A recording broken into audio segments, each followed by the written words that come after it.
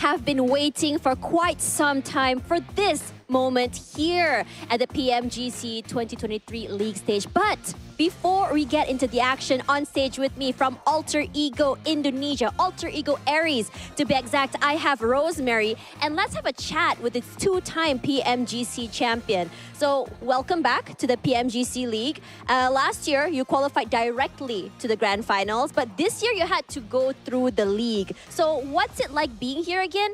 And what's the difference between last year, being invited directly, and making it through the league this year?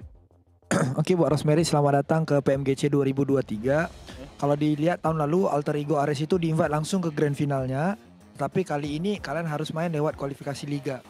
Bisa ceritain dikit tak gimana rasanya buat kembali lagi ke stage setelah PMSL kemarin dan sekarang mainnya di PMGC Liga?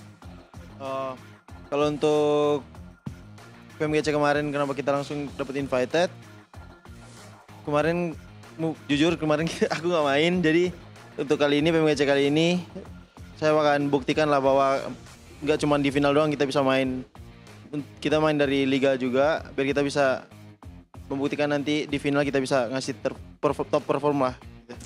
Okay, according to Rosemary, actually for your information, he being honest is because of he is not playing in PMGC last year. So this is the first time for him and he feel a bit great to play from the league stage is because of they can show to the world that Alter Ego performance so that they can compete very, very well in Grand Final as well. New rookie player, new world, or just a new tournament is going to be very exciting. Now, throughout the year, Alter Ego has been mostly competing from inside of Southeast Asia, PMSL, PMPL, ID. Now, you're up against the teams from all over the world this time, from all regions. Can you tell us your thoughts about going up against these regions and which region are you feeling very, very wary about? Oke, jadi buat Alter Ego sendiri, selalunya kalian itu bermain di pentas Southeast Asia aja, dan kalian juga udah main daripada PMSL, PMPL juga, dan sekarang kalian bakal ya bisa dibilang bermusuhan lah bersama region-region yang lain. Jadi menurut Rosemary sendiri, apakah tanggapan kamu soal hal ini yang kamu bakal bermain menentang region-region lain, dan region manakah yang kalian harus waspadai? Kalau soal region lain sih, soalnya biasa aja sih, soalnya nanti kita main barengan kan, untuk device-nya juga sama. Yang pasti semuanya udah bisa main, udah ngerti main. Dan untuk kali ini yang paling kuat, yang mungkin yang dari Mongolia yaitu 4MV mungkin. Iya. Yeah. Okay, according to Rosemary, he actually feel very, very excited and honored to play with other region. Is because of they are all here and playing with the same device, same skill as well. So they, according to Rosemary, he feel a bit normal to play with them. But if Rosemary think which region that is a good region for them is actually Mongolia team, which is 4MV. Mongolia, a team, actually that region has been spoken up for a long time, and 4MV is definitely one of the favorites to be going forward to the finals. Now, final question for you is, for today, in the league stage, what are your expectations? What are you going to try and achieve today? Oke, buat hari pertama, buat Alter Ego dan Rosemary sendiri, apakah yang kamu mau capai di hari pertama? Kalau untuk apa yang kita capai di hari pertama, nggak ada sih. Lebih ke arah main kasih yang terbaik. Pasti hasil datang sendirilah. Gitu.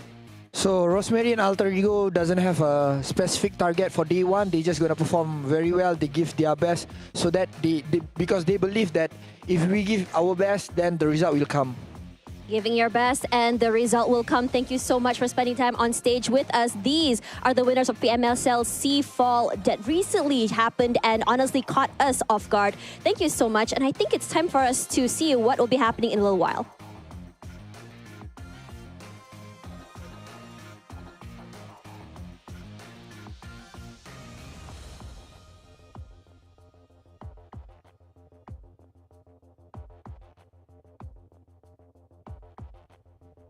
It is no doubt that this year's PUBG Mobile community has seen a lot of spectacular, exciting, and sometimes heartbreaking moments. And all of this year, our players have been competing for one singular goal. The goal to qualify for the 2023 PUBG Mobile Global Championship. And today, the most important competition of the year begins. 48 PUBG Mobile teams from across the world will meet here in this very arena with all eyes on the championship title. These players will be competing across 3 stages: the group stage, the survival stage, and last but not least, the last chance before making their way to the Grand Finals. Only 16 teams will be making it through till the end. So let's see which teams will be making it up to the top. Now, ladies and gentlemen, welcome to the PUBG Mobile Global Championship 2023.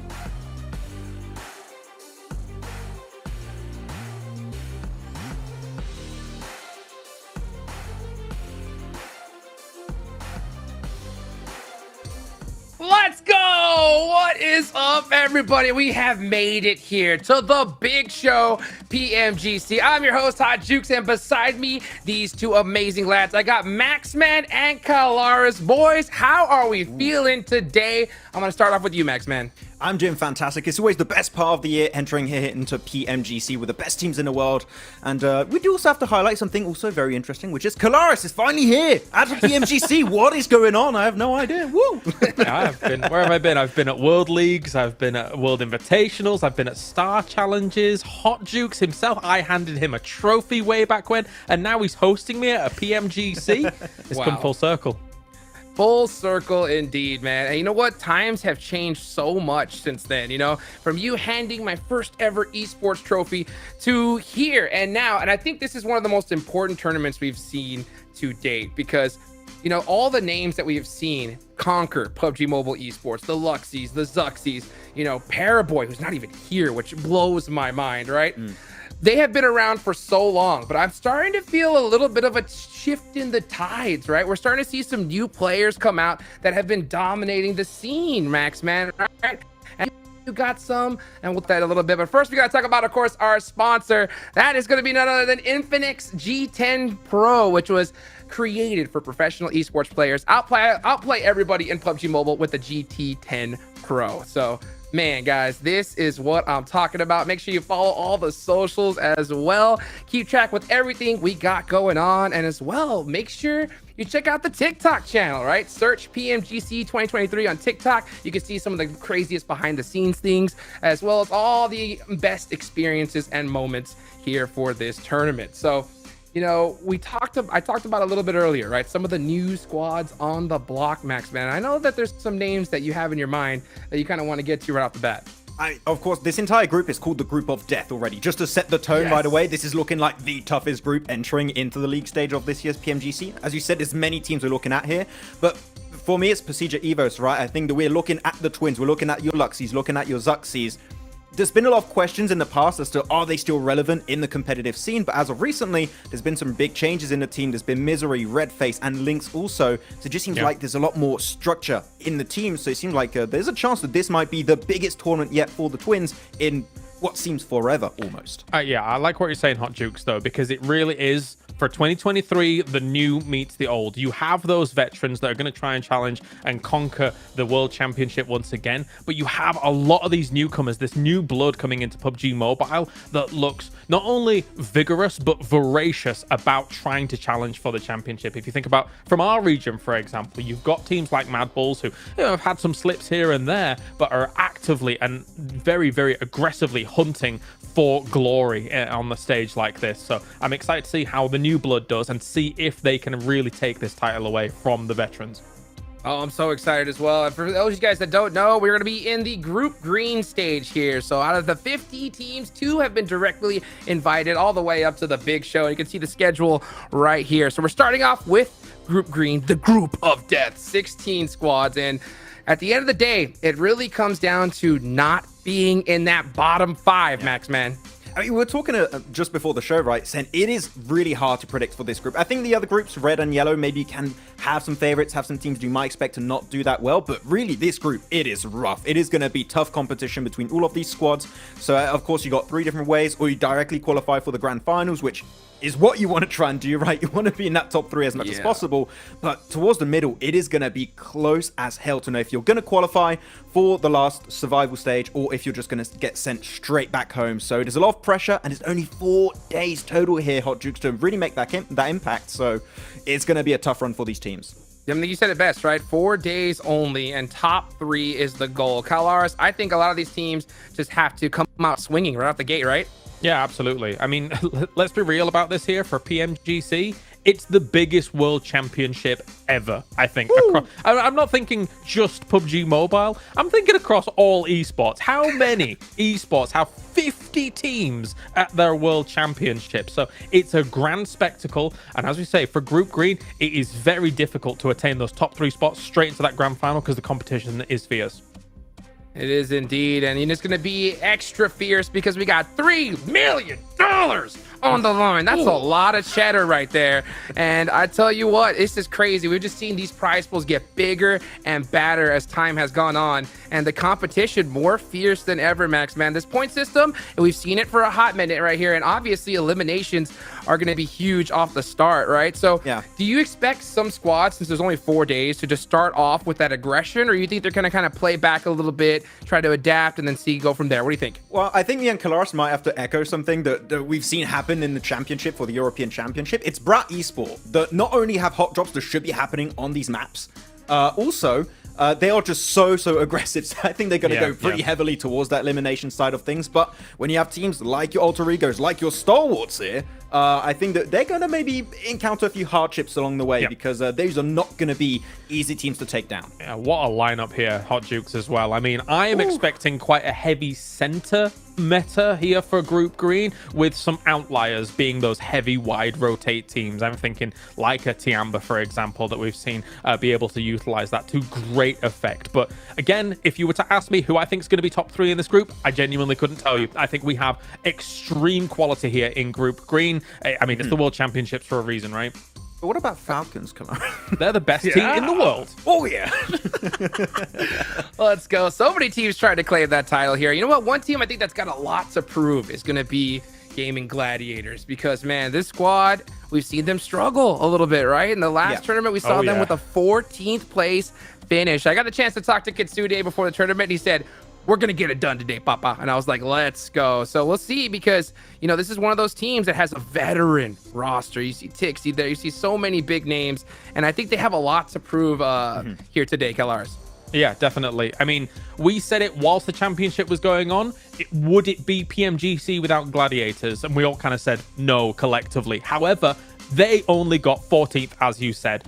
Then they were fortunate enough to have a direct invite to the tournament. Honestly, they have big things to prove here, because if their performance is anything like championship, they are going to bomb out. They need to drastically change their play style here for the World Championship. I just hope that after their performance in a championship, they've had a fire lit under them. Like, okay, that was clearly not going to work out. And if it wasn't working in championship, chances are it's going to work even like nowhere near as good in this PMGC. So I just hope we're going to see some changes overall. I just want to see them be a little bit faster on the rotate. But I did see Kitsune say after the little bit of a failure in the championship, saying, if we do qualify to PMGC, I'm going to drop 40 eliminations in the first game.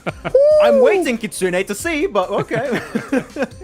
We need to see it. We need to see it. I think that's just the perfect time for them to really just put that stamp and say, nah, we're not here to mess around. We're back. We've been around a long time, and we're going to be here for even longer, because, man, there's so many new squads, new names. We got to see a little interview a little bit earlier there with Alter Ego, and they are hungry. I mean, we've seen, I think, a pretty big shift in the meta as time has gone on, Kalars, and I think it's getting just more crazy every single day.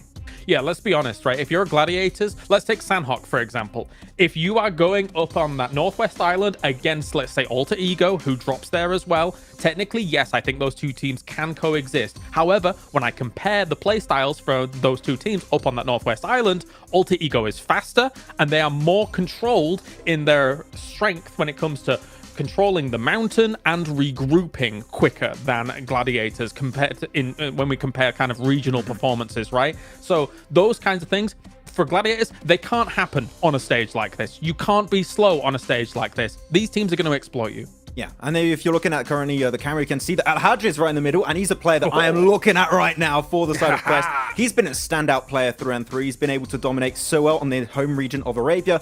MEA Championships in particular, he has been such an impressive menace through and through. So I'm telling you that right now, last year when they played as Power Esport, a bit of a rough time, but that was their first time playing in a PMGC, especially for Al-Hajj and Da. So I have very high hopes, especially not only for them, but also Joyboy, which is a renowned coach in PUBG Mobile Esports and analyst, has also joined the roster of Quest. So he's going to be assisting the team in the background, which I think is really good to have a guy like him in the background to assist your overall strategy entering this tournament. So Quest, I think, have some good odds here in this group.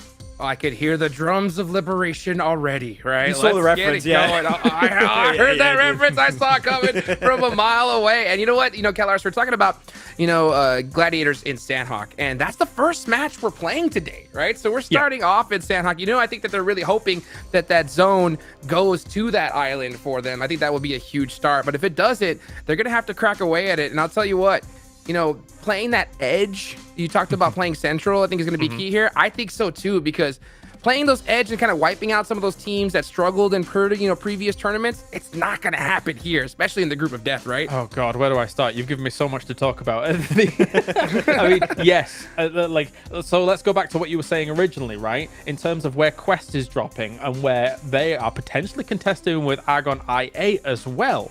Argon IA is a team that traditionally, kind of over in their region, dominates their region, but splits very wide on Sandhawk. If they're going into that hot job scenario versus Quest up at the top and Heart In, you can't be splitting like that, firstly. So that's the problem. And then, as you were saying, about those edge plays on Sandhawk, especially Sandhawk, it is almost a death sentence to try and play very heavy edge on Sandhawk. You need central positions to try and kind of break down a game like this, again, especially against a lobby like this, right, Max? Because these teams will take liberties if they've got compounds against you if you're playing an edge system. I mean, in a PMGC, every time if you're just a little bit too slow or you make a few mistakes on the rotation, you are going to be punished, right? That is clearly the best, highest level of the lobby you can expect.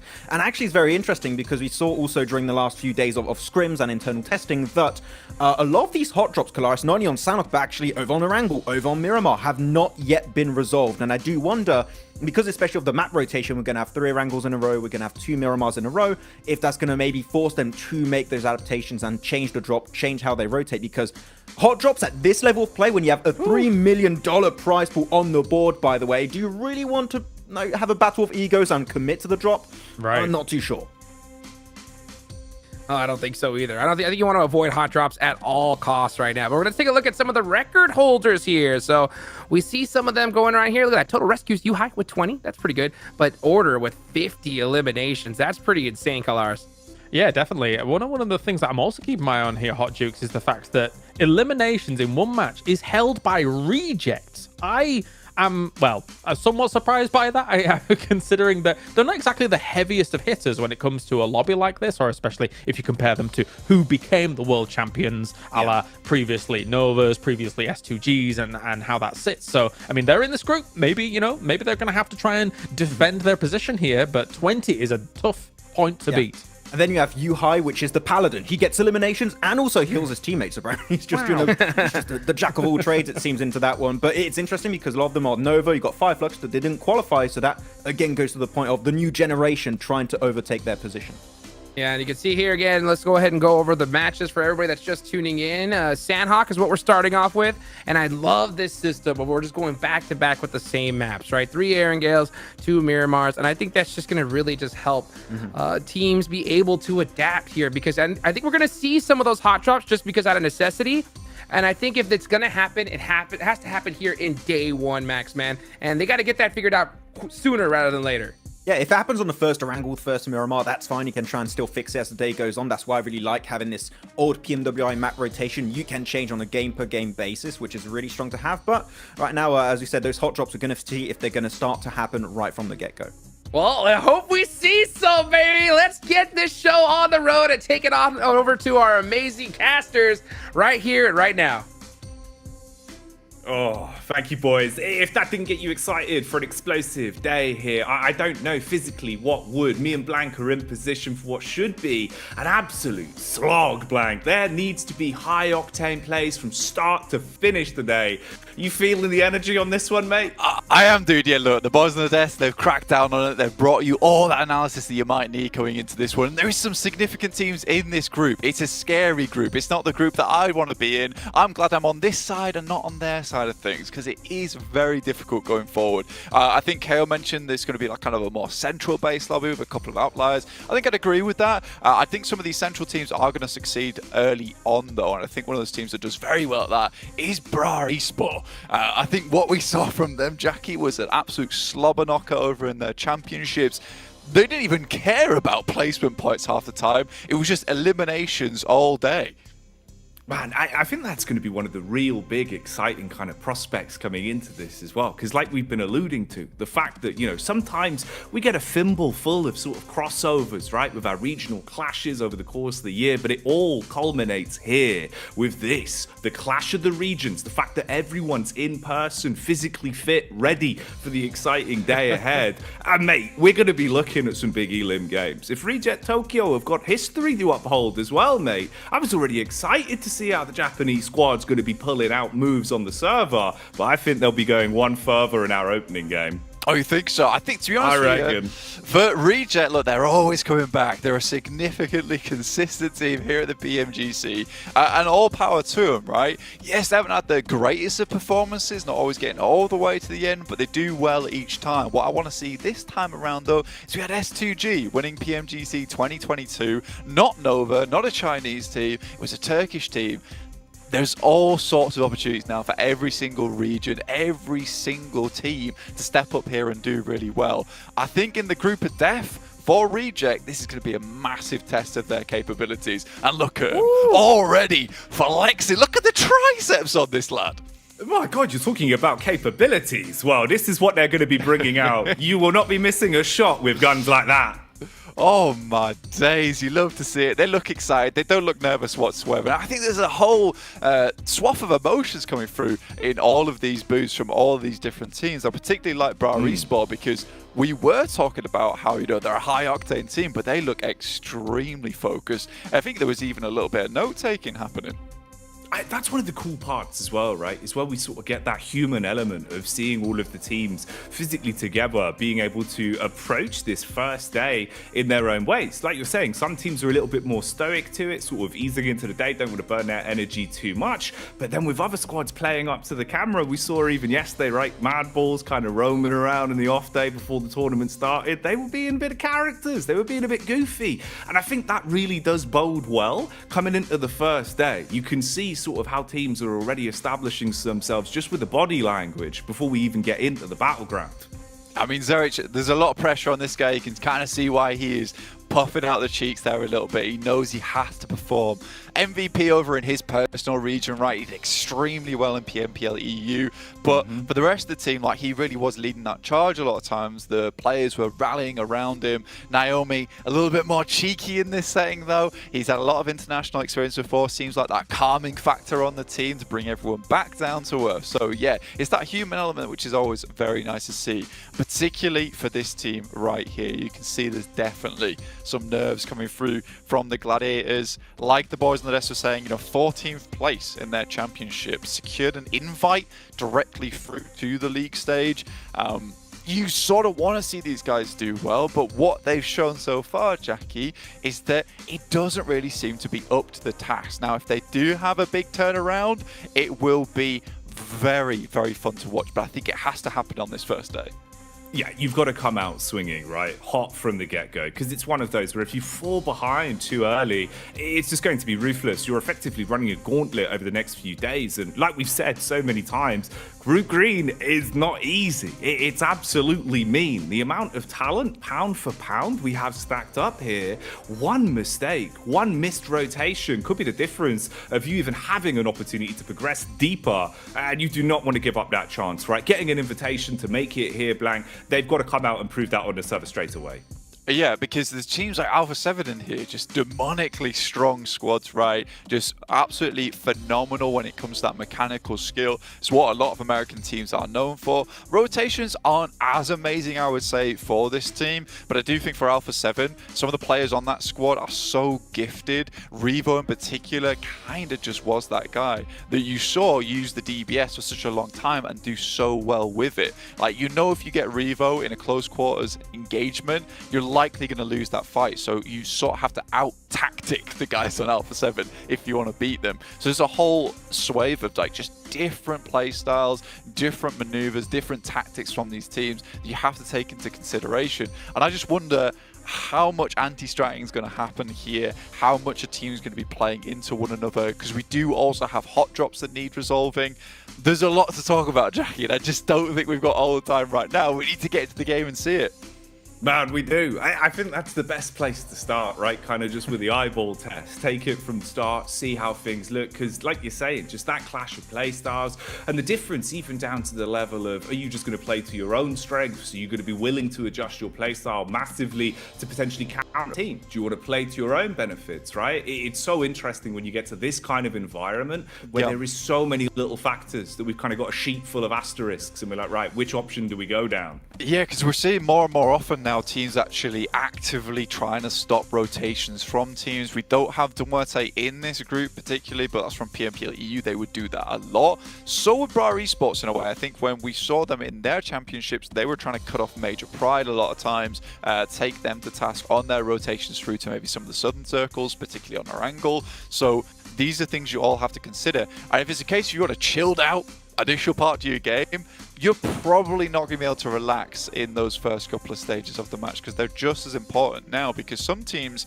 you know, there is starting to get that meta involved where those first two stages extremely important for them, the rest not so much, because all they're looking for is that consistent, you know, 4 to 8 eliminations. You think about it in the case of, you don't get points until you start scoring into the top 8 anymore, right? 0 points for 9th place, which seems crazy.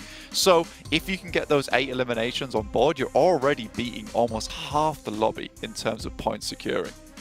And that's why it's interesting as well, because, you know, you kind of say the word relax there, but it feels like with how competitive the format is and just the sheer talent that are here, I don't know if there is going to be any room to relax, even over the course of the entire group, right? Every game is going to be grueling. You know, you have to put absolutely everything into it because you just don't have the room for error, Black. It's just not there. It's very fine margins from start to finish.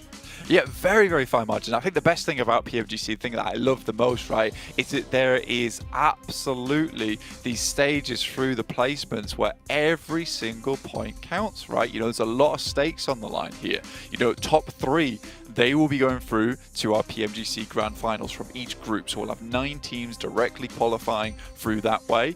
4 through 11th will go through to the survival stage. Then they'll head on to the last chance if you don't make it through to that top 16. You will be going home. Also, we're kicking out 11th through to 16th from these lobbies as well. So it's all of it counts. All of it counts here, Jackie. So there's not going to be a moment where we're like stuck for storylines. You know, there's always going to be someone just trying to breach towards that edge of maybe 11th place to get towards the survival stage, or trying to breach through from that 4th to 3rd place to get that secured invite. And as we know from the past, you know, obviously it's your first time here. Welcome to the PMGC. I'm glad to have you here, Jackie. Thank you. But we've seen in the past a lot of times, if you go to that survival stage, your life becomes so much harder. You're essentially playing 2 extra stages just to get through to the Grand Finals. So getting that top 3 is an absolute luxury, not only because you get to relax for the rest of this league stage, but also you get to just spend your time looking at other teams, doing your research. So for Group Green,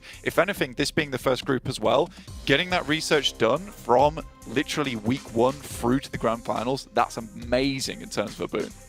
Oh, the amount of benchmarks alone that you can walk away with, right? Just the extra time to relax as a team and sort of, you know, reset mentally, thinking that we have a bit of time now post groups where you're coming away from potentially one of the scariest groups we have here to start off the whole tournament.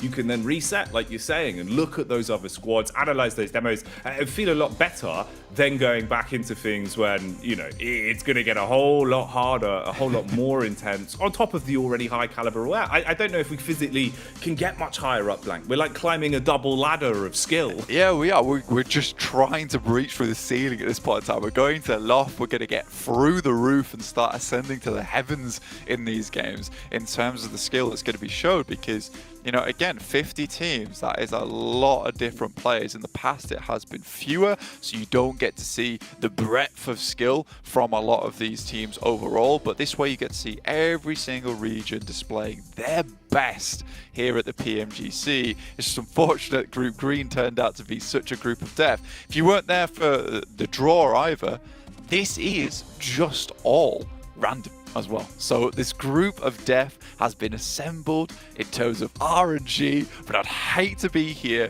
but I'm so excited to see who comes out on top.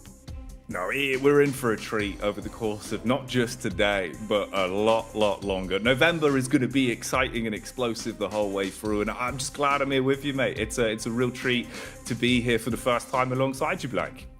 Yeah, man, it's awesome. It really is awesome. It's great to see, you know, you've done a couple of tournaments. Yeah, straight through to PMGC. You know, you got your direct invite. You're good to go. You're sorted. But yeah, man, I'm excited for these games, 100%. Is there any teams that you're looking in particular that you want to do well? I know you had your eye on one certain team.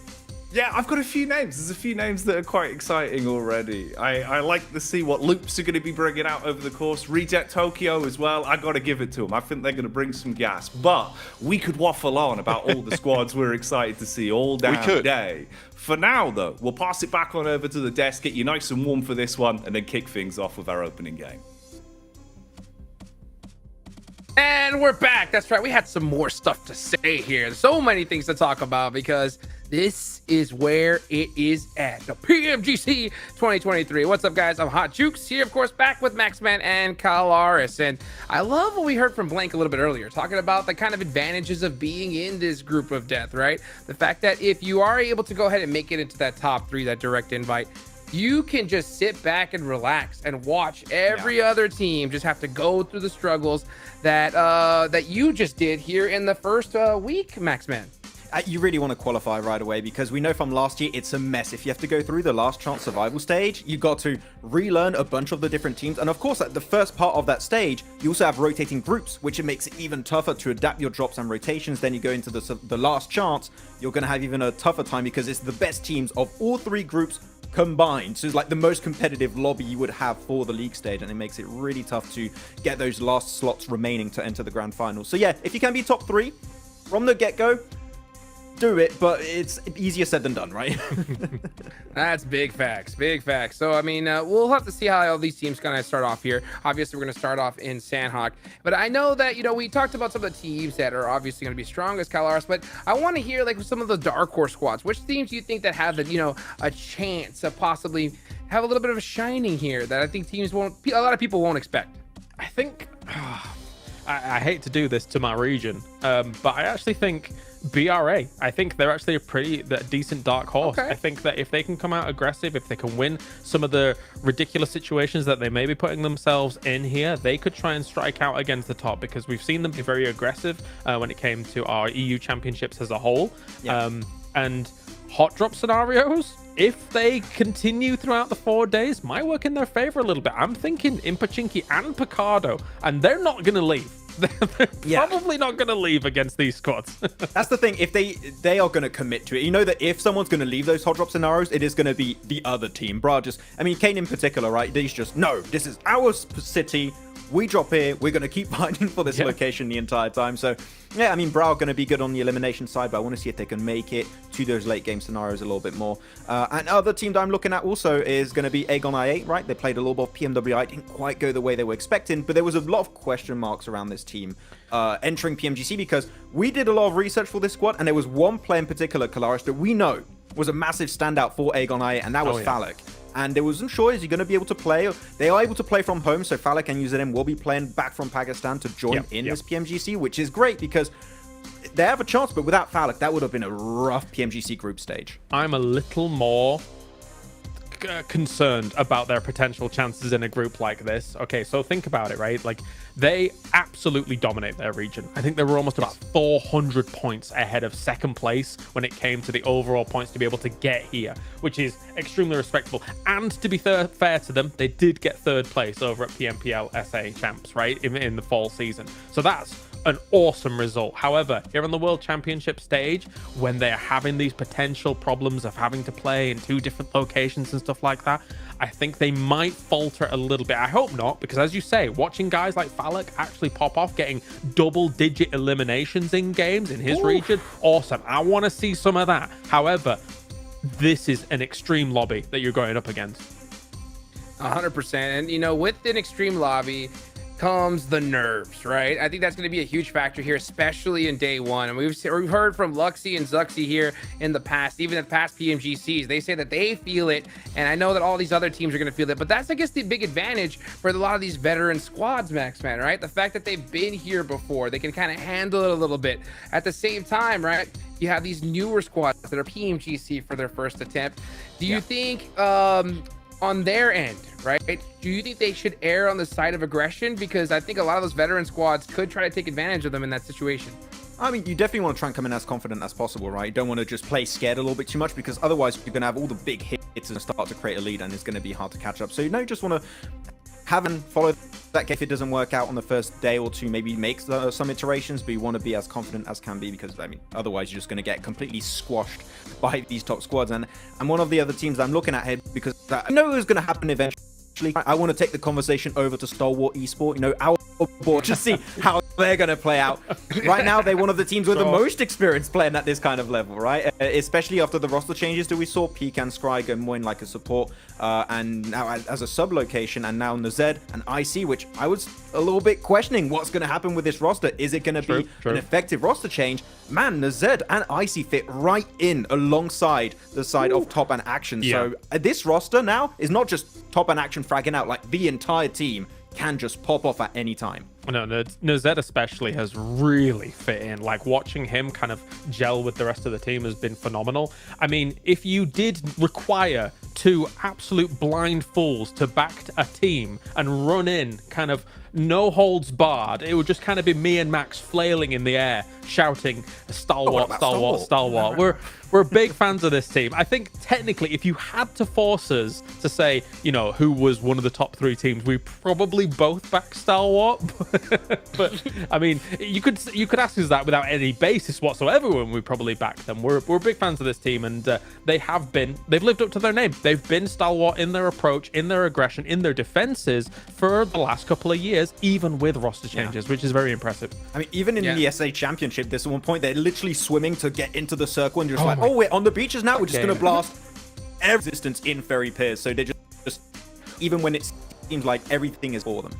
Yeah, I think they're a big obvious choice here. I mean, we see everybody in the comments just talking about Stalwart, and they're going to be coming out swinging. I know that for a fact. One team that I really want to see do that as well is Alpha 7 from Brazil, right? I mean, when you talk about Carrillo, we've seen this guy go at it, and they want that PMGC belt around their waist. They've gotten close in the past, but I think now's the time for them to shine here. But it's going to be a tough one, especially since they like to play that edge style, right? And going up against these squads, it's not going to be as easy as it is before.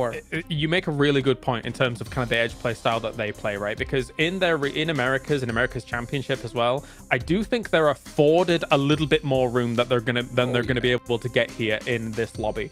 That might come back to bite them a little bit, but you can't argue with the prolific nature of this team and being one of the most winningest teams when it comes to your region, alongside Influence Rage and the like, right? Of course, they look excellent here, but if they're going to play the edge play style, they might need to have to play it a little bit faster than they're used to in just Americas.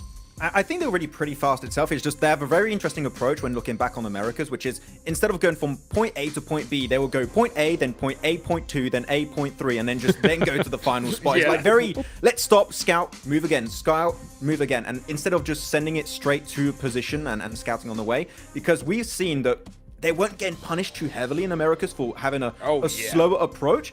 in this tournament, like, teams are going to be so quick to pivot. They're going to get to those points of interest so damn quickly that you're going to have a very small window of time to make those big calls, those big rotates. So Alpha 7, sure, they know what positions are strong. It's just if they speed up when they get there, I feel like they would have a chance to take the fights, because we know that these Brazil teams, right, Hot Jukes, especially you covering Americas so often, that when it comes to taking a fight, these guys are pretty good. Yeah. So if they're already in a strong spot, chances are they might just win the fight.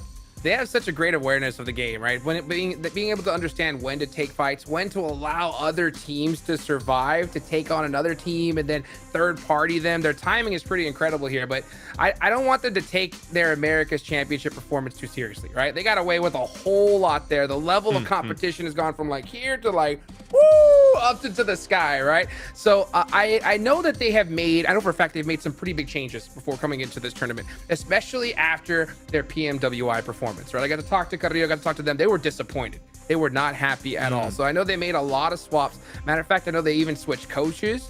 Their coach has transferred on over to Dazzler Esports. So I know he's got a lot to prove there. So I did have a chance to talk to him a little bit. We'll hopefully see that team in the future group stages, but I know that he's excited for that. But, you know, Alpha 7, I think they've got a lot to prove. A lot of the OGs, I don't think I've ever seen them as hungry here, Kalaris. I think that's an interesting kind of take to have. I mean, to be honest with you, I mean, so you're saying that they were disappointed with their performance at PMWI, but I mean, realistically, a lot of teams would be happy with a 5th and a 4th place overall, right? All-Star stage 5th, the actual tournament itself 4th. So it just shows kind of the hunger that's there, and it shows that. I mean, I speak to so many teams in Battle Royale across the board that are just like, okay, yeah, it doesn't matter. First place is all that matters. We want to be world champion. And that sounds like what Alpha 7 wants here, which is understandable considering they definitely have the chops to be able to make it happen. Everything just needs to line up for them. I mean, they won the podium last year, right? They were a team that, and I remember right after that happened, there's been some talks on Twitter and Instagram, people saying like, oh, they actually wanted to go for that first place, which, of course they wanted to be first place. Everyone wants to be first place. But clearly they have the extra drive that, okay, we can perform. If we just push a little bit further in next year's PMGC, which is great for them. They qualified. They might just be able to take the trophy back to Brazil, which would be a great statement, because remember, back in the past, it was Nova, it was China dominating all these events. Now with a Turkish world champion, I would tell you right now, any region pretty much has a team or two that has a chance to take that trophy back home. Yeah, I think it's only a matter of time before Brazil claims a world championship. Looking at their pedigree, looking at how they play this game, Hot Juice. Oh yeah, and I can't wait to see what happens, of course, in the finals in the future, right? Because, you know, STG, they're already there, right? They're not playing in any of these stages, so they get the chance to just watch and study and really figure it out. But at the same time, they're not going to have this practice, right? So that's going to be interesting to see here in the future. But at the same time, we're still talking about these squads here in Group 3, right? They're another one that's really been working hard. One team I want you to kind of talk about here, Maxman, right, is the good old Luxy and Zuxy. How do you think they're going to be able to perform here? Yeah, I talked about it a little bit early on the pre-show, but really, when we're looking at the twins, right, it's just they've had such a massive legacy, but it feels like in the past 2-3 years, they haven't been that present when it comes to these international events. So I feel like they needed a lot of restructuring inside of their team if they wanted to have a chance to perform. And really, with now the players that they have Misery, they have Redface, they have Lynx currently, it just seems overall, one thing that's very interesting is like, do we have to keep in mind for this team is they are actively using subs. We've seen, like, especially during the test matches, they are using every single one of the players. So if a player's looking really hot, you're going to have him on the field. If one is not working too good, maybe just having a little bit of a break day is going to be really good. And it's super impactful to have that for these longer form tournaments. But as a whole, it seems to be just more structure for this team, more communication, which right now, this is looking like the highest opportunity for the Twins and then the entirety of Procedure Evos to perform in this event. So top 3 could be rough, but I feel like they might have an opportunity seeing how big an improvement they've been able to showcase in this past year. Max is so diplomatic. Honestly, right, so let's cast our minds back when Zuxi and Luxy and the guys were doing the final death throws of BTR. They looked a mess. They looked disorganized. They looked all over the place. As Max says correctly, this team has way more structure for them. It's as if they've been kicked in the butt and they've had to wake up, right? And now, as you say, as Max says, Misery and Redface especially, I feel like have jolted them into that position, and it all looks a bit more coordinated, which is excellent. And also, I do think to the point where they're kind of switching in now players. I think it keeps players a little bit humble as well. Oh, you're not performing well? Well, don't worry. We've got some great subs to be able to get in there and also perform for the team. So, yeah, they're a great team. Hopefully they do well. Yeah, I think they've just been busy on money. I think that's what it is right now. Time to go get some more, right? $3 million on the line. I think it's time to take it back on over to our casters. Cheers, boys. Oh, mate, it's exciting, isn't it? The way we all just get to kind of theory craft and get into the zone for the first day, Black. It feels good. It does feel good. You know, there's a lot of knowledge being dropped right now. You know, a lot of speculation going on about these teams, about who's going to come in towards that top 3, who's not going to do so well, who's going to drop out. And I mean, it's difficult to say. And I think that with this group, it's almost impossible to say because a lot can change. I think if you were asked to give 3 of the top teams that would be placing the highest during this match, I just couldn't tell you. I really couldn't tell you at all because I just know what's going to happen. I think a lot of teams have had like this evolution as they come through these tournaments, as we go forward, and I think that come PMGC, that's where everyone's feeling their finest, at their absolute peak, at their tip top. So, you know, some of these teams that I think that could definitely do such a thing is definitely Mad Bulls. I've kind of been a big backer for Mad Bulls this entire year because I think that they do consistently improve. I think last year was a bit weird for them. You know, started off really, really well, and then they sort of went down the tube, man. And I think that was just a case of still getting used to one another. Some players maybe not quite fitting in as the unit, but they look a lot more meshed now. Yeah, no, I'd agree, especially towards like some of the later games we saw with the regular season. It did feel a lot more kind of like, you know, the 5 fingers on one hand, where they are playing a lot more in unison. And I think at this point, that's really what it comes down to, where if you're able to have all 4 just feeling drilled, feeling like they can commit to whatever the play is, even in a certain situation where if, you know, you're not quite really confident in the call, everyone following that to a T, it can be the difference between actually finding success in it and it going a little bit more southwards. And I think that's something they've really excelled in. You can see they are a lot more on the same page. When they go for a play, if they go for a crash, it's there and everyone commits to that. And that does so much more, especially not even factoring in the fact that when it comes down to the aiming skill, when it comes down to how quick they are as well at some of the comms, when you see them playing off each other, it feels fast. It feels like the communication is very drilled. It's really one of those that could be such a big boon. In an environment like this, where like you're saying, everyone's going to be playing that extra sort of 15, 20% because you know how much these games mean. You can't go into it thinking, oh, we'll warm up into the second game, it'll be all right. You've got to go out red hot. Yeah, I think that when you look at teams like this as well, whilst you talk about that, it just brings me to an interesting point of like you're saying these teams are going 15 to 20% further, and these are our best squads, right? But in the same vein, like these are also our squads with the biggest egos in PUBG Mobile at the end of the day, right? This is where things can cause serious problems for yourself, where teams won't agree to that call. I think that's something that Mad Bulls has done extremely well, which is a case of you look at that team. Tulika should have a massive ego, extremely good player. Zerich, massive veteran, seriously good player, should also have an ego. Fleek, unbelievable solo player, he should have an ego.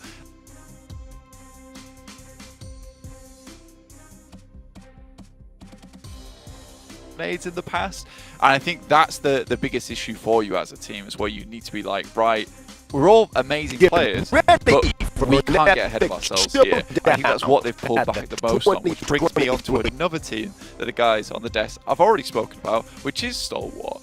Because I think last year when we saw on PMGC, Action and Top just weren't enough. And I respect that Peak has gone over towards more of like a coaching analyst role for that team. Scry's no longer in, and they've brought in 2 other players now who are extremely competent when it comes to that fragging, because that's what you need in this tournament now, because it's not only a case of if you have good macro, if you've got good rotations, your tactics are sound, that's going to carry you through. You need to have players who can be in the forefront.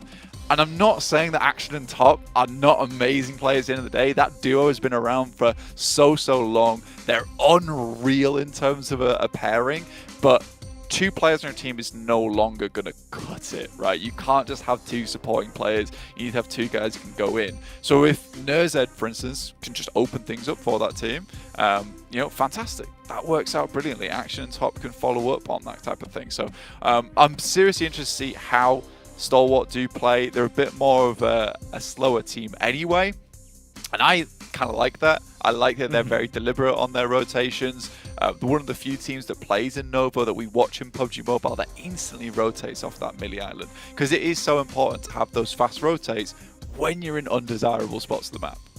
I think it's cool as well because it feels like all roads of conversation that we've been having kind of lead back to one big focal point, which is that this time around you've got so much of an overlap of sort of, the old boys of legend versus some of the new up-and-comers that have been able to prove how much talent they have now on a grand stage fitting of them, right? Where you kind of see, are you going to be able to play your absolute best in this environment? Can you instantly overcome sort of the internal pressure at times, which some players don't deal with as well? It's one of those when you get into the LAN hall, you're in this environment where you're in front of your entire team, the lights are on, right? It gets a little bit more kind of mind gamey, where sometimes you're not making those calls as quickly, you're not hitting those rotations as unified as you have been doing online, where the pressure's off a little bit. So I think that's going to be a cool way of seeing as well that overlap of where the talent really does have the sort of line in the sand, right? Of how much some of the up-and-coming players are going to excel, prove a point here, especially on the first day.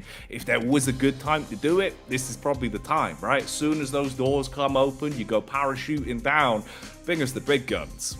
Exactly. And I mean, this is the thing with this year, right? Is that probably the past couple of years we've had a lot of online tournaments so far. Everyone's been comfy at home, and it was sort of a luxury to be a veteran within PUBG Mobile.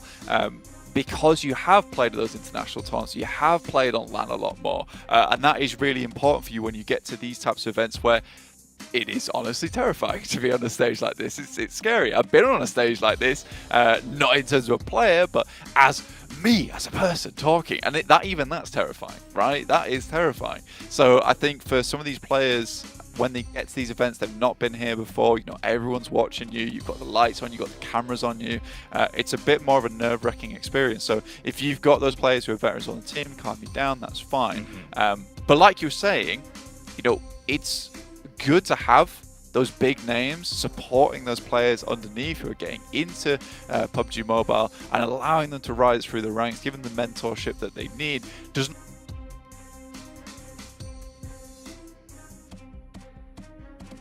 that because Old Boy came in and by all rights that was an amazing team on paper, right? That lineup was fantastic. They didn't gel, and I think that's where teamwork really comes into play now, that you need to be super tight on your movement, super tight on your calls going forward. But again, I think it's an interesting format we've got here in terms of the map rotation as well. And I think that will lead into those calls being better. Where we've got Sandhawk start off the day. You get your most unreliable map, just box it off, right? Then you got 3 air angles. Now that is the thing that I think is the real important factor in this tournament. You play the same map over and over again with the same 16 teams each time, you can get a massive feel for it. So if a team gets a bit of momentum here in the first day, on our angle at least, they're going to absolutely send it. Oh yeah, I think that's where you're going to see sort of the turning point, right? Because first game's first game. It's one of those where no matter what preparation goes into it, it really does feel like at times you're just at the mercy of sort of what happens once you're on that battleground. All of the preparation feels like it can go out the window quite quickly. Because like you were saying, a lot of teams do have those egos in terms of confidence. And especially in this environment, having the confidence to stick to your guns in terms of, no, we are going for our primary drop. We don't care that in these pracs we've seen there's going to be a clash for it. If you've got that mindset and come away on top with a risky maneuver like that to start the day, that extra momentum, it really does build you up. And I think for some of the younger players as well, that confidence is everything, right? If you can feed the hot hand, if you can keep those players in it in terms of the mindset going, no, you're playing sick, keep it going, keep taking those fights, you're going to skyrocket. Whereas if you have a slow start, you're a little bit shaky, you're looking back on the first game, by the time we get into the Eren girls back to back, that's where it's worrying. So I think you need a great start on Sandhawk, and then like you're saying, Erangel, the back-to-back free mapper, that's where we're going to see the separation. That's where you'll start to see the difference.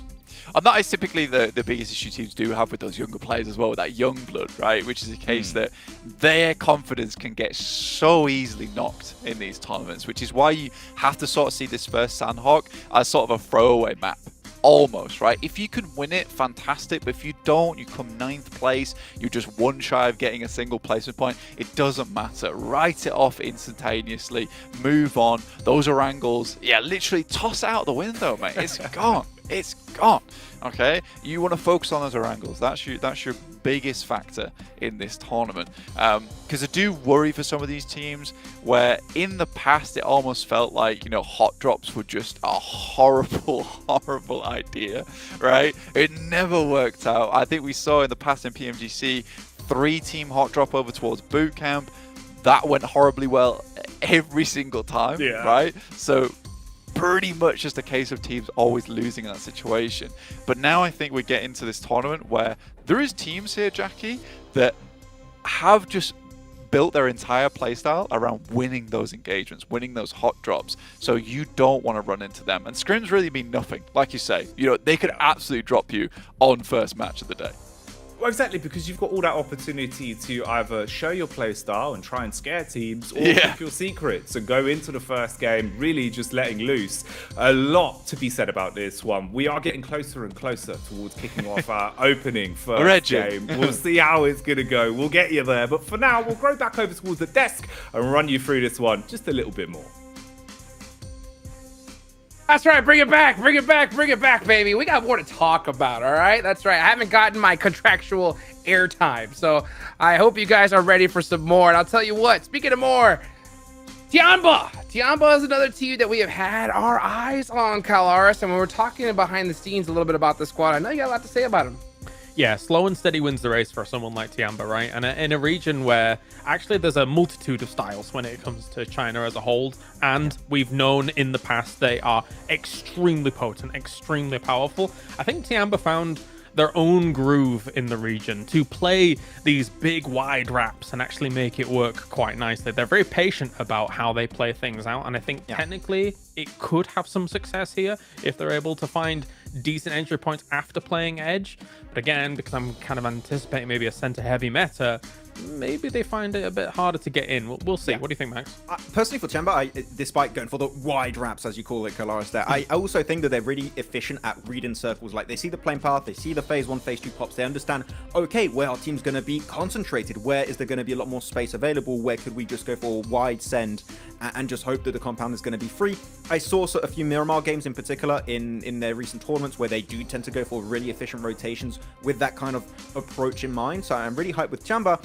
And also, they do have really strong individual fraggers on their team. I'm not even going to try and begin to think of how to pronounce the names because I am going to fail miserably. But they do have really good fraggers, so just believe me right now that they're going to be looking good. So, and also, they played a bit of PMWI at the start of the year, so it's not just their first time playing outside of their region, it's actually now their second time for this year, which now they're going to be a little bit more used to it, a little bit more comfortable, which I feel like is very important for your first time entering into PMGC. Well, you know what? I don't think we can start PMGC without talking about the big bad boys in the lobby, the big bad Mad Bulls, Max, man, right? I mean, I think this squad's going to come out swinging here off the start. Yeah, I mean, clearly when you're looking at the European region, we have these three teams that we keep mentioning as the big three. And I feel like there is one team that's a bit more head Kalaris of the rest here. It has to be Mad Bulls, right? They've shown incredible consistency throughout the entirety of 2023 now. The roster's been looking extremely solid with Talika, Frozen, and I mean, you got Zerich too, which of course, you have to spell out that Zerich is just an incredibly gifted fragger looking to be MVP back to back to back every single step of the way. And I think that with a central meta that you mentioned already, Kalaris, they're going to be very efficient. They love going for those 2-2 splits in the center, regrouping on phase 2, phase 3 in the best position they have available, and then just playing from there on out. So I feel like their playstyle is going to very nicely transition in this PMGC. So I have high hopes for the Mad Bulls. Yeah. I do too. I do oftentimes think what could have been if there was no divide between the Major Pride boys and the Mad Bulls boys, because that roster was absolutely insane if they'd have given more time. Of course, clearly something internally went on. We don't know, but you know, that's how it is. For Mad Bulls though, as you say, I think I do have high hopes for them. I don't know if 4 days of this lobby is enough for them to fully find their groove in it. So maybe we see them not quite get top 3, but then go through into the next stages before the grand final, in which case maybe they can get a bit more traction on, well, what would effectively be fluctuating lobbies. So we'll see. But the good thing about them is that not only can they play that central style, they're also pretty good with that sweeping edge style as well. So they're versatile with great fraggers, similar to the kind of comparison that you were making for Alpha 7 Hot Jukes, with them guys being able to take any fight, feeling pretty confident about it. I think Mad Bulls is also pretty confident about their fighting. It kind of echoes to me like Vampire Esport kind of vibe also, in the sense they can adapt to circles really efficiently. Maybe not to the level of Vampire, because they're just the beast of a team on their own, but they're pretty decent, okay? Pretty good. But they do have some echoes with how they play, so I feel like they could be very effective in how they play this tournament. Vampire's like a perfect name for them. Sometimes I feel like those guys just go straight up invisible. I mean, their timing is ridiculous, right? Being able to just go into the late circle whenever they want, but that's a team we'll see later on, right? Oh, but you know, now we got to talk about, of course, all these squads that we've been seeing here. Loops is another one that I got my eyes on. You know, another team from Brazil that I think's got a lot to prove here. But at the end of the day, we're starting off in Sandhawk, right? So when you start off at a map like that, you know, it is the least RNG, or most RNG friendly map on out of all of them here. So we're gonna see that chaos off the rip, and I think that I hope. What are you thinking about, Colors? Well, that's the thing, right? When you think about like Loops and Sandhawk, for example, they actually have themselves quite a slight advantage in being a Painan team. Okay, so that always helps out a team try and mitigate a little bit of that. You still have the best possibility to transition, and especially if you're not in a situation where there's a hot drop in Painan that we see in our silly region, you've got yourself a decent amount of loot as well, whilst you're being able to make those moves early. And to be honest, I say early, you can make those moves whenever you want to accommodate the circles, be wherever they are. So for Loops, I mean, unfortunately, it's only one Sandhawk per day, right? So it's not quite the huge advantage that you may want from it, but it's still a nice start, a potential launching pad for a good campaign here in Group Green. Yeah, and you're talking about actually Loops and how they're going to be able to rotate efficiently from Painan. It is a good one for it in that sense. Trifecta is pretty much open if a team wants to go for it. And because you do have some of those hot drops happening, you've got Haten, you've got Boot Camp, you've got Camp Alpha Mountain on Northwest Island. If you want, you could just drop, at least, even if you just send a player or two over there to secure that location and facilitate later rotations, Trifecta would be a really good option for these guys. I'm looking at Procedure Evo, Stalwart, Reject. Maybe one of those teams from Boot Camp can just transition there and just play a very similar game with just a little bit more options when it comes to later rotations. There's actually so many dynamics around that, Max, though, as well, right? If you think about it, because like there was two schools of thought going on in my head. Does a boot camp team move there, because you've got Rejects, Procedure, Stalwart all trying to compete for that, like in scrims or whatever it may be and stuff. But then because the Alter Ego and Gladiators, it's not a conflict, but it's an existence on that Northwest Island, right? Does one of those flex out over towards Trifecta? So that could be an occurrence as well. That might be more hotly contested than we may think. We'll see, though.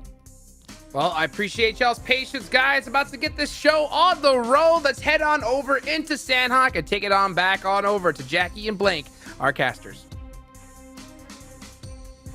Oh, hello. I can't wait for this one. We've been teasing you. We've been keeping you on the edge of your seats at home. But finally, it seems like we can start to rev this one up, put our seat belts on, and give it some gas, Blank. The opening game of Group Green, Sandhawk on the cards. This is going to be an explosive affair, to say the least. First game of the day is where you want to make your mark. It's where you want to make your stand. I've already said that if this doesn't go well for you, you can just toss it right out the window, all right? Smash it through, it's fine. But if you can get a good start here, if you can sprint out early on, get a bunch of points here on Sandhawk, you know, you're feeling pretty good about yourself, because you get that momentum, you get that speed going to your first angle of the day. But I'm very curious to see how this one plays out, because a lot of different maneuvers are required here on Sandhawk. Extremely small map. You're enclosing all these ferocious beasts of teams into a very, very small space. And I don't think we are gonna see these easy rotates coming through early on, Jackie, as we're gonna head into our very, very first match of the day. Like we said, the only thing that starts with E that will be on the lines here is going to be ego from some of these teams, as you will absolutely need it. Group Green is stacked to the brims. It is pound for pound, chock-a-block with talent, and we have the pleasure of opening it up here for the PUBG Mobile Global Championships. We can finally kick off our opening game. Playing path in from the north side down towards Kampong here. Going to see exactly where some of these teams go. Northwest Island probably open the quickest right now as we see teams hop out, send on over, skydive down towards their positions. We also got Alter Ego jumping through towards that northwest side. They like to take control of the high ground earlier on. A very similar drop to the guys from Gladiators, so they're going to have to fight for their place here. Already off the rip, we've got a knock coming through over towards Hatin, I believe. So 2 hot drops occurring in the same place. And this is what we were talking about. We didn't expect teams to resolve these. We thought that we'd see them putting the punches down early, and already that's coming across. A few knocks established, and this is shaky. This is the difference between establishing early points to start things off in a group versus going out with absolutely nothing to be said blank, and it's looking a little bit nasty already. Absolutely is. We're getting fighting all over the place. Falak's already down, their star player on the side of IA, and it's continuing to go off here. It does finally finish. I think IA survive in this situation. We got another hot drop here between Mad Bulls and the Falcons. They love their drop here over towards the ruins, gives them a lot of options, but so many hot drops at the start of the day. Everyone's trying to claim some presence here on the short-term sprint that is this first initial stage of the league. Oh, this could be ruined early on for Mad Bulls. It's not looking great from the start. Already looking a main man from the roster. Frozen and Zerich trying to play off each other's contact here and slow it down a little bit, keep themselves out of trouble for now and keep their noses clean, but they are being hunted. Falcons, if they were able to take Mad Bulls entirely out of this one, straight away off the back of the hot drop, it would be grotesque. It would be so damaging to the confidence of Mad Bulls to start it off. Like you're saying, that would literally be the roll up the newspaper, throw it out the window and forget about it. I mean, for Mad Bulls as well, already been down to 2 players. It's super unideal for yourself here on Sandhawk. You're not really getting much done about it. Great molly down the stairs there from 6. He's performed very well over in PMWI, finding a lot of opportunities for this team. Another nade, banks it off the wall. That looks pretty good. There is a retreat in play. Chasing him down now in the close quarters engagement. Zerich with 1, but the trade back is more than enough to get the job done. Getting his back on his feet. And that's the way it goes. Mad Bulls struggling to find anything on the hot drop then. So the ego challenge, that one paying off with Falcons flying ahead, already finding the 4 elims, joining IA off the back of closing things down on the initial clash. Gladiators and Alter Ego though. Things have gone a little bit awry over towards this side. Gladiators not actually in as good of a spot as you might think here with Matic and Sixy. No meds available. Very minimal HP, so the initial shots will count for a lot here. Pajiza Evos, Lynx, takes down Kissu from Malise on a short rotate. He's on a very south scout at the moment for this team, but has eliminated one of the players that might have caused them a little bit of issue in the future. It's a nice find for him. And he can keep his nose clean now. Back off a little bit. Play for the scouting mission that he wanted to be on. We've got a fight developing as well. As you can see, Loop struggling on this one. The compound control working well for Reject Tokyo as the first shots will land. Nades rolling in through the windows to at least keep them uncomfortable. But Loops, off the back of losing the first squad member, do retreat from this, realizing it's not a fight you really want to instigate. I was going to leave. Get out of dodge. I mean, Reject still have Sara up towards Trifecta at the moment. He needs to come on down. For Loops Esports, an unideal scenario, but at least they can get into Pai9, get situated. They can claim some of the rooftops, some of those little tricky areas to try and scout out and deal with players that do play towards Pai9. And if you're coming in from that top side, yeah, you might even get stopped by Stalwart, who are already making their move out from boot camp, trying to flex the muscles a little bit. Funnily enough, I mean, for a Stalwart, boot camp seems to be one of the safest places, despite, as we all know, in your pub games at home, being very hotly contested. It's crazy. Had 3 hot drops right off the get-go. It's kind of what I was hoping for as well. I know for the grand scheme of things, it never ends well for most teams, and it does result in you losing the chance to really get anything out of your opening game.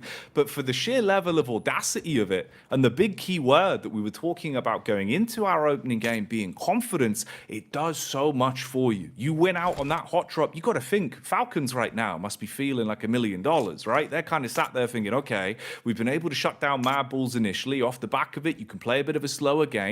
You've got time to ease into things, getting the nerves out the way early, Blank. And that really does help an awful lot. I think as soon as you find that first contact and walk away with a win under your belt, it just makes the rest of the day that little bit easier. You're not thinking about your first engagements. You're not thinking about the fact if we miss our shots, it can all go up in a puff of smoke right here. Now you're just thinking, okay, 4 elims in the bag. Let's coast it out, see where we can go from this, boys. We're looking good. Yeah, I mean, for Falcons, you're 100% right. They're taking ruins off the hands of Mad Bulls on the first Sandhog is a really big deal because this has been a place that Mad Bulls have dominated in for a long, long time. And I think that's sort of the reason why they lose this engagement is because no one's really challenged them for this spot. They've been too afraid to. So it's nice that the Team Falcons, they spread their wings and they just swoop on down. They take the high ground away from the Mad Bulls and quickly deal with the remaining players. So very, very unfortunate there for them. Carrillo moves up, but immediately spotted here by Shopper. On the backup though, it's the nade that does the damage up close and personal with the DBS, trying to take pot shots as the vehicle drives on by. Not looking great for either side, but the amount of damage inflicted between them both. At least got info from the knock player. Spam back from Earths, connects on the runaway. Not looking too great now for A7, but could be a turn on the card, Blank. At least being able to put some thunder down range from the high angle they've got, and they do connect back onto Earths. R&J is able to get a little bit done, but I think that's about it, realistically. Both these players should get back up on their feet, but really aggressive play coming through from Alpha 7. And this is sort of what we were having a conversation about as well, Jackie, earlier on, is the fact that you get into a close quarters fight with Alpha 7. That's where their mechanical skill really starts to shine a lot. It gets difficult to deal with. The fact they just rocked up DBS out the side of the car, quickly mopped up a few players. By that point, they're totally okay with losing to Nox in. You know, that's sort of like their sacrifice. Next circle shift heads on over towards the western side. Bit of an awkward circle realistically because there's not massive focal points over here just yet where it's headed. Does allow a lot more time for teams towards that northern side to actually head on down. Large portion of it as well, obviously being the blue liquid, the H2O, that will restrict some of your space for rotations, meaning that those bridges are going to become a larger and larger focal point. Falcons having good control of one of those key rotation angles, especially with Gladiators having to make a bit of a move at some point, could be a talking point there. But already, I'm just impressed with the sheer level of aggression we've seen coming out. In the back of my mind, I was thinking, although we've seen that there should be hot drops, although we've seen that we should see clashes from the start, you wondered if, you know, sort of collectively it would be the approach to don't make the first mistake. You know, all of the squads wanting to take a bit more of a cautious way to open up Group Green, knowing what's on the line here. But instead, it's been the opposite side of the coin. They have just been fighting into every engagement they feel comfortable in.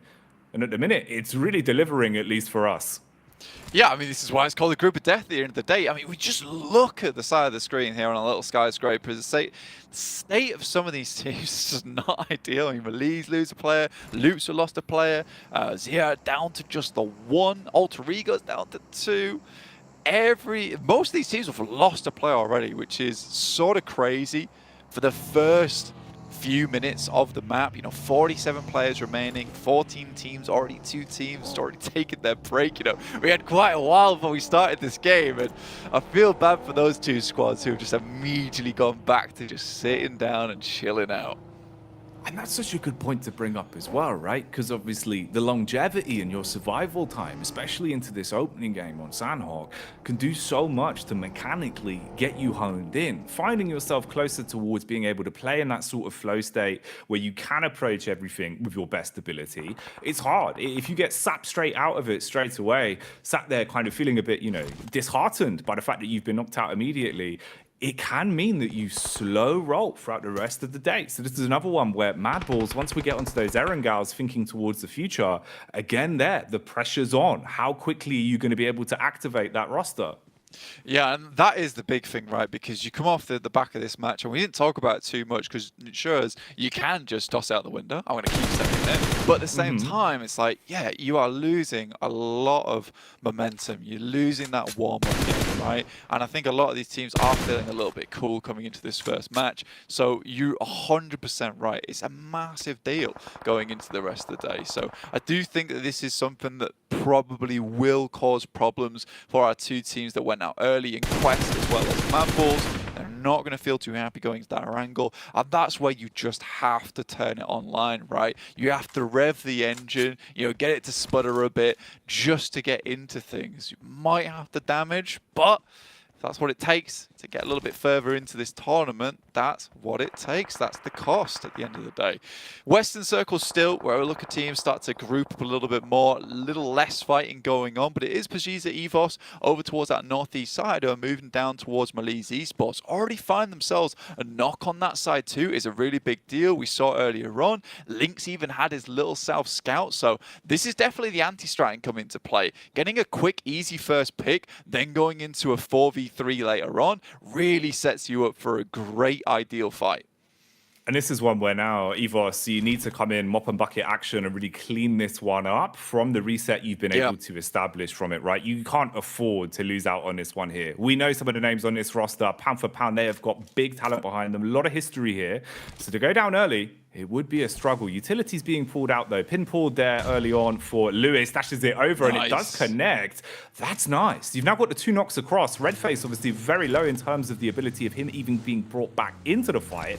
And they can just go for the quick getaway. They've actually played this one pretty nicely. Yeah, it's a really, really smart move coming there through Mali's Esports. I mean, you know what you need to do in that situation is a case of, look, we get that first knock. We're at a disadvantage here. If we continue to fight this fight and try and move into the circle, we're constantly going to be on the lower ground. So well done to Mali's Esports, immediately knowing after that knock on the nade, just get in the UAs and get gone. So very, very well done. For EVOS, though, I think that what you were talking about is kind of the story of that entire engagement, right? They had to finish it up quickly because time is not on their side. Mali's Esports able to actually overtake them, leapfrog them. That north side of the circle no longer is as safe anymore to get in because you know there's going to be players in towards bootcamp. You know there's going to be players watching from the valley where currently Stalwart's playing over towards that location. So EVOS maybe taking that too slow there, not being as confident as we might like. Tiamba, on the other hand, sort of stuck on the edge of the coast over towards Trifecta. They want to move further down, but this is a difficult position to push. Yeah, you are trapped at the beck and call of Blade, really. I mean, even if you're going to attempt to advance out from this, there's utility on either side, sure. Not looking great, though, when it comes to smokes, and defensive utility would be the one boon that you could potentially have to get out of a rough spot like this. Instead, like you were saying, you're just kind of at their mercy. You've either got to try and go for a bit of a group push on this one, swing off each other's contact and see if that will buy you just enough time to bypass, but you are surrounded, really, and it's not looking great. At least a little bit more space taken. Some of the early scavenging paying off as well, with the stims being pulled out to top them back up. But you've got angles here, and they are just at your mercy, Blank. Getting out of this is going to be so awkward. Yeah, I mean, at least for Tiamba right now, they have the fair advantage. For I8, you know, they're playing with 3, but I do think they're doing an excellent job of holding down individual angles, right? Every time someone else is moving, someone's watching that peek out coming from Tiamba because there's only one location they can really go. They know they want to get over towards their compound. They can't realistically swim it across because it doesn't lead them to too ideal ground, and most likely Alter Ego's going to take shots their way. Circle moves up towards the north, though. Really interesting circle we are seeing here. Stalwart have a massive chance into this game. I love their position here. DX Xavier might be a bit of a problem for them in the near future, but I think that as they leave outside of boot camp, there is some ideal angles to be taken there. But it is that south side which is massively blocked up right now, so Stalwart needs to start clearing some space.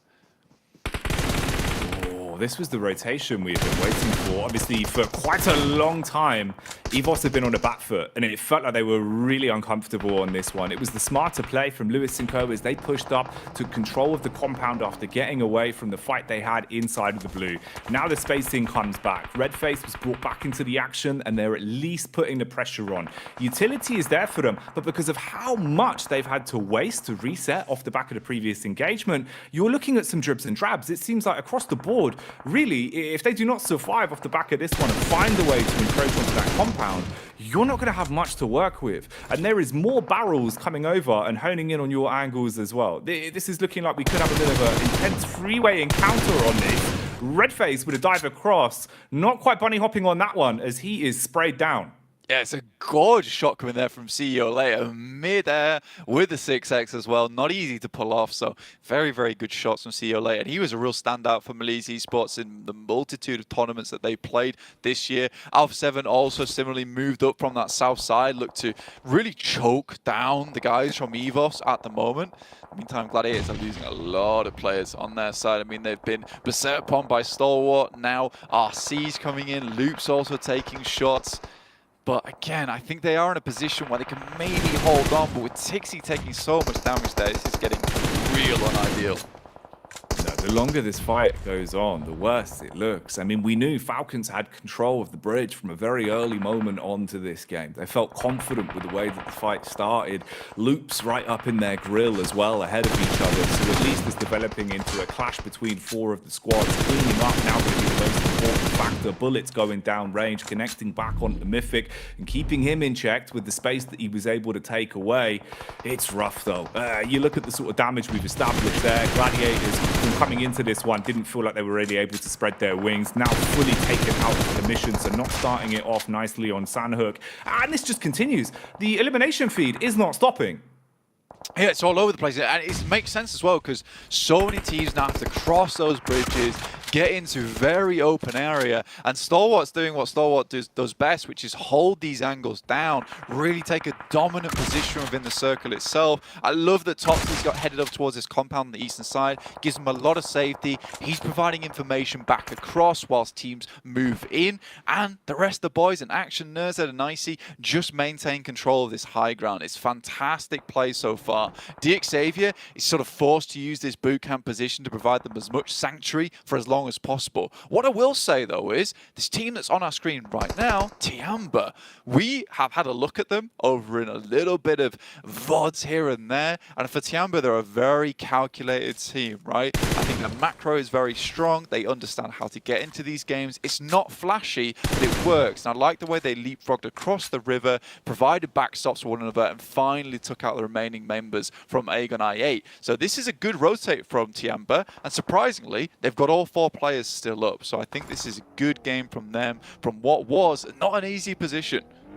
Oh, exactly. From the point we first saw them, you know, it already looked so uncomfortable. It felt like you were kind of really staring defeat in the face from the opening moments. Instead, though, they've played out the longevity of the game, not feeling forced, not really rushing themselves into a misplay, and it's worked out. For Falcons, it was a great start, but ever since the boys have started to roll up and apply pressure onto them, they've been crumbling under it. Now quite fragmented as well. Being able to actually bypass up here and not being just absolutely annihilated from the positions that are being controlled all around you is not going to be easy. Six also taking bullets down range as that will connect onto him. Just off towards the side as well. Other hyenas effectively lurking, waiting to engage on this one if they want to, because you can see how weak some of these squads are now starting to look. Yeah, it's starting to get very, very difficult. And Stalwart has just stolen the show this game. You can see how much of a big number Nerzed's been, because he's a great addition to the squad so far. You know, he has really been putting up some massive work. He is a bit more on the chaotic side, I'd say, compared to Action and Top, who are very good in a clutch scenario. But I think that's what makes him fantastic, right? He will just hold the line for you. Currently, he's just facing off against the entirety of Falcons, whilst the rest of the boys are just dealing with all these other angles. Slowly but surely, clearing out these spaces. Alter Ego, obviously we saw them in their engagement between Gladiators. They got a little bit luckier. They were able to get down towards Trifecta earlier on. I think it was a smart move to make and have got towards the top 7 because of it. I think the most interesting thing, though, is the way that Icy's played from Stalwart. From compound to compound, he's constantly covering the back of the team. So the communication on these lads, oh, it's phenomenal. Oh yeah, from the amount of fights they're actually being thrust into here as well, the way they're being able to contain their angles is ridiculous. But you say his name and you've sprung him into effect as the pin is pulled, and he throws 2 players down to the deck instantly. DX struggling off the back of that one. That's not what you want to be in. Oh mate, suddenly the pressure that's being applied is even more intensified as Icy, yeah, this man is ice cold. There is no sweat on his brow. It's insanely good, but you also saw that he didn't even try and flush the eliminations. He knew his job, and he performed it perfectly, which is just to hold this position. They know DXavier is going to come out at some point, so he has absolutely rinsed them from this spot. Really, really well done. In the meantime, continues to provide information. His whole job is just to not die, and getting 2 knocks in the process, you know, holding it down, that's fantastic news for him. We'll see if the snake clips him. It does not. Close quarters though, trying to find his way out of the doorway might be a risky maneuver. Ooh, DBS in the hand. Looking for the quick shot. Look at the bounce across. Lands it as well with a follow-up. Oh, mate. Icy. He's on one. That was a fantastic haul from Icy, man. He's been all over the shop there. And, you know, we talked about nerves at the tops, but look, he had backup. He saw action, though, despite everything, running in from the end to try and help his lad. But, again, it wasn't required. Icy's got this on lock on that top side. Alpha 7, in the meantime, though, as 4 players, they've been very resilient here. Up to 7 eliminations. Potato, though, he's still going for Alter Ego. Potato, can this man punish? Ooh, surrounded at this point, playing to play with the map geometry that he's got, pulling out the SMG. Will it be Sublime? Bullets down, rage quickly. Nerzed still focused on the potential getaway from the last man from Falcons. The DPS as well, looking punishing as Potato gets put back in the ground. Dear me, right now up to 12 eliminations for Stalwart. They have been absolutely dominant in this first map. Monumental plays coming through backwards and forwards. Duello in the meantime, he's fighting the entirety of Alpha 7. The Japanese squad going hell for leather over here. As the numbers dwindle, already this intense game leaving us now with what could be the final fight to decide which one gets to taste that chicken dinner coming into Group Green to start us off here.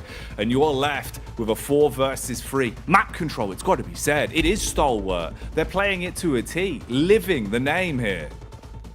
And I mean, the way they've controlled this map as well, you saw they put a lot of emphasis towards this side. They used this outpost before, mainly as a scouting position, but they wanted the high ground when it came to that end game. So everything is part of their grand design here over on Stalwart. Senab looks to go for a peek, but in the meantime, they just realized they're scared, so they're just going to try and move further down. Action with a quick feed, and there's an immediate return from Icy again. You can see the way they're playing it as well, trying to bait each other out, playing the numbers game, knowing they can trade for one of these players and peeking off each other's contact.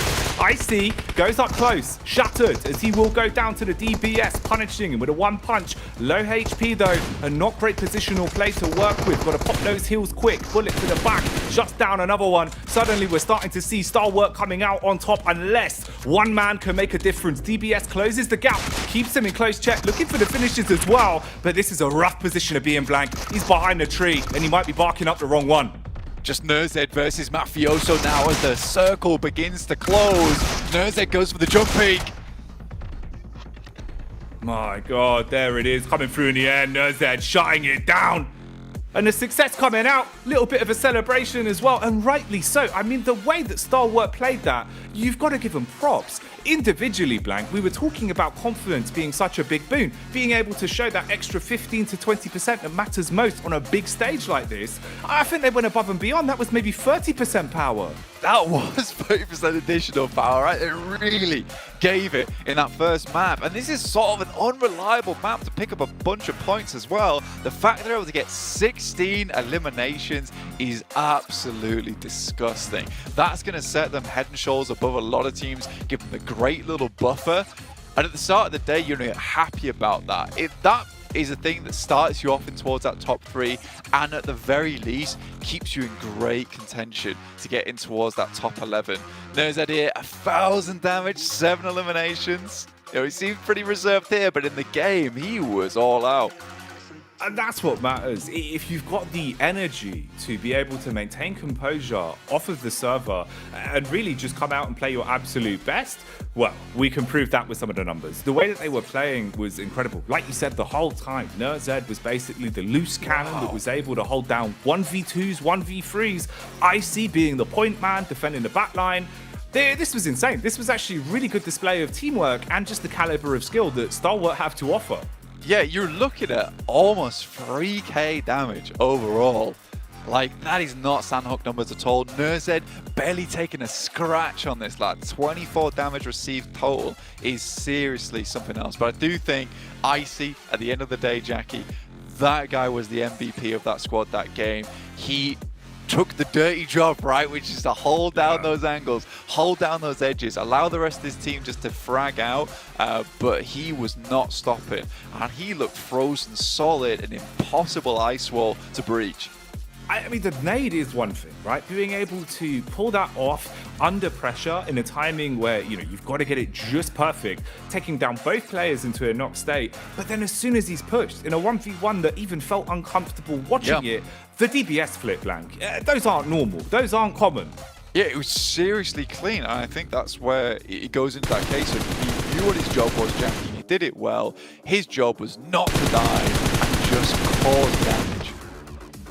Was an insane first game here, and there is so much more to come, but for now we've got to pass it back over to the boys on their desk. Have a field day with our opening game of Group 3. To say the least. Is this how we're gonna start off PMGC? What more could you ask for? I mean, Stalwart Esports just starting off so strong, looking too good here, Kalars. Absolutely. What a win. I said it at the pre-show. Me and Max flailing blindly, saying Stalwart, they're the best. And here they are. Admittedly, it's south of boot camp, so they should be getting a big conversion off of this one. But the way in which they hold this ground is nothing short of incredible against some of the threats that were posed here, Max. Can we talk about how 90% of the highlights were just Stalwart in this entire highlight section? But what a play, and especially the way they defend their position, because they go from drop in boot camp. By the way, very important, the hot drop didn't happen, so it's a double win. They win the game, they win boot camp for the foreseeable future, which is a great setup entering into the league stage. And I mean, look at that, 16 eliminations. Icy is technically the support in quotation marks, and he just kept Tiamba and Xavier solo in those buildings north of that mountain. What the hell did we just witness? This is an insane opener match to have for Stalwart. Oh my gosh, that double nade on Xavier was just disgusting. And yeah, I mean, you talk about winning that hot drop and not even having that 26 eliminations, that's going to put a stamp on it, right? I think it's fortunate for the rest of the lobby, the fact that we're only playing one Sandhawk here, right? But I mean, what more could you really ask for on a start, Cal? No, absolutely. I think, so to go back to the Icy situation where he's holding off against the teams that were coming in from north of him, I think, and maybe this didn't happen, but this is my theory, he'd played that scenario over in his head about 10 times before it occurred. The reason I say that, whilst we see the 1,000 damage coming in from NerdZ here, insane stuff, is because if you're a bootcamp team, you know as the bootcamp team how to approach the compounds just outside of bootcamp. So he knows that Xavier has very limited options to approach that kind of compound. So he knew exactly what to do as they were hitting. It was brilliant stuff. Yeah, it's even smarter when you think about it, because he knew Chamber won the northwest, right, Kalara? So Xavier only had one specific angle they could play, which is the corner of that wall over to the northeastern edge. Pre-nade it, double nade explosion right on top of them, and it gets the double knock. Is fantastic to see. And the amount of trust, too, we need to mention this, the amount of trust and strong team communication you need to pull off a split in a final position like this and to say, Icy, we're going to hold 3-4 teams on the western side, you're solo against Xavier and Chamber. Good luck. And he just comes out winning that fight. Is just insane when you really put it into perspective. I mean, it's fortunate for them to be able to get this circle, right? I mean, they did, but the key is that they took advantage of it and maximized it. I mean, unbelievably so. I mean, it's crazy. Yeah, just little micro plays here or there. Like, imagine, Icy doesn't get that double knock. He goes down. things could fall apart real easy. But these guys stayed true to their name, right? Yeah. Stalwart just being able to hold it down by themselves. And I think it kind of was really easy for Alpha 7 to just come on the east side and just pick off people on their way along and put some big points on the board as well. I can already see where this is going to go between the three of us here throughout this group green, where we're just gushing over certain scenarios, because I think we could probably talk about the Stalwart, the kind of split and how they hold it and all of these aggressive moves aggressive defenses that they have for ages. But you're right. I mean, it's smart of them to give up the position where Alpha 7 kind of moves in on, right? You're not going to hold that whilst your attention is being drawn elsewhere. Allow them to have that. It's downhill from where you can hold up the hill. I mean, it does come down to a 1v1 at the end. So Alpha 7 played it great, but Stalwart understands that in the final circle, you have to trade resources, and your resources are your players in order to be able to get the victory. As long as we're getting a 1-for-1 knock, a 1-for-1 trade here or there, we can still win out these fights. Look, we love Top, okay? Is he going to 1v4 Alpha 7? Probably not, Probably right? not. But even the thing is, it's a really strong approach too, because you mentioned it's a great strategic approach because you're not taking that risk. Even if, imagine Alpha 7 win that game, they steal the chicken dinner away from Stalwart, they still get 15 plus eliminations that match. That alone is a massive win for them to kickstart their adventure into the league stage. So, like, I was like, okay, they might not get the win, it might be Alpha 7, but even then, it is the best opener match you would get for your confidence and overall your points in the ranking. So, we could nerd about them for ages. It's Stalwart, okay, whatever. The funny thing is, it overshadows how ridiculous the start of this game is, Hot Juke, with the 3 hot drops. Yeah. Oh my gosh, that was ridiculous. And you know what? Gotta give a big shout out to Falcons taking out Mad Bulls. But you know what? We're getting this show on the road, baby. It's time for match number 2. Let's take it on over to our casters. Oh, if the first game didn't set you in the right mindset for what is about to unfold over the course of the next few hours, oh man, I don't know what we can do for you. The hot drops, the clutches, the insane defensive plays. Oh, it was all there, Blank. It was a treat. We're seeing the best from some of our squads already. And now we get into the more consistent portion. This is what we were teasing, right? The back-to-back Erangels. Yeah, the back-to-back Aaron goals are a really big deal. I'm loving this. What we're seeing on the screen right now is that all the boys from Stalwart after that last game all been brought back down to earth by their coach there, you know, just talking them down, like saying, look guys, that was a fantastic first game, but you can't let it get to your heads now. It's probably going to be one of our harder maps to play. Starting Novo, it's not always the ideal position in terms of circles. I hope they continue from what I was talking about earlier, which is the case of their fast rotates off Novo, the circle heads up towards that northern side. Very important. Quest, on the other hand, looking a little bit more downtrodden. They went off versus Aegon I8 early on in that Sandhawk over towards Hattin, lost out the fight. It looked like it could have gone either way realistically, but got very scrappy towards the end, and I8's able to just pull it out the bag. But Quest, yeah, not ideal. For Zerich and the boys over at Mad Bulls, again, another team very similar to Quest there, Jackie. Losing out almost immediately over towards Ruins feels extremely bad. You can see with the body language as well, it's vastly different from what we had been seeing from them. You know, obviously when the pressure was off, when they were being able to show sort of that personality that we know they have, all being quite large characters inside and outside of the game, you notice how much that one's affected them. Because like we were saying, it's not just physically knowing, okay, we get nothing from Sandhawk, whatever, put it to one side.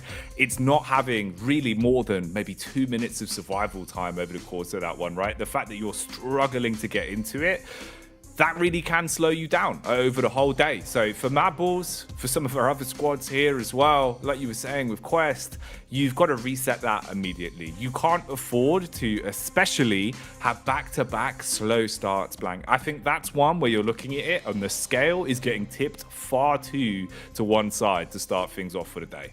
Yeah, you get really down in the mud at that point over on the first day as well, because you can just go from bad to worse every single time, where you're just slowly falling off the cliff. And when you're at the end of the day, you're down towards 16th place. It's incredibly hard to drag yourself out. You're going to have to grab a winch, tie it around a tree, and just hope to God that you can get that truck out of the mud, honestly. But you get to second day, the tires are spinning, nothing's happening.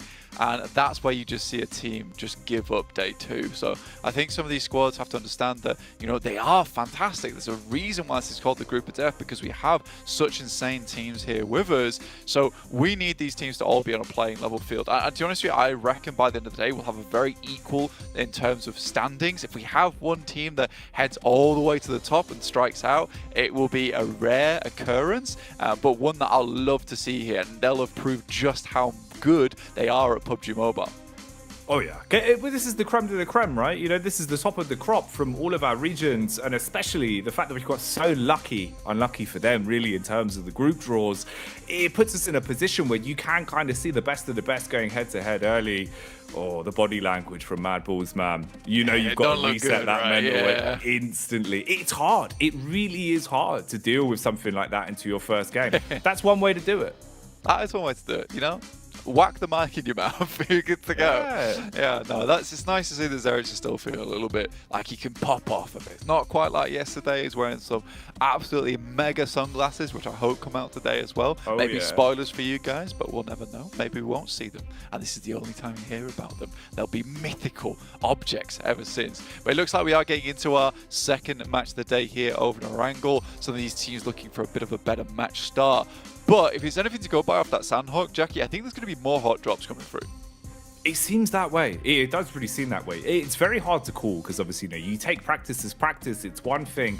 But when you get into these games where really everything is on the line, going for hot drops, we couldn't stress enough how ridiculous it is as a concept, right? The fact that you're basically throwing everything into a bit of a gamble from those opening moments. And we saw there, everyone was up for it. Everyone's willing to take those hot drops. With 3 Erangels being played out back to back as well, you've got to set your ego aside in some of those situations. If it starts to go wrong, you've got to have the backup drops. You've got to have something on the tip of your tongues really to be able to react off the back of it. It really could be one of those, Blank, where we just see these hot drops all day. And honestly, I wouldn't be complaining.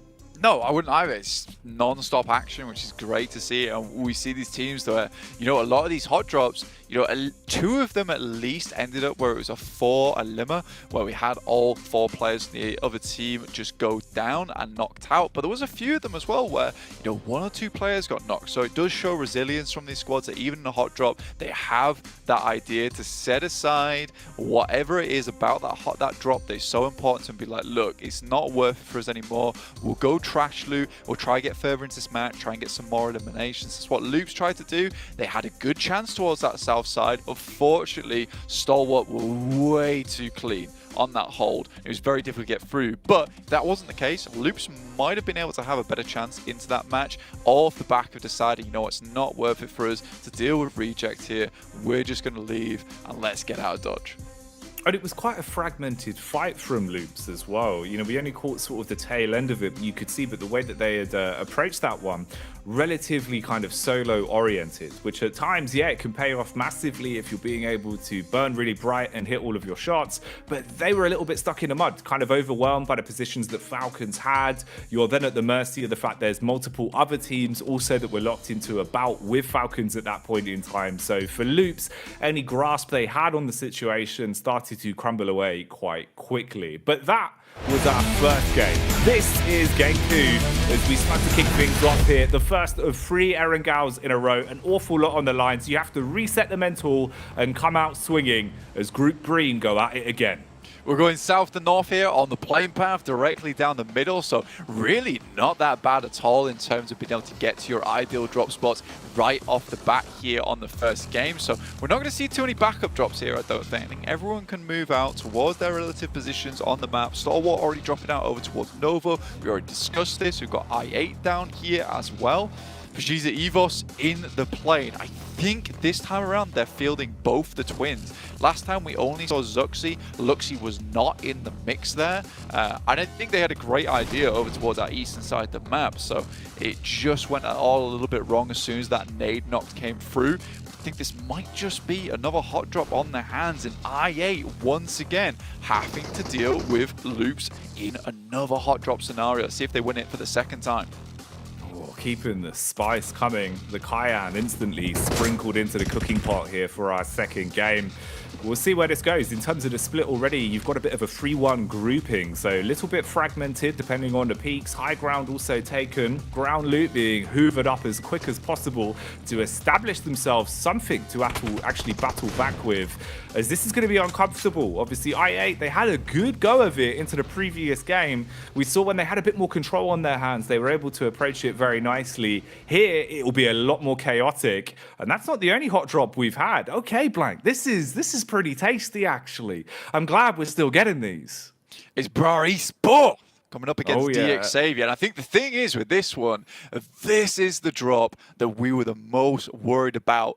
Not for Bra, but for DX Xavier. This is not an easy team to go up against here in Pochinki. And in all honesty, if I'd have watched any of the games from Bra Esports and I was DX Xavier, I'd be thinking, I don't know if it's worth it, us dropping as Pochinki. I know it's a central position, but versus Bra Esports, who kind of send caution to the wind a lot of times and will just fight you tooth and nail for a position on their side of the map.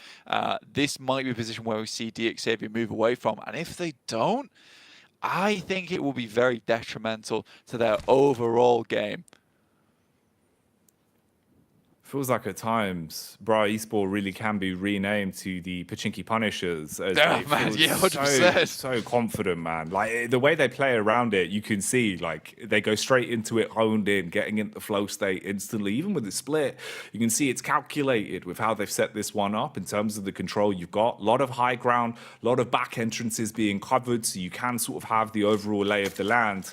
Yeah, when this one kicks off, definitely want to keep our eyes locked.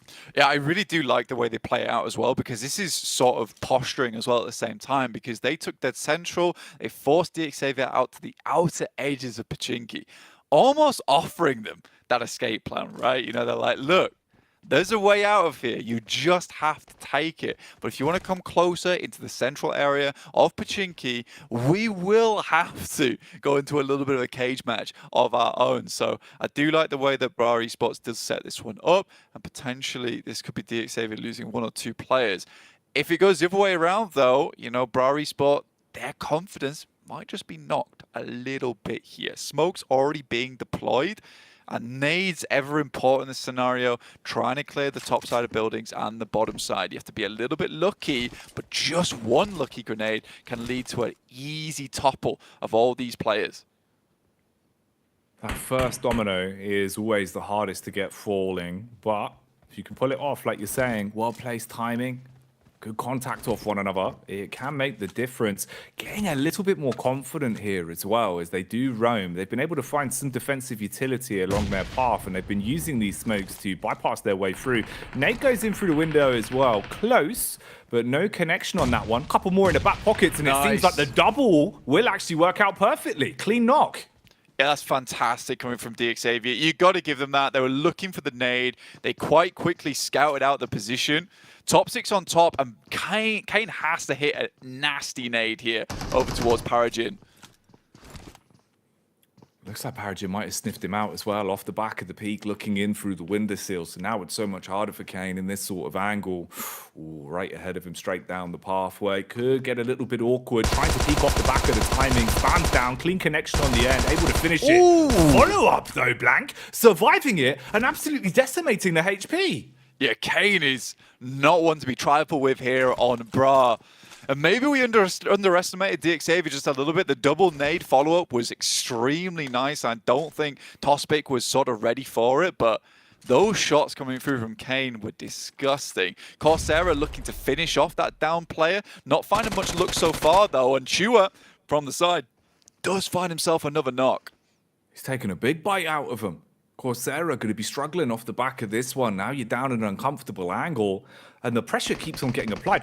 We were saying just how lethal Bra Esports are in this sort of situation going into a Pochinki hot drop, but the longer it goes on, it feels like DX, they're going through the motions with very methodical play. The double nade was on point. They were smart with the read off the back of getting the opening tag. It came in swiftly. Since then, you've seen the peek back from Kane. Now the pressure's on for him to stay alive. But meanwhile, we get a bit of a fight kicking off here as we switch on over and see just what's going down on the hill. Clean connection onto Reginosio. He's already knocked.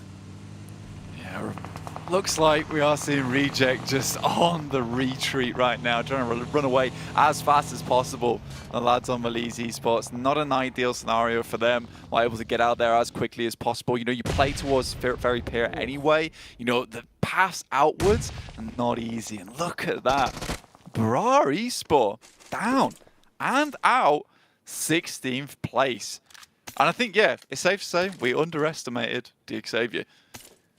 Oh, yeah. One thing we certainly underestimated from them was just how methodical it was with those nades, mate. I think that's 2 of the 4 eliminations just raw off the back of utility damage with the double HEs they were able to pull out on that one. So grenades looking lethal in their hands. And you know how much of a boon that could be as well if they're finding their footing with it early on. So they survived the hot drop. They take up Bra Esports, the first full squad to fall. Other than that, I mean, everyone's looking pretty good. Everyone's been able to find their way through this one quite easily, apart from Reject Tokyo, of course, already looking green around the gills with just 2 players alive. Yeah, it's bad news for Reject. How do they get too far? I mean, they got a member towards, I think, very much the end game on that Sandhawk. And again, this is somewhat more of survival mode coming through for Reject so far. Gonna have to just try and salvage this game, get as many placement points as possible. But we'll see what happens. See what happens in the future. In the meantime, I'm looking over towards Gladiators, who have made a bit of a quicker rotation. Now, that last game was not ideal for them whatsoever, Jackie. Let's put it that way, right? You know, versus Alter Ego, going down to just 3 players, then trying to make a faster rotation, which I respected over on Sandhawk, only to met with overwhelming force from the side of Stalwart and Loops, who cut in from the side. I think there's potential here for Gladiators. They're just not showing us it yet. The question is when it will happen, if it ever does happen, because that sort of is becoming the main concern for Gladiators at the moment. It's scary, isn't it, as well? Because it does feel like at times Mad Bulls and Gladiators both suffer from the same formula that is that slow start.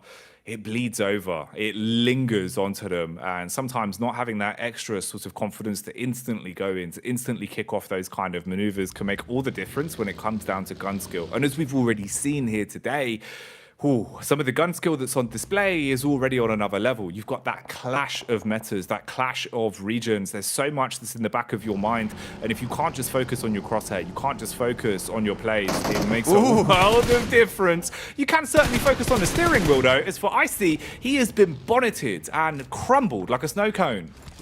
Yeah, he doesn't go down without at least the last hurrah and tries to take out the vehicle underneath.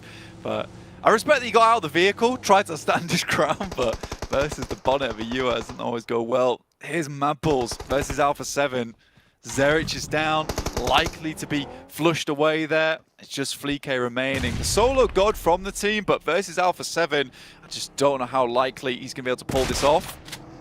Oh, first connection's clean. Trying to hit the drive-by, but can't quite do it. Good moves. Look at the way that he's playing around this. Hitting the crouch at perfect timing. Good for 2, but not enough to close it out. So Mad Bulls again being picked to pieces there. Even with Fleek showing some fantastic footwork towards the end. And A7, you can reset from this. Yeah, it might take a sec, but you're going to be content. Yeah, you can get back up from this. Another 2 eliminations in the back pocket for them is absolutely ideal as well. Looking over towards the map as the moment, it's heading up towards Rozhok, and at the moment PMGC Evos have a really strong position over towards there. They're currently holding down the warehouse on the top side towards that hill. They've also got a couple of outposts down towards that south edge too, so they're maintaining the information coming through on that side of the map, and it does look like it is going to start to center towards that position too. So a bit of an urban finish would be a nice one for the first angle of the day, so we'll see what happens here. Again, that is just going to be a massive mass migration from a lot of teams trying to fit their way in towards that spot of the map. But again, we still got a couple more stages before we can be absolutely certain.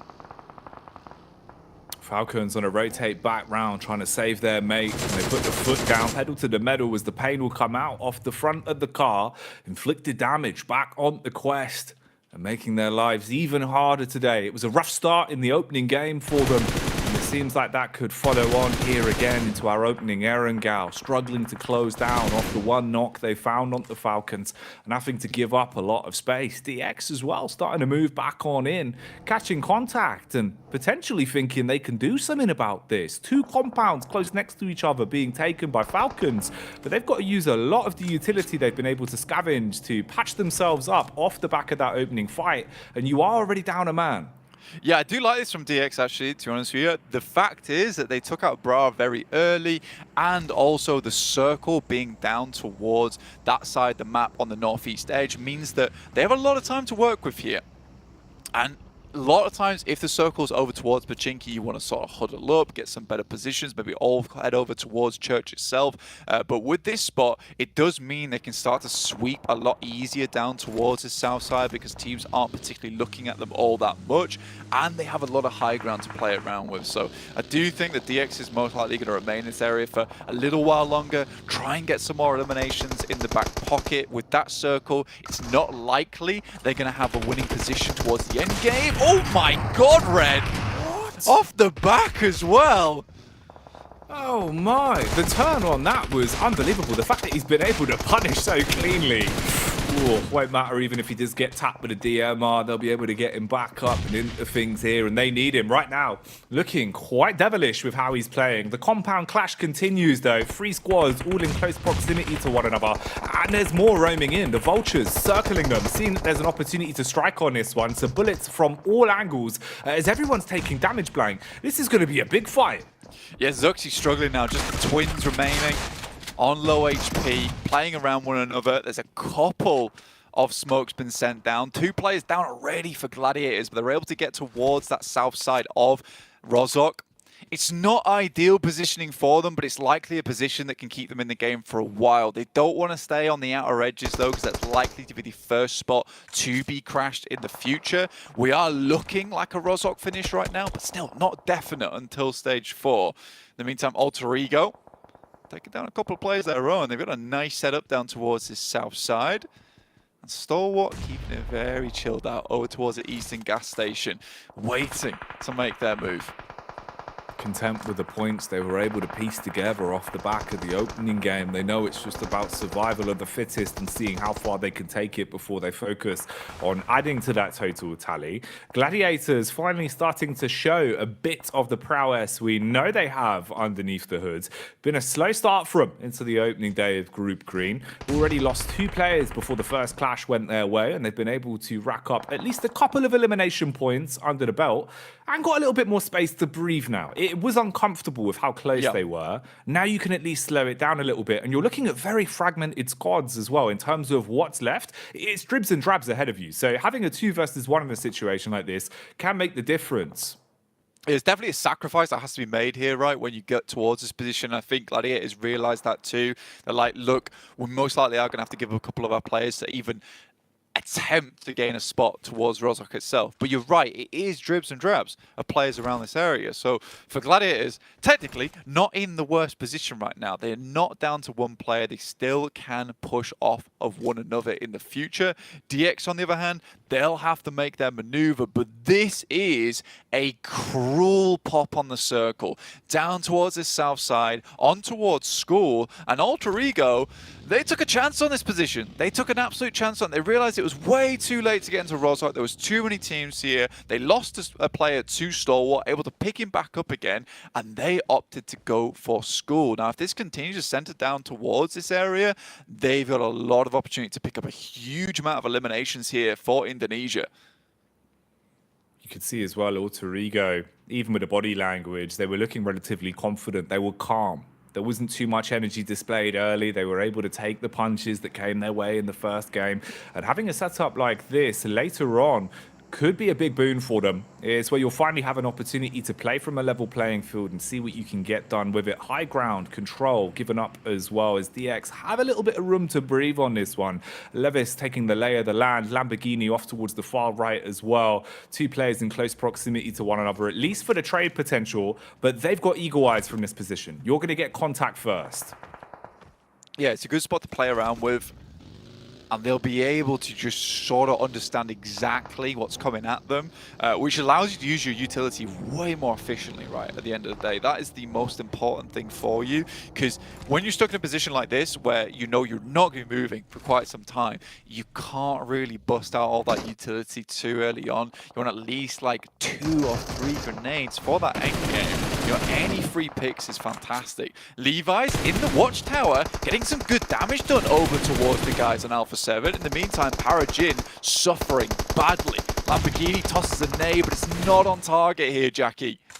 Oh, it's close, but not quite the belter that he was hoping for. Even with the support from the high ground, they're taking so much damage across the board that the edge that they had coming into this one, it's starting to be dulled. The blade diluted, not as crisp as they'd want in a sort of situation like this. And you've got to make a risky maneuver. Jumping in a vehicle, looking for a quick getaway.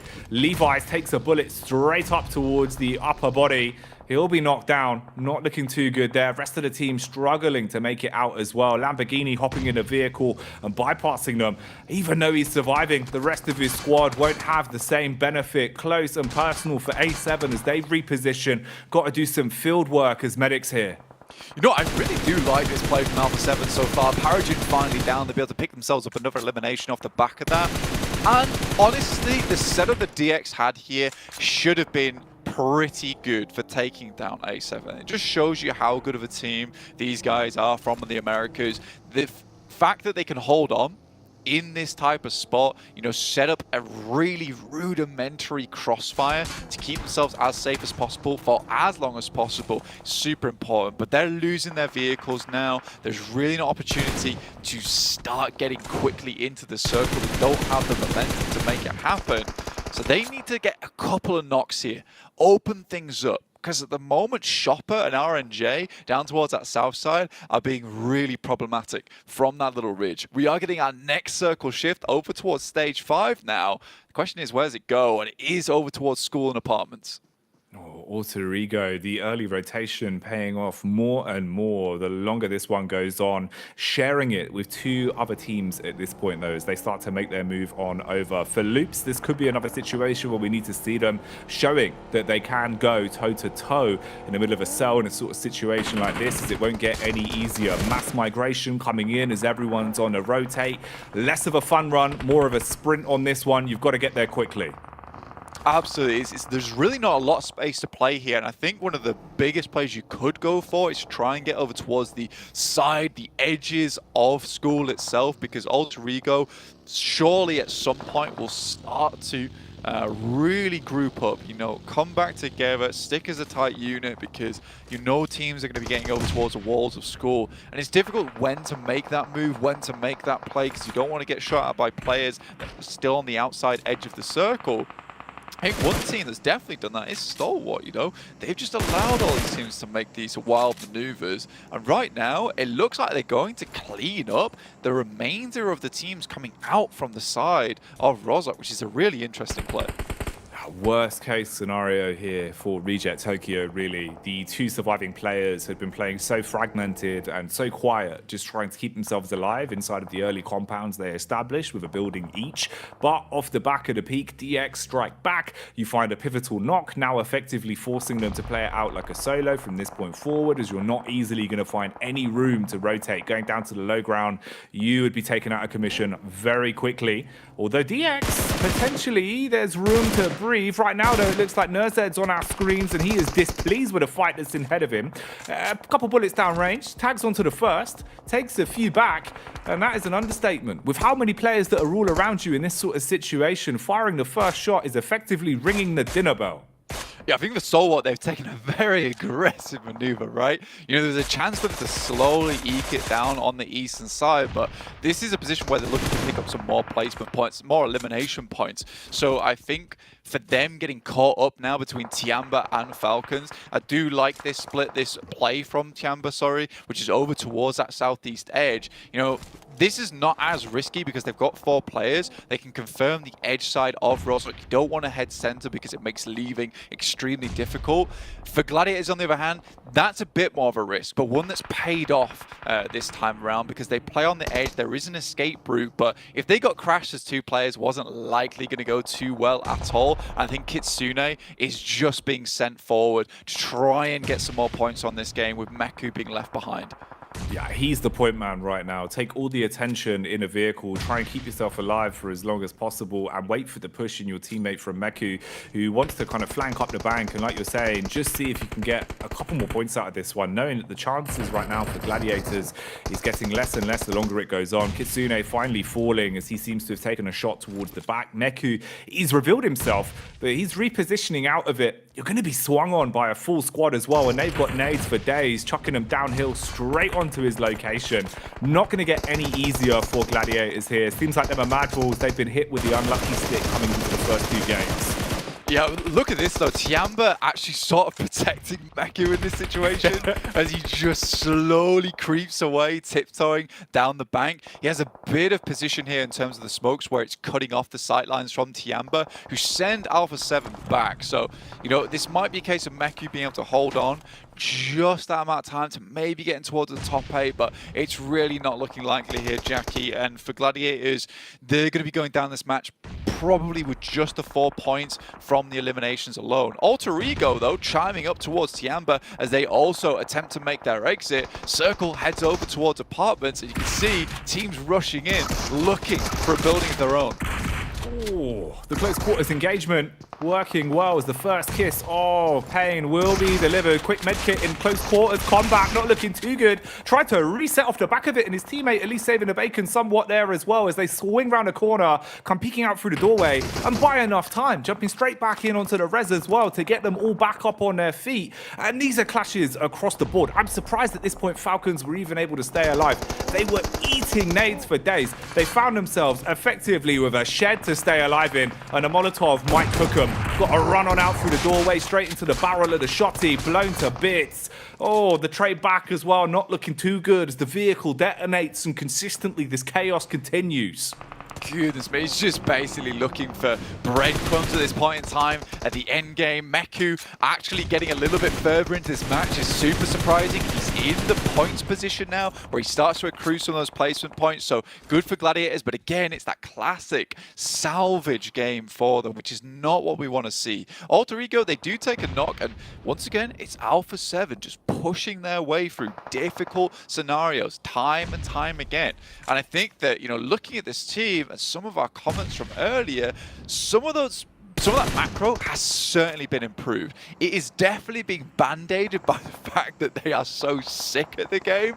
But again, I think there's been some serious improvements happening from this team all the way through. It feels that way. Hitting their shots at the minute. Good maneuvers, good reads on the game. Ooh. Being able to stay alive in a situation like this, though, is going to be so tricky. You're on your last legs. Sure, you've got the meds to work with, but everyone is right under your nose. Bit of a backstab as well, potentially for Meku. It depends how the cards want to be dealt on this one. Smoke wall in front. Alter Ego's attention firmly given up towards Alpha 7. Meku with a timing on a read, still just crawling down on his belly, waiting to strike at the right time. 2 players on low HP now as well. Jump shot with a DBS. First one misses, second one pelts, but it will be the backup of Rosemary to take him out of commission.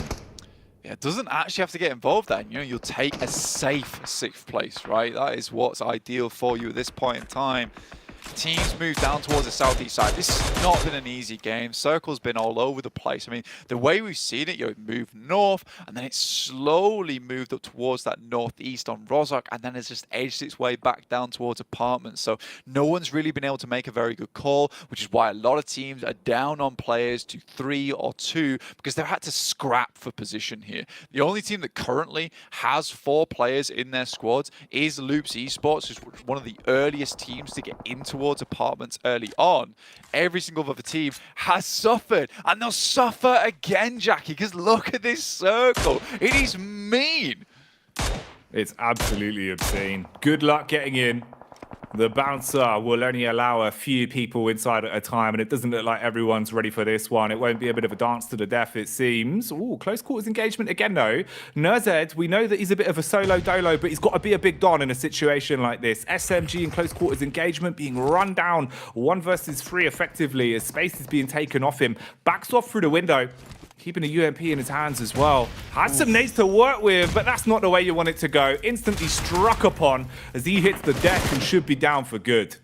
Yeah, I mean, CEO Layers, which has been playing a marvelous game so far throughout this entire thing. They send Nurzed down towards a position to give them at least a little bit of an anchor point to play around with going forward. That's Meku down.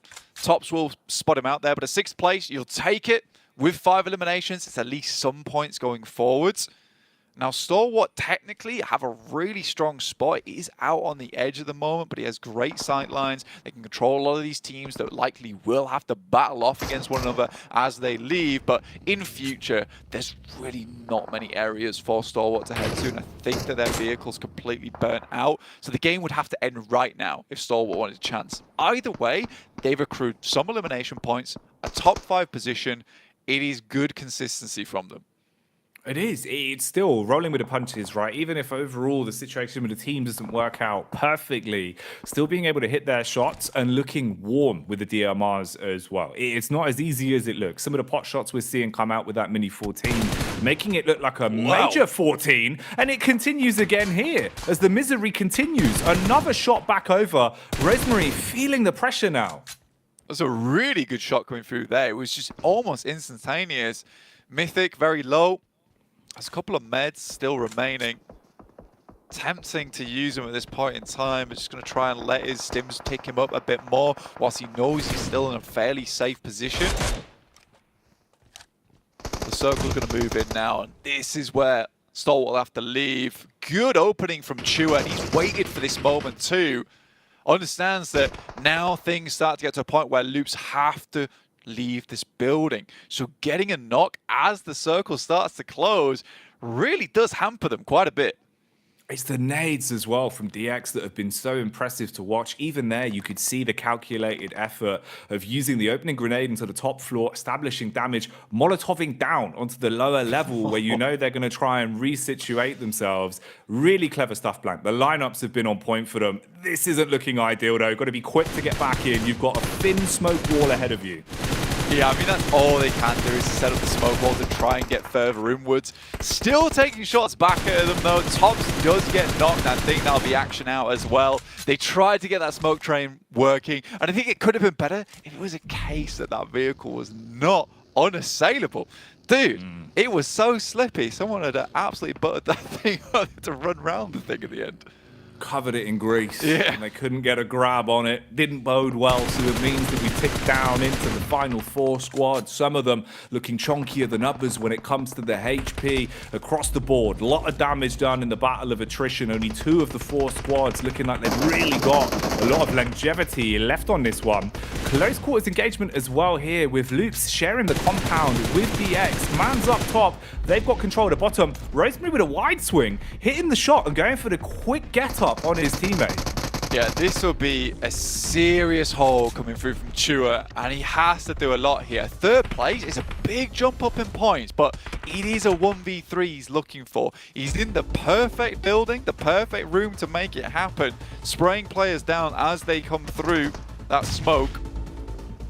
More nades coming through, and they're just sliding through the windows here, Jackie. They just cannot get them on target, and he's still looking for some more. This is madness. It's all about playing the angle and the timing on this one.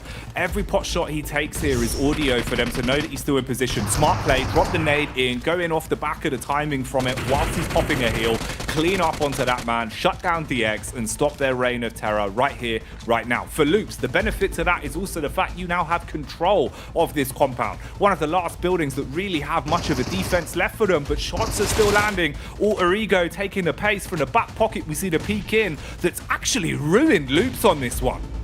barely any utility for loops remaining, but look at all this coming from Alter Ego. 4 mollies, 6 grenades. Those mollies are going to be the things that really cause the most amount of hurt here. Getting out of this building whilst it's all set on fire, it's horrible, but Ayala, he does find one. Only one player remaining, and looks like Alter Ego is going to finish this one off for Indonesia, but Ayala refuses to give up, but neither do Alter Ego as they take the chicken dinner in our second game. And it's high fives all around.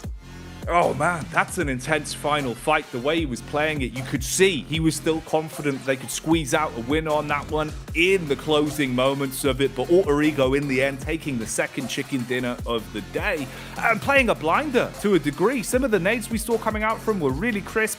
And the moments of the final fight there as well, being able to prioritize getting your teammates up, playing off each other, but still finding shots whilst they're being absolutely belted with bullets, it is insane. Alter Ego looking really crisp on that one. Yeah, I think it was a split-second decision at the end there, because we were talking about the utility they had on board. They had a lot of mollies to throw down, but I think because that building was going to be in for so long on stage 9, the blue zone would have been the real killer. So I think that what they decided to do is that, look, we just have to push this pretty much raw at this point in time. In which case, Ayala with that shotgun, he gets a lot done with it, right? But in the end, it's Alter Ego with those overwhelming numbers that get it done properly. They don't all flood through one door. They move to all sides of the buildings, move through the windows as well, and that's what will lock it down. And this is what we're looking for from this team as well, is Rosemary. This is one of the biggest additions to Alter Ego in a long time as well. For Indonesia, this guy is a real standout player. 1,137 damage is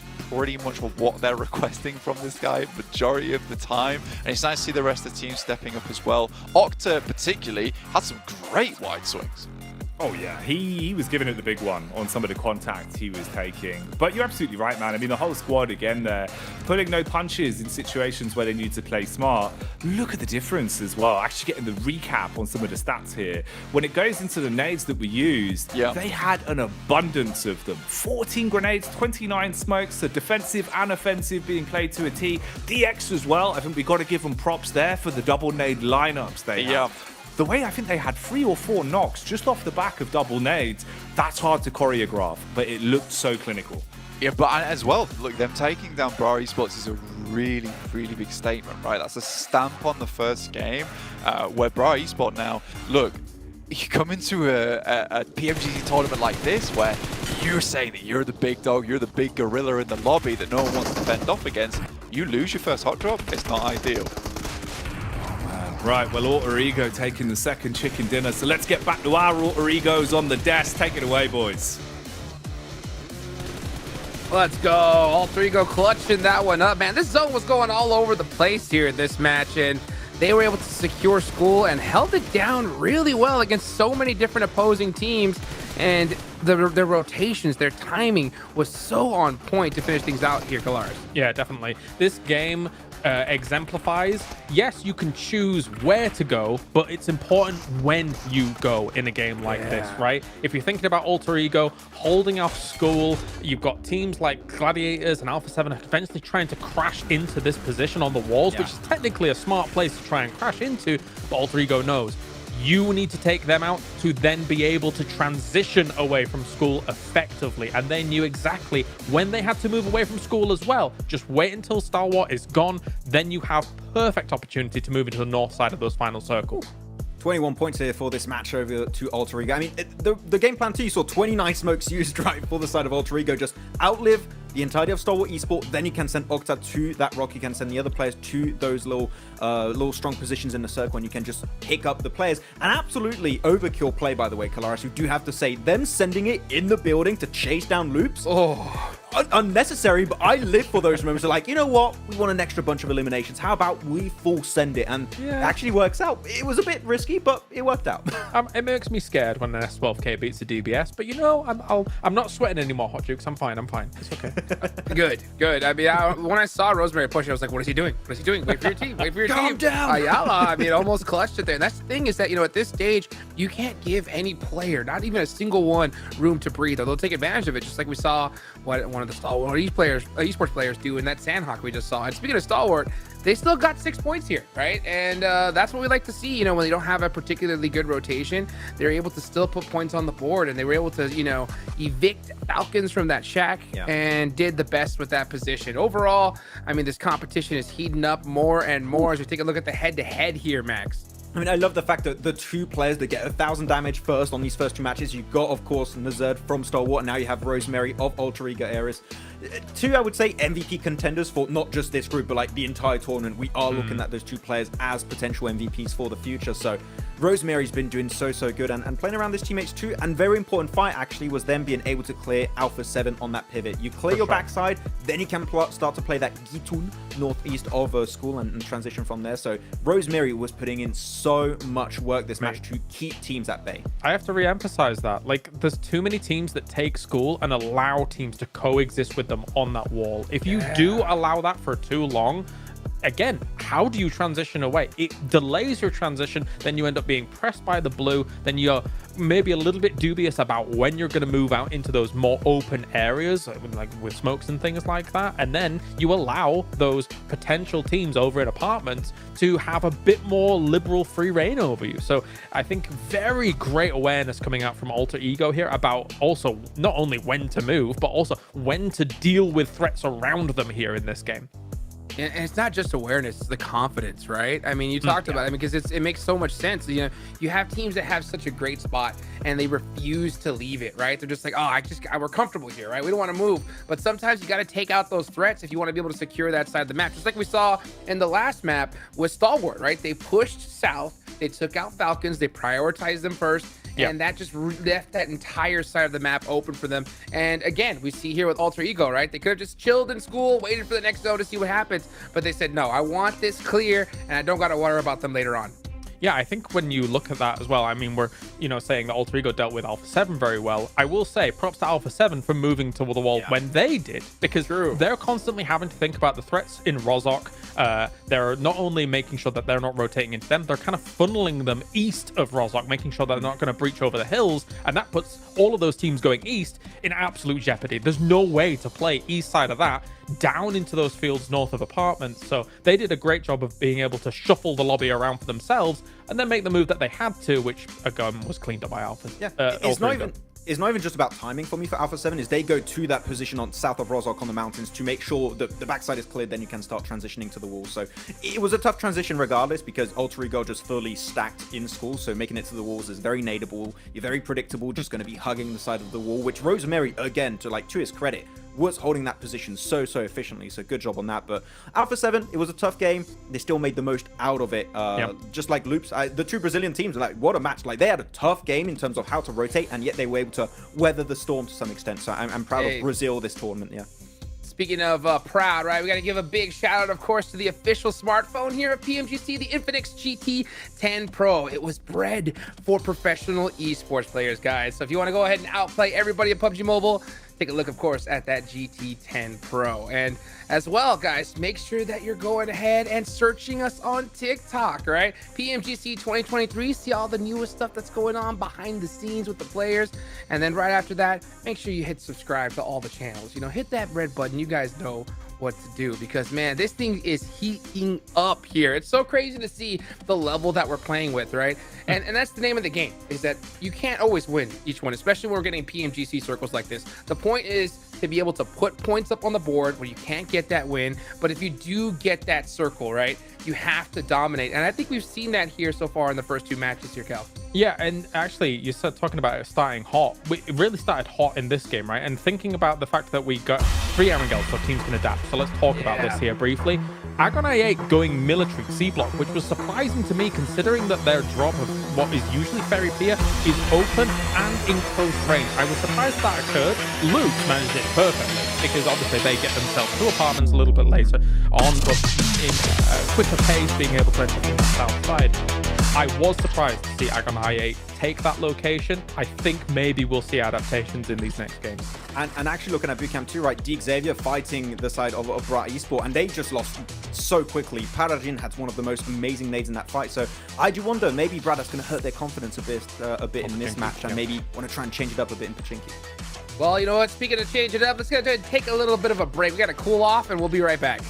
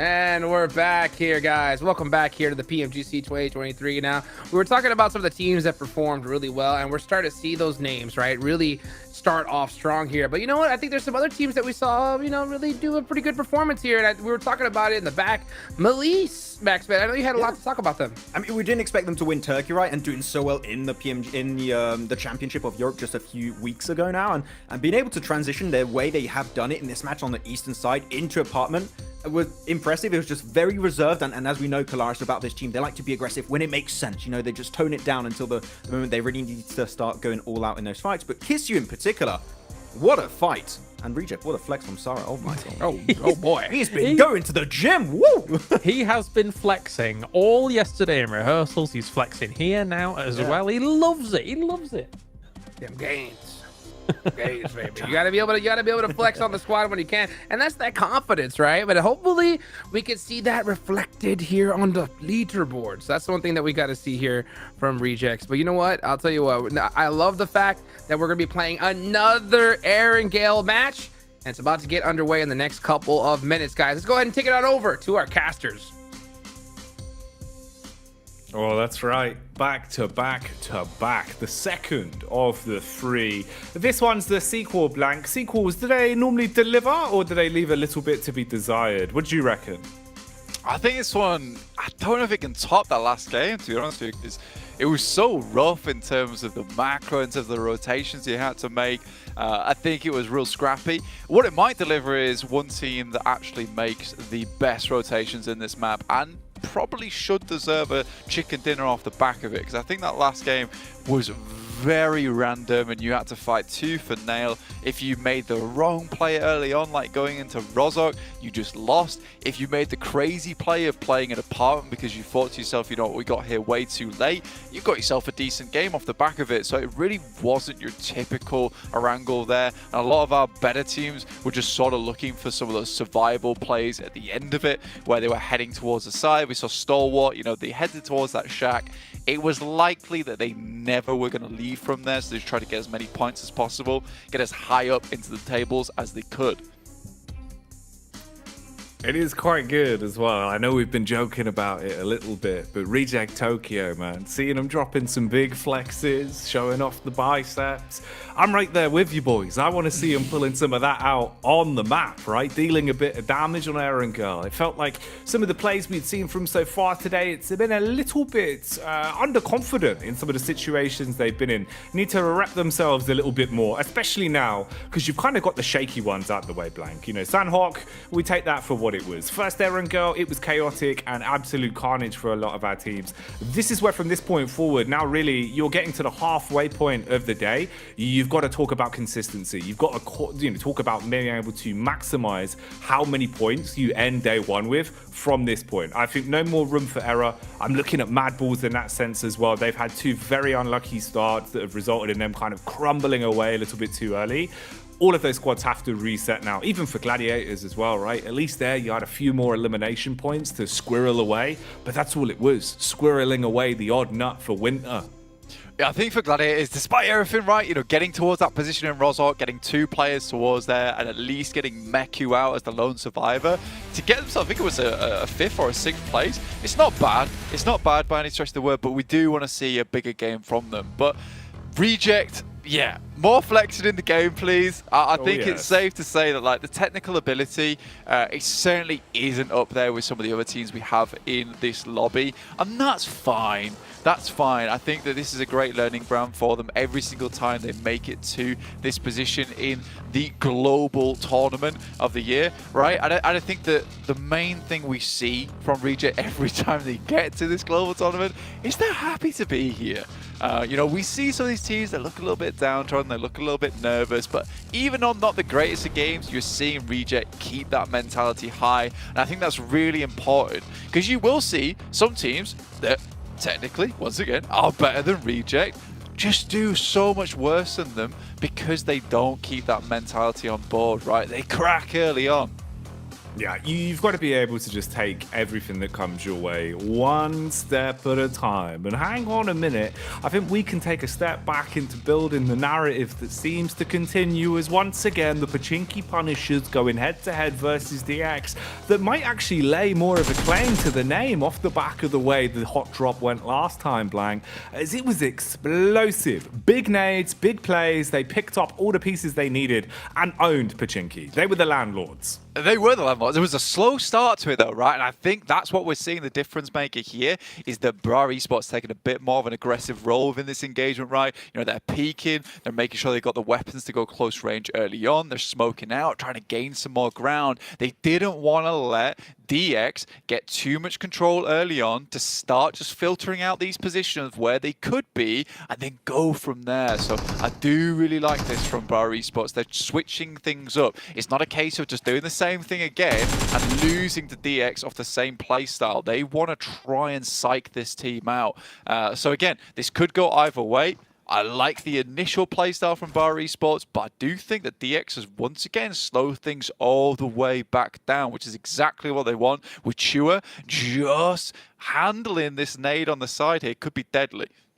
Yeah, that's what my eyes were already honed in on as well. The second you see him being able to find a little bit of utility, same could be said for the other side. As Bra Esports bouncing that back up, that's a lot of information, Blank. Now you know they're a little bit more fragmented, and they're starting to turn up the tempo with it. Might have actually caught him under contact, doesn't get close towards the door, playing on a windowsill himself, so he can drop off if he pushes in. Weaponry-wise, it's the SMG versus the Shotty as well. He might be introducing them to his friend Big Papa Pump, but he misses the first shot, hits it on the follow-up, but it's too little too late. The trade game works out well for Bra. Immediately looking for the refrag there is Kakali. I like that from him. You know, spots out these players. Lamborghini's got a long nade, so they get themselves down the stairs. This is so well done coming through from Bra Esport there. They even go for the refrag. They know they don't want to peek it on their lonesome. As soon as they got that information off the back of that nade, Jackie. They knew there was a player up there. They isolated him. It wasn't quite the double nade over the top side to blow him out of the water, but it still did the trick. So I really do like that coming from Bra. And this is what makes you a good team that can make it to the PMGC. It's been able to switch things up on the fly, right? With a snap of your finger. If you desperately want Pachinki, you want to hold this spot, you can't show DX the exact same thing as last time. You've got to show that you are not human in that sort of situation where you do have the fallbacks to go to. You're not instantly just going to have the previous emotions from last time clouding your thought process. So you're right. The adaptations, really quite nice to see. Loop's here. Hello. He's in the field and he's found himself some Rosemary he wants to pick. Very rude blank, stealing it away. Yeah, that's a cheeky pick up there over towards Rosemary. Pretty evil pick as well, but that's a nice play coming from Loops. I think they knew the general area that these guys were going to be in. Cardozo just stepping up for one easy elimination. You will take that. That's going to send you a little bit further up the leaderboard for practically free as well. Also means that rotate coming in from the eastern side, way less dangerous now, because you aren't going to have to jostle elbows with Alter Ego as you make your way over towards the western side, which is where the circle has gone, very far over towards the western side on the north edge. I think this is the first time in a long time as well, Jackie, that we see Gladiators get themselves a central position of the circle at the start of the game. Over in their region, they did not see a lot of these types of circles. A lot of them were heading down towards the south side, towards Millie, down towards the southeast. I think that some of their games are excusable because of that. Some of them just absolutely weren't. But this is an opportunity now to really show up and perform. This is a fantastic gift you've been given. If Gladiators can't perform on this match, I think we have to write them off until they start bringing something to the table, because it's been too long now where we've said, just wait till the end of the tournament. They'll pop off then. It never happens these days. No, yeah, you can't subscribe to that kind of mantra anymore. You know, it feels like something sort of changed for the squad, really, where if they start to snowball in a negative manner where they're not picking up the early points, they're not being able to get themselves honed in early, it's not going to change easily. So at least here, having the blessing of the circle on your side, it can make the difference for them. They're not fighting from the back foot, which we've seen twice in a row now, where the rotations have been a little bit uncomfortable for them.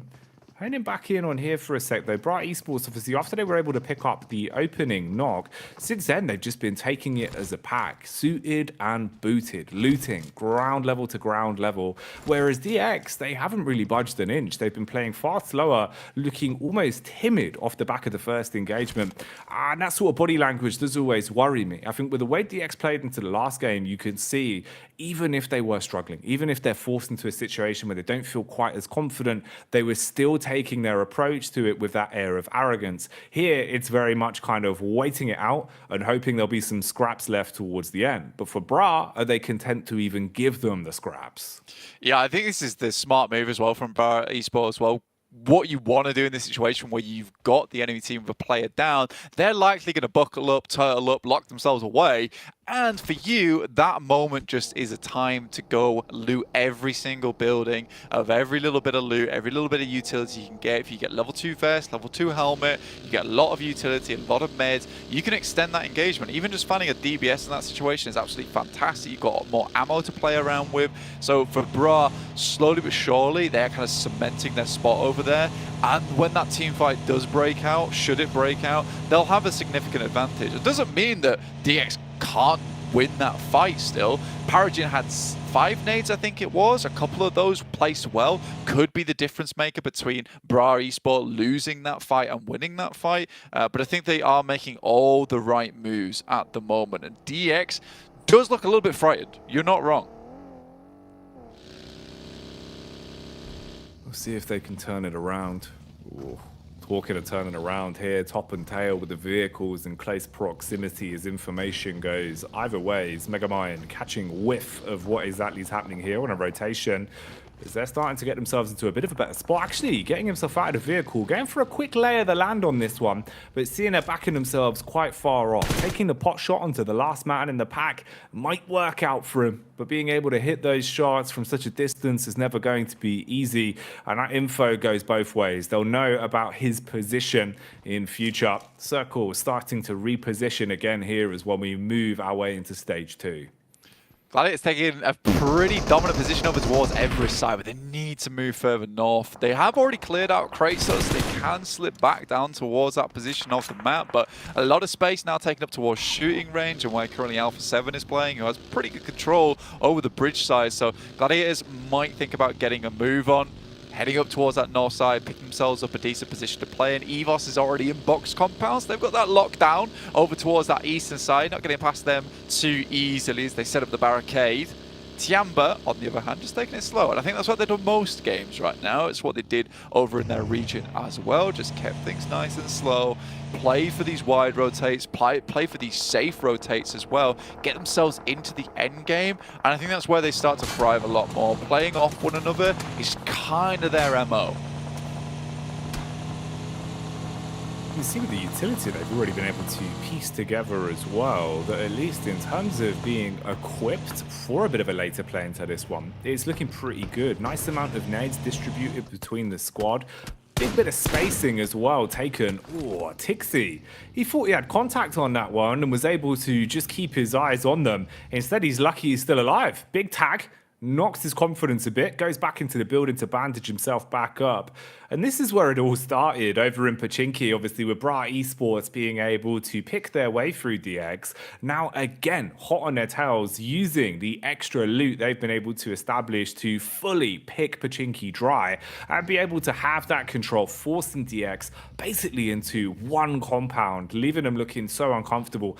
Big change in the way that they've been setting up. The posturing does not look anywhere near the same as it was in the first game for DX. You can see already losing one man has been enough to make them feel like they're in a bit of a downward spiral. Yeah, I mean, it broke him. It broke him immediately. It's kind of sad because I think Chua kind of plays at that off angle as well. So as soon as they lost him, they were like, oh, what do? I'm not sure anymore. And I did like the way that Bra Esports goes for it as well, because what they do is they take out all the buildings close to them in terms of the loot.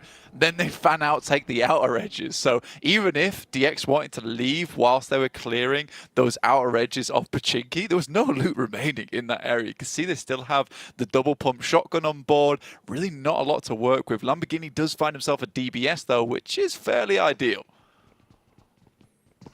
Always handy. If you can pack a punch with a weapon, it can be the difference maker in scenarios like this. The added utility always a benefit though. Kane walking out with the nade in his hand, expecting to be able to bounce it off the window ledge and find a bit of a pickup. Not got his wits about him. Exposed on the contact, Lamborghini putting bullets down range and connecting with a backup with the rest of the squad. And now things are a little bit more fragmented. Effectively going from looking like they're out of sorts to playing like a tripwire here. The early warning system getting the contact, and Bra, you're going to be a bit uncomfortable with this. Heals having to come in, zone nipping at you as well. Very light damage, so not enough to write home about, but uncomfortable from either side.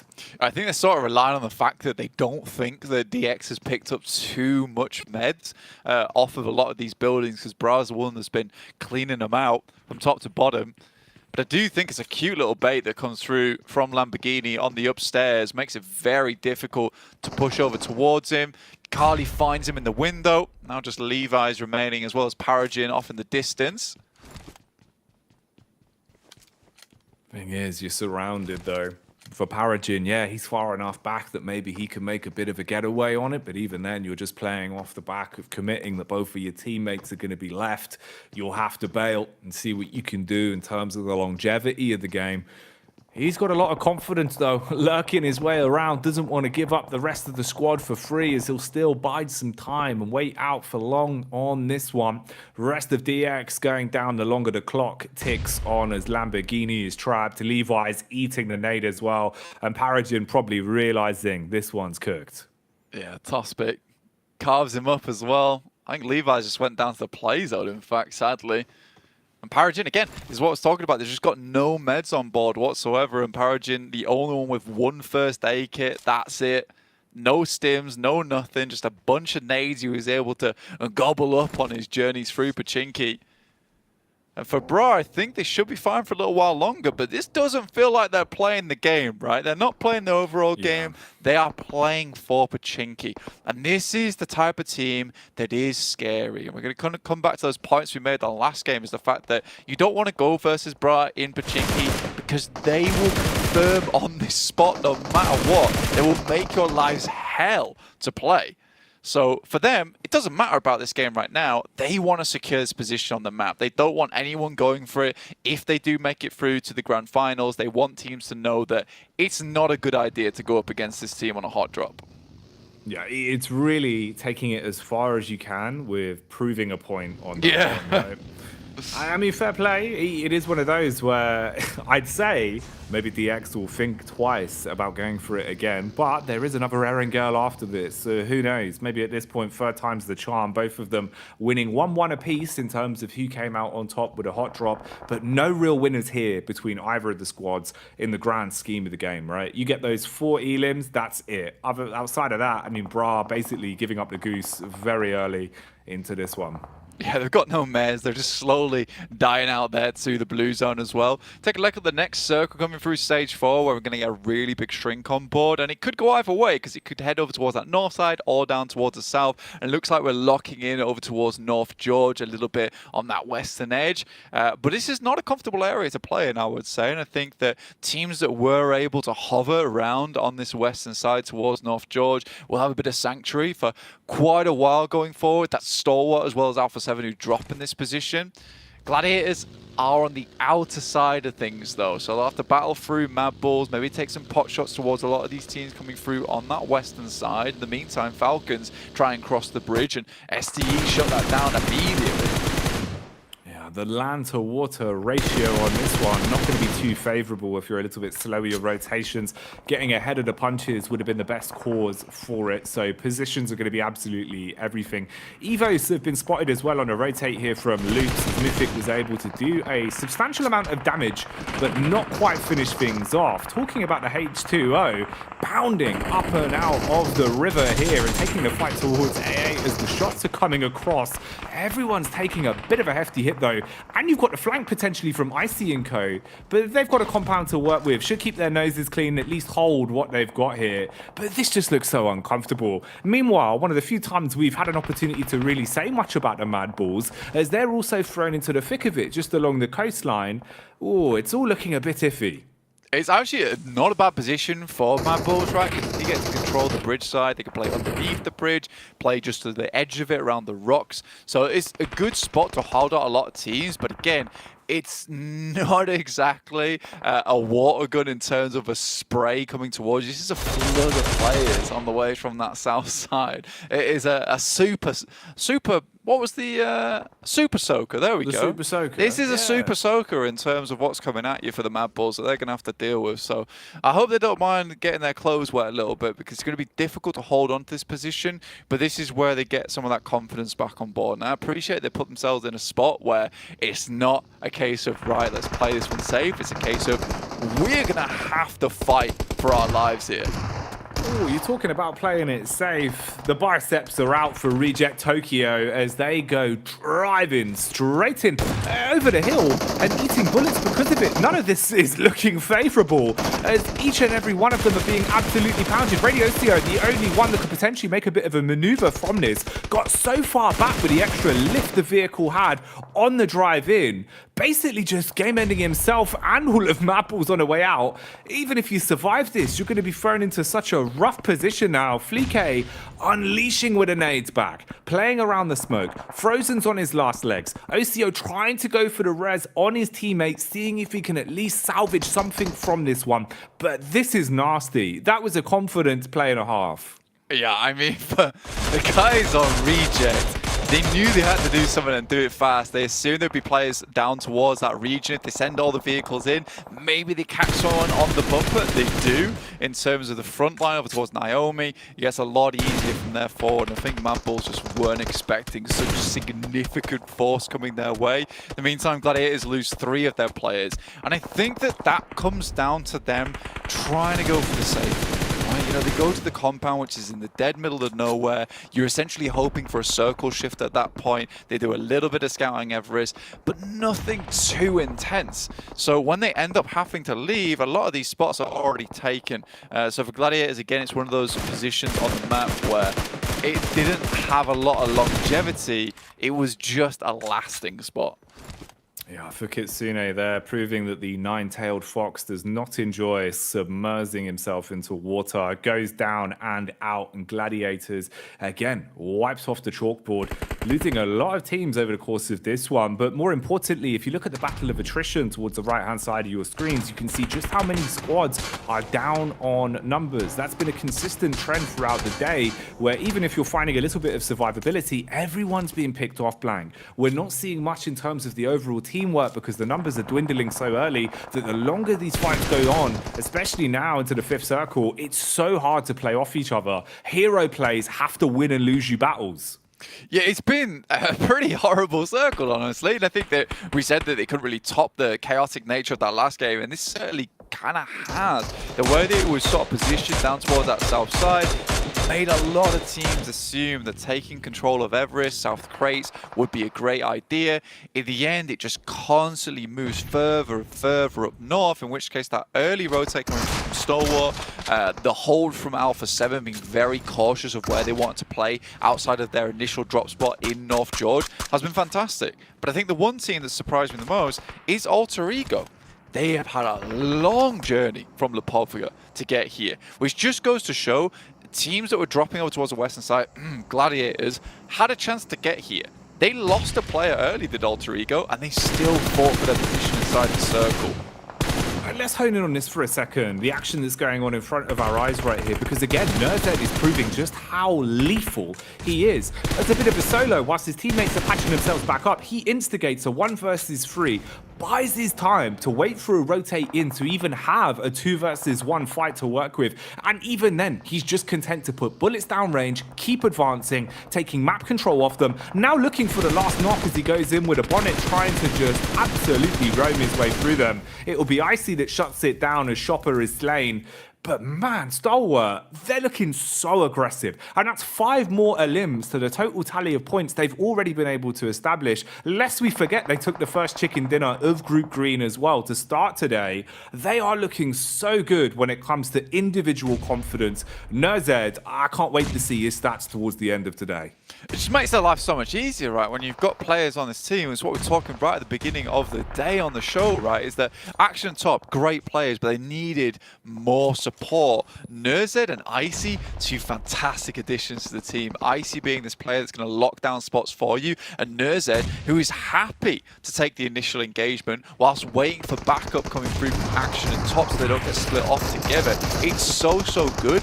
Now they have complete control over the north side. Is this going to be a second chicken dinner on the day? Alpha 7 doing their best to hold their spot. Circle moves down towards the south. Looks like Alter Ego and Alpha 7 will be battling out for these 2 compounds.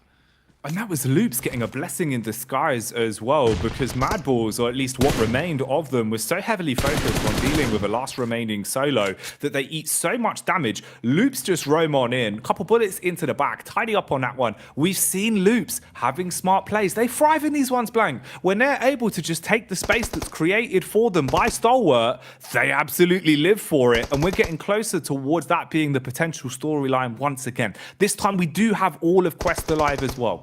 It's been a bit hit or miss with their placements in terms of the way they've been able to start this. It feels like it's been a bit shaky towards the start. Having all 4 players here could be a bit of a boon for them. But again, you look at the spacing, you look at how far they've got to move, especially with the zone starting to nip at their heels when things tick away a little bit longer, and you have no clean map control. You've just got grass and trees in front of you, and then 4 players in 2 separate compounds that have their eyes honed in. One of them being Alter Ego, that have proven, even as a duo, can be absolutely devilish when it comes to the firepower.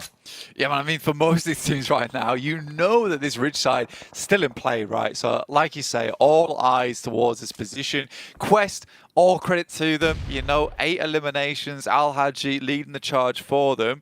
So I think that they've done well here. It's just taken a while to pull on that ripcord and start getting that engine moving, getting it growling into this PMGC. But not an easy position to play from, have Quest had. And getting through this with 4 players is really big. The nice initial nade into a secondary knock from Revo. That is gorgeous. Ayala, though, spots out Icy coming through from Stalwart as he tries to get some scouting done. Luckily, sets himself in a spot where he is safe.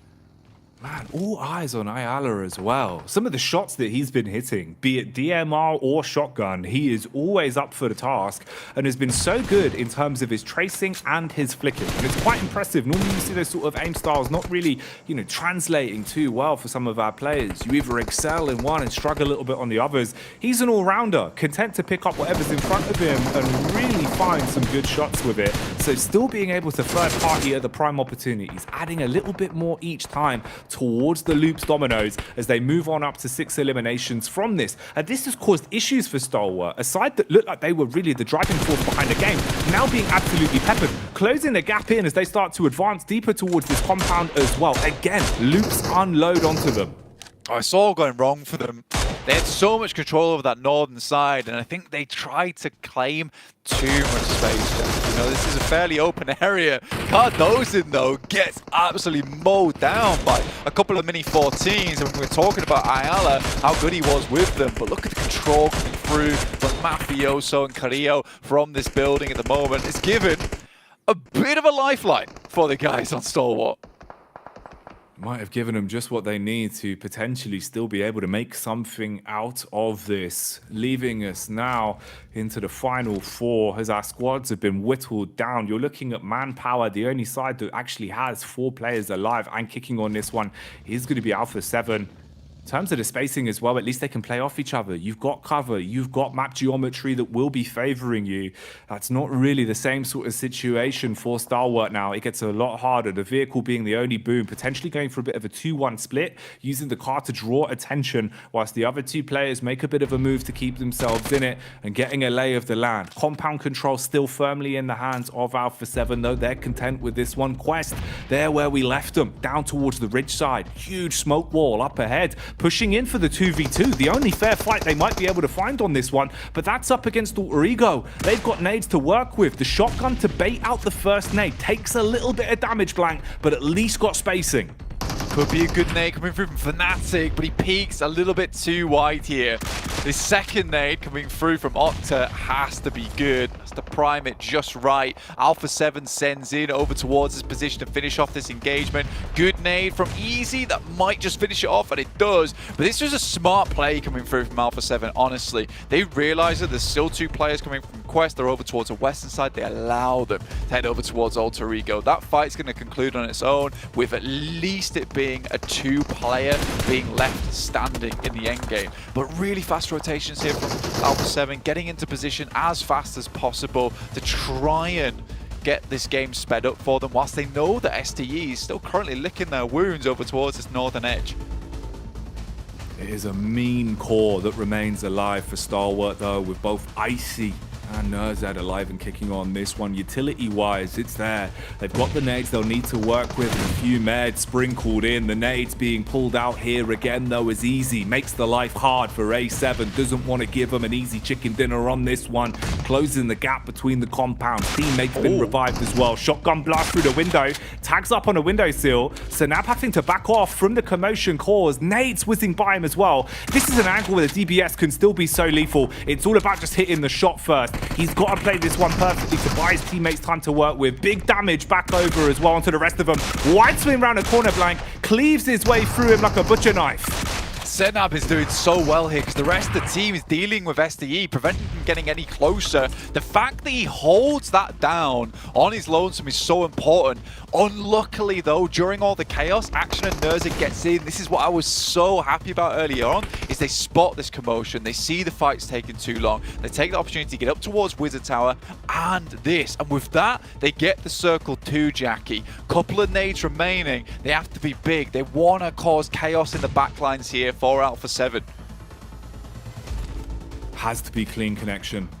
Nades are worth their weight in gold in a situation like this. Last of the stims being used as well. 2 remaining in the back pocket for Nerzad. Tops himself up, gets the heart pumping. Action on the reposition. Has nades to play with. Molotov can be primed if the push comes in. Nade a little bit late on the timing. They've got their way up the stairs, taking a 1v1. They can't quite find him though. What? Hello? He's step his way around him. Eventually strikes back with a shotgun. Action. What is going on? The numbers now dropping. Nerzad taking a close quarters engagement, diving up on top. Here's the one pump onto Cernab. They're turning this around, Blank. He's aggressive to try and close it. Is this going to be the second time Nerzek closes down a game, spots a player, flushes him out? The upstairs is amok with chaos for Alpha 7 at the moment, but this Molotov's been passed through from Icy as he starts to join the fight now, Jackie. Icy. He's going to turn the heat up on this one. Molly to keep him trapped in. Dive out the window through the back line. Quick peek onto Icy. Trying to connect the shots, but it's too little, too late. Icy pumps away. They will fall down. And in the end, finally securing that one again. It's Stalwart with their second chicken dinner of the day as the celebrations come out. And damn right, Blank, they deserve that one. This team is absolutely crushing it right now in the PMGC League stage. It's unbelievable. And you look the way these two players move off the back of one another, just completely outclassing Alpha 7, the team that's kind of known to be absolutely horrendous to go up against when it's close and there's DBSs involved. But Icy on the back line drops the Molotovs through, threatens with the presence of that utility. Nerzed steps close up to the wall. They're not sure when he's going to peek out. Doesn't even peek out after Icy takes a couple of hits from the DBS and then comes out of the way. And I think that's what really throws Alpha 7 off, because they just don't know where to peak on that side. Do we peak close or do we peak far? And playing on a mobile format like that, it's not easy. So completely manipulating how Alpha 7 is playing that endgame. What a game there from Stalwart. Realistically, should have been in the bag there for Alpha 7, but they dropped the ball right at the end. I know with so much commotion, you're thinking towards the Wizard Tower, right? Someone disappeared, someone was doing magic trick. The fact that they weren't able to catch each other coming up the stairs in the close quarters engagement, buying more time for the re-aggression. And then again, the nades proving just how much worth they have. The Molotov to isolate the fight. You force A7 to make a decision between, do we split one of us out the window? Do we just hold the line, potentially eat a nade? So many small moments. The devil really was in the details on that one, but Stalwart, wow. The longer this day goes on, they're starting to prove that they can thrive on the back foot. They can thrive when it comes to instigating fights. It doesn't matter what they're left with, Blank. 3v2s, 2-on-2s, they're happy to take it on the chin. I mean, this is the second time Ners has clutched it up with the DBS as well. So, again, this guy is an unbelievably brilliant addition to the team. He's performed so well in the past as well for them. It's unsurprising why they decide to pick him up for the Mongolian team, right? It's just such a good player, and he is performing here on the highest of levels, mate.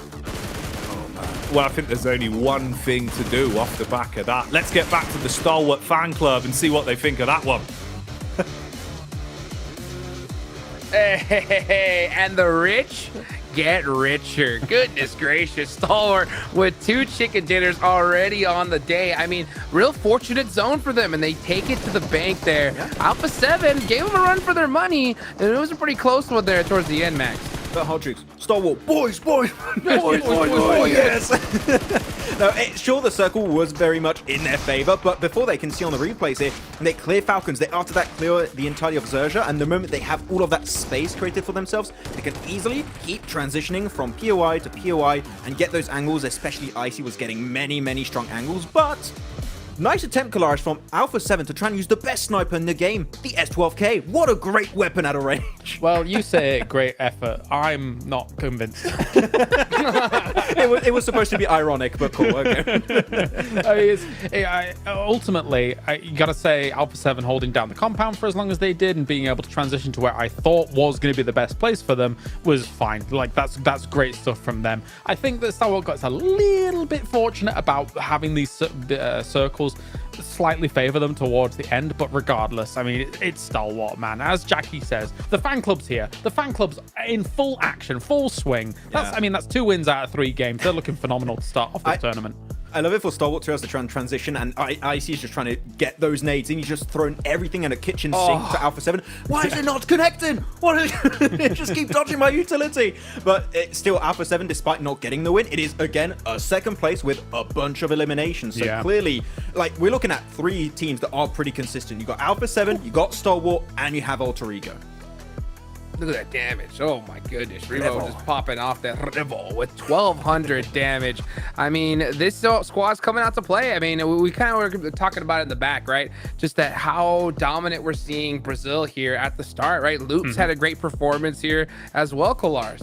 Yeah, they've been really strong about their transitions, and we saw an adaptation slightly from them regarding their drop, right? Usually I would expect them to be that military island team. They didn't go there. They went for that kind of, I think it was the shelter split that they actually had available to them, which afforded them a decent enough transition point here to be able to make things happen for loops. But just coming back to what we were seeing, there is a bit of dominance occurring here, right? From Stalwart, Alpha 7, Alter Ego, looking excellent to start off the day. And considering we've seen back-to-back-to-back 1,000 damage kind of output from some of their players in 3 games alone, that's very rare. You don't see that too often here. So they are donking the lobby right now in 3 games. There's already a little bit of a cushion created in only 3 matches, which they are speed running the group stage, it seems, right now. And as we said, it's top 3 teams that directly qualifying to the Grand Finals. So these 3 teams know what's on the board, what this is actually going to be worth it in the long run. So glad to see it. But yeah, Loops, as you said, also Kalaris, good adaptation to this side of IA and making sure that they just can play a smooth early game. And then actually, after that, they do enter the northwestern side of the circle and just start clearing Procedure Evos and then playing that ridge, which is really, really strong. Unfortunately, Stalwart do have really strong angles north of the road, so that transition is going to be made tough. Also because you're getting third-partied by Alter Ego, by also Alpha 7. But despite being a tough circle for them, they made the most out of it. So Loops definitely could be also a contender for top 3 spot. Top 3 is definitely what's on everybody's mind. But, you know, another thing is bottom 5. That is the place you do not want to be. You know, I want to definitely err on the side of positivity. I know we only had 3 matches here so far, but I'm starting to get a little bit concerned for some of these squads. You know, I mean, one in particular, you look at Mad Wolves, right? Haven't been able to really get a start here that they're looking for. I mean, they're already, 46 points behind first place. That is wild to think about here, Kalaris. They've had some fluctuating performances in the past, and they are not infallible. There have been times where they've started hot and then petered out. There's times where they've had a slow start, but then really ramped things up. Again, I think for a lobby like this, it is very different to what they're used to going up against. Sometimes teams get in this rut where it's like, okay, we're so used to playing against these similar 16 teams over and over and over, and we look great in our region because we know them so well. I think for Mad Bulls, there's still a little bit of learning to do here. Yeah, it seemed like in their home region of Europe, it was a bit lenient. They could allow themselves to be a bit slower and maybe regroup a bit slower too. But now, like, teams are just rushing their position. Here was Reject. They just gun it, and the fight just ends pretty much instantly on their position too. So it seemed like they're just getting a little bit overwhelmed, but that's fine. It's only the first day. We're going to have 4 days total, so there's still time to bring those changes to the table. But it is definitely not the hot start that I think people might have been expecting for Mad Bulls. Yeah, and plus, not to mention, they're having to deal with some hot drops as well. But you know what is crazy at the end of the day is that we've been dealing with some hot zones here. That's what I love to see. You know, of course, it's not PMGC without seeing some crazy shifts. And that zone just kept on heading towards that North George area. I was surprised, you know, to not see really gladiators there towards the end, Max. Yeah, it's really weird to me because they dropped normally in Southern George Pole. This was like their circle, technically, when you think about it. And I liked how they played the early stage in Phase 1, Phase 2. Send Kitsune over to Everest, hold the 2-2 split, regroup afterwards when you see it's going north. But then pretty much the entirety of the lobby leapfrogs their position. I would have liked to see maybe then trying to go north of the river a little bit earlier. And because of that, you saw it right there. They're just getting gate kept the entirety of this match. So it's good to see that they've tried to do those splits a little bit earlier. It's good, but it's just moving into those mid-game positions. I would like to see maybe a little bit more speed, but that's just being very nitpicky. I mean, as you say, they've taken spots like a 2-2 split across Everest and then the compound, and I get that in Circle 1, that actually is really good for scouting, great for scouting. But then they suffer from what we envisaged this lobby would be, which is a lot of center play, and then it's even a heightened level of center play in a circle like this where you want to control the river. So you get teams like Alpha 7 taking that compound fast, being able to hold that position. And then when those compounds are held, there's not a whole lot you can do. Like, you could try and move towards the river quickly, but then you're thinking to yourself, oh, these teams are just going to blast us from compounds, right? So it's even more of an accelerated game state for that center play when you have a circle like this where it is that divide, that 50-50 across the river. Yeah, and one thing I love to see is, you know, teams to really have that IQ, right? Playing that edge, knowing when to fight. That's what it's all about. We got another Erangel match on our way. Let's go ahead and take it on over to our casters. Oh man, this is exciting stuff. Look, actually, hang on. Max, if you open your mouth at the same time as I'm talking, we can make it look like it's one thing. Here we go. Hi there, guys. It's me, Max Man, #1 gamer. That's right. Have you seen how good I am at video games? Yeah, baby. Wow, that was good. That was good. That was good. I like that. He was on point with it. You can tell this guy uses TikTok Live. We're synergized. We're synergized. We've got it down. Oh, Blank. The games have been delivering today, man. I think that's the most exciting bit, right? Because obviously, you've got everyone here. The stage is set, right? The Clash of Nations has been something we've been talking about the entire time. But actually having these real high-octane moments where you see the difference between regions going the whole way. You're seeing squads that are building storylines and probably getting some new fans under their belt as well. It is so exciting to see. This has been a real treat, and we're only halfway through.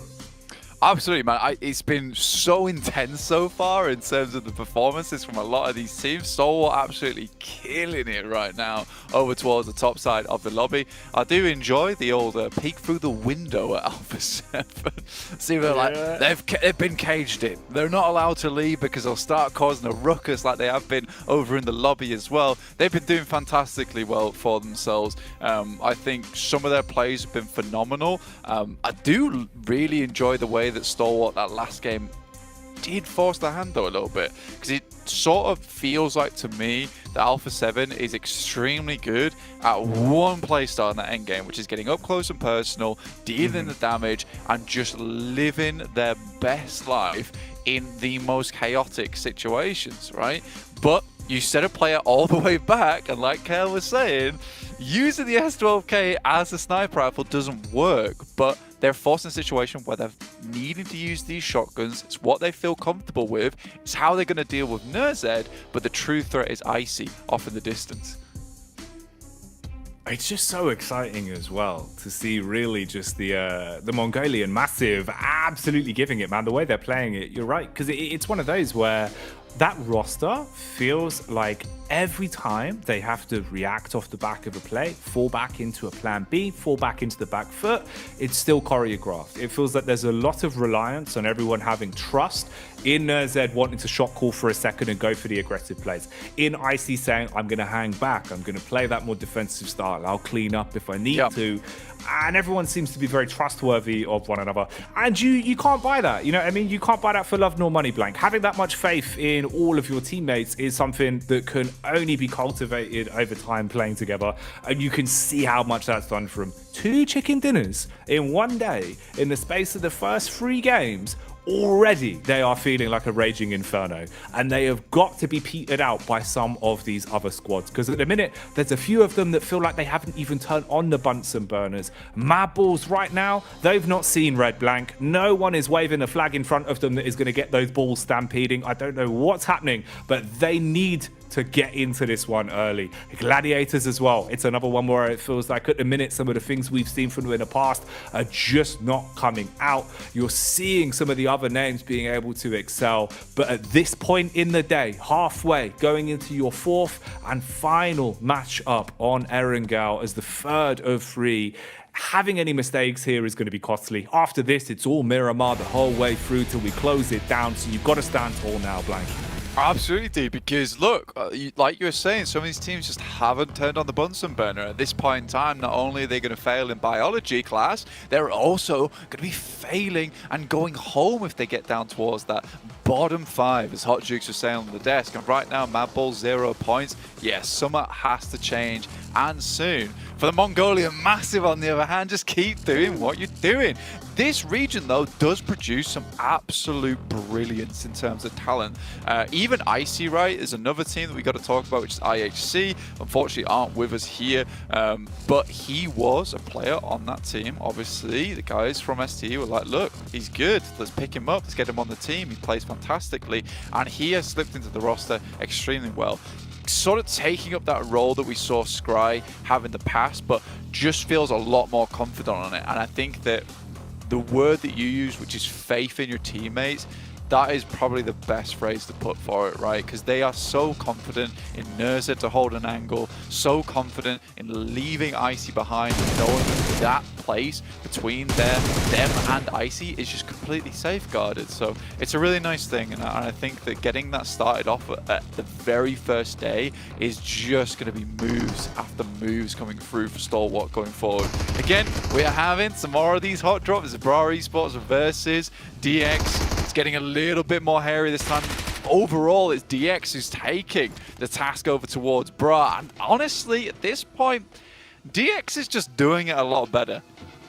Yeah, I think this is one where we saw DX playing a slow, methodical, engage off the back of nades, creep around the back alleys and look a little bit nasty at midnight, to then changing into playing very slow, very kind of fragmented after being basically manhandled by Bra. Bra, of course, giving up any real chance in Erangel overall on that one by going down because of it, just really ego challenging to the maximum. To here, where I suppose if you're DX, you thought, well, look, it can't get any worse. Let's just swing on them and see how it goes. Yeah, I think at the end of the day, that last game, it's not technically a win for Bra Esports because they sacrificed the whole game to win the hot drop. DX isn't happy with that. They're like, look, if you want to do that and you get 4 points every single game and that's it and have no chance at the end game, that's fine. We'll keep dropping here. We'll keep changing strategies up. Because I think that their win over Erangel was at least a confident one, right? At the end of the day, they got further into the match off the back of it.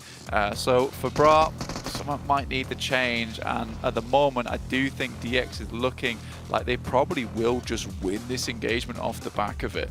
In the meantime, looking at the map itself, very hard northwest circle up towards shooting range, very similar to what we saw last time. Gladiators, they take a little bit of a secondary drop spot over towards the top side of Sosnovka, pick up some vehicles in the meantime. I think they would much rather be over towards South Georgia at this point in time, towards crates, but I think even they understand that something needs to be changed up here. They need to get out of their own heads, and maybe breath of fresh air in a different location is what they need.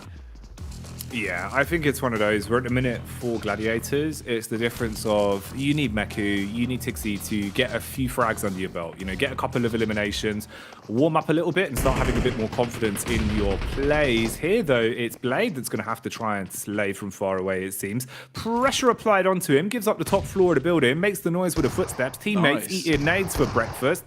That's not a very well-rounded breakfast, Blank. It does a lot of damage to your teeth. Well, I mean, the grenade is well-rounded, but yeah, not a well-rounded breakfast whatsoever.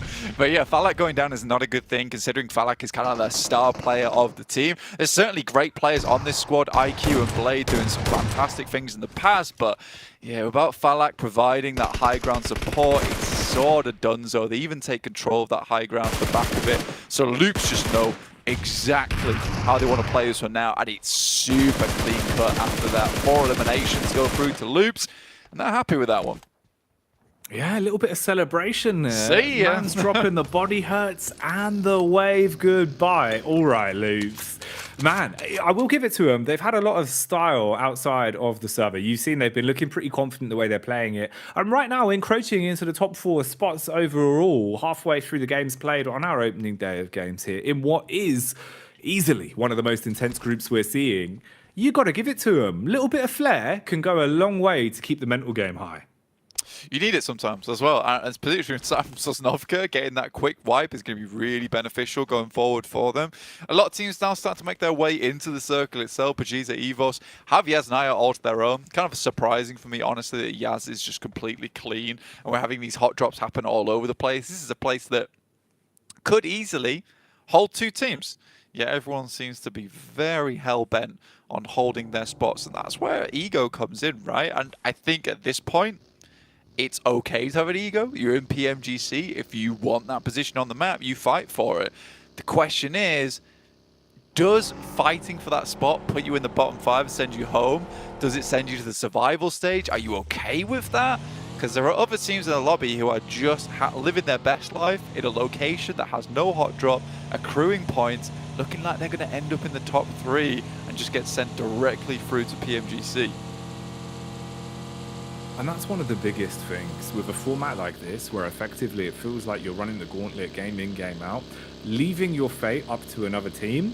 It just feels so soul-crushing. It's one of those where you want to set things by your own hand. You want to be the ones that are making the plays. If it's ever up to another team to decide whether or not you're actually going to make it through or have to fight it from that survivor stage, really struggle to get back into things, it just does so much to, you know, slowing down the confidence, slowing down sort of that aggression that you can have that can be the difference in some of those situations. So for now, at least that's a little while away. So we've still got a good few days ahead of us, and we've got a good few games left to give it. For Alpha 7, giving it is what they're going to be doing here with the DBS. Shotgun primed and ready, lurking round the corners. Strikes first onto Falcons that felt like they spread their wings very early into the day, but since then, they've had them clipped. Yeah, for some reason, Mafioso's bullets feel like they're just larger than everyone else's. When he crunches on someone like DBS, feels like it's always an instantaneous wipe on it. Back and forth there, we get the double knockdown. Carrillo takes down Axa, but really no one is around to support. And Carrillo just healing up, and we'll go for the res shortly afterwards. But a nade from up on high could be dangerous, could be dastardly. Never mind. Ooh, the shotty though, it might make the difference. DBS for Mafioso was able to spot that one out, and it seems like the pain train that pulled up towards Falcons is continuing to deliver station after station as the shots are connecting onto them relatively low in terms of what you've got left to work with now. It's just 6 on a high ground. Up top, trying to play for peaks, or big dash on a nade, nearly a little bit too much of an arc on that one. I love that he's just sticking it as well, not moving. If he gets that to pop right, just a little bit higher, it would have been perfect. But now the 6 realizes not a good idea to stay up here for too much longer. Just sends back downstairs. Last player remaining. Cardozin will run himself down. That's okay. He can get back on his bike, get moving. That's down over towards Sosnovka. They have not moved very quickly. Stalwart similarly still on their way out from military base over at Novo. They've got a long way to go, but that's fine. Malise Esports, quick rotate up towards that north side as we're going to hit into our stage 2 very soon. Nade still just being pelted through the windows here as well. 6 made the decision to make a quick switch on his rifle, I believe, for a shotty in the back pocket. So it looks like double shotguns for the engagement. Unloads with the semi, switches to the pump, seeing if he can blow them to bits. Here's the first. Nice tag on the second as well. Actually making this one look relatively uncomfortable. The choke point on the stairs really causing issues for them. They've got to back off because of it and create space. They hold on the off angles. Blank. He's trying to make a play on this one. Taking each fight very confidently into this. Going down towards the last of the utilities he's really got though.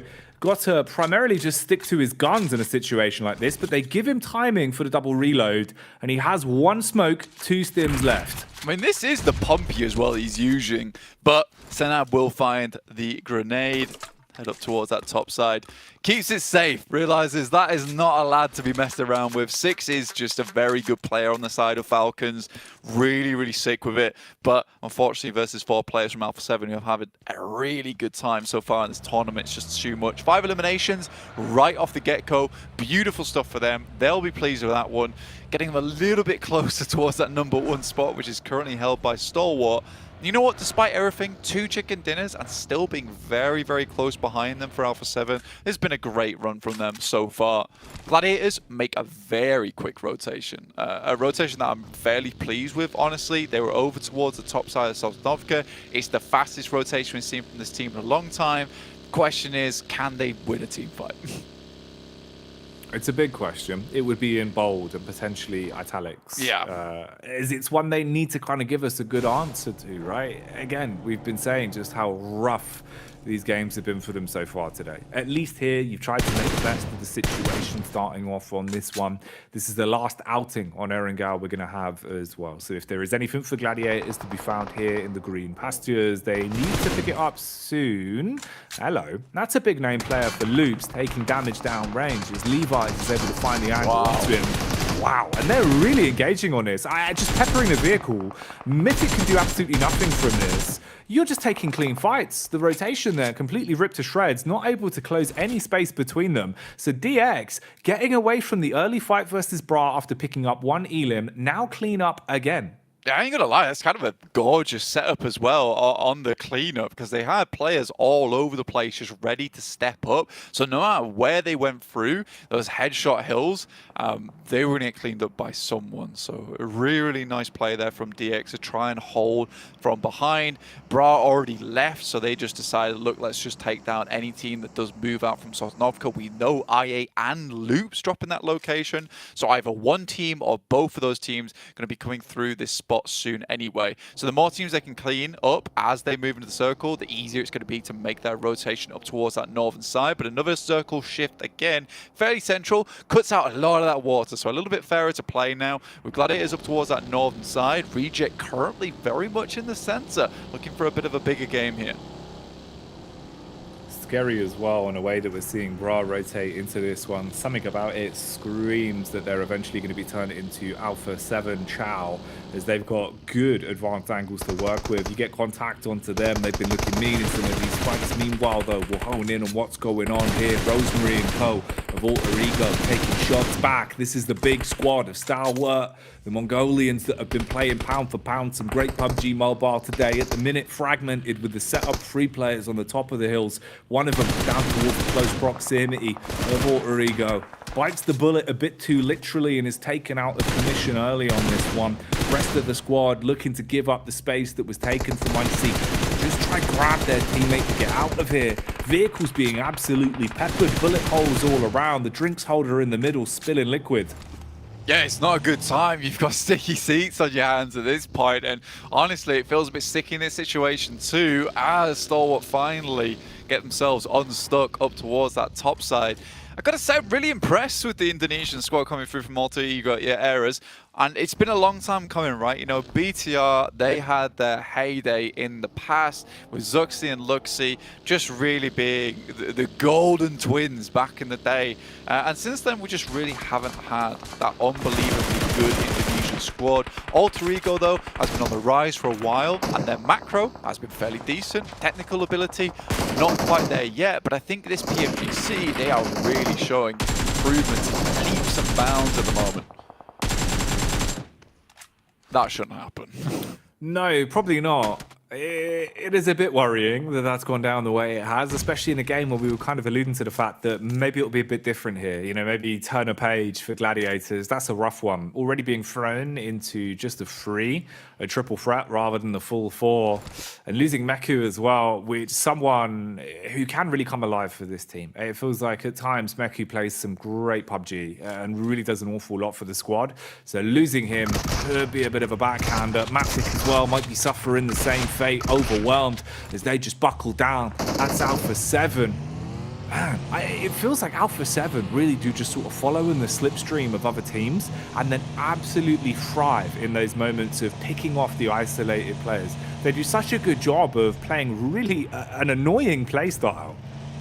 Yeah, I mean, but they're playing together, right? Which is the direct opposite of what we're seeing from Gladiators. The fact that one lone player can crash into a building and knock and execute one of your squad mates with no recourse whatsoever is really concerning. And I think this split mentality coming through from Gladiators in a position that, honestly, you don't need to split in. You could be playing further in, group up, wait for the next circle to pop and go from there. It's just awkward. So Tixie, last player remaining with Kane up on that top side as well, looking to hold him out.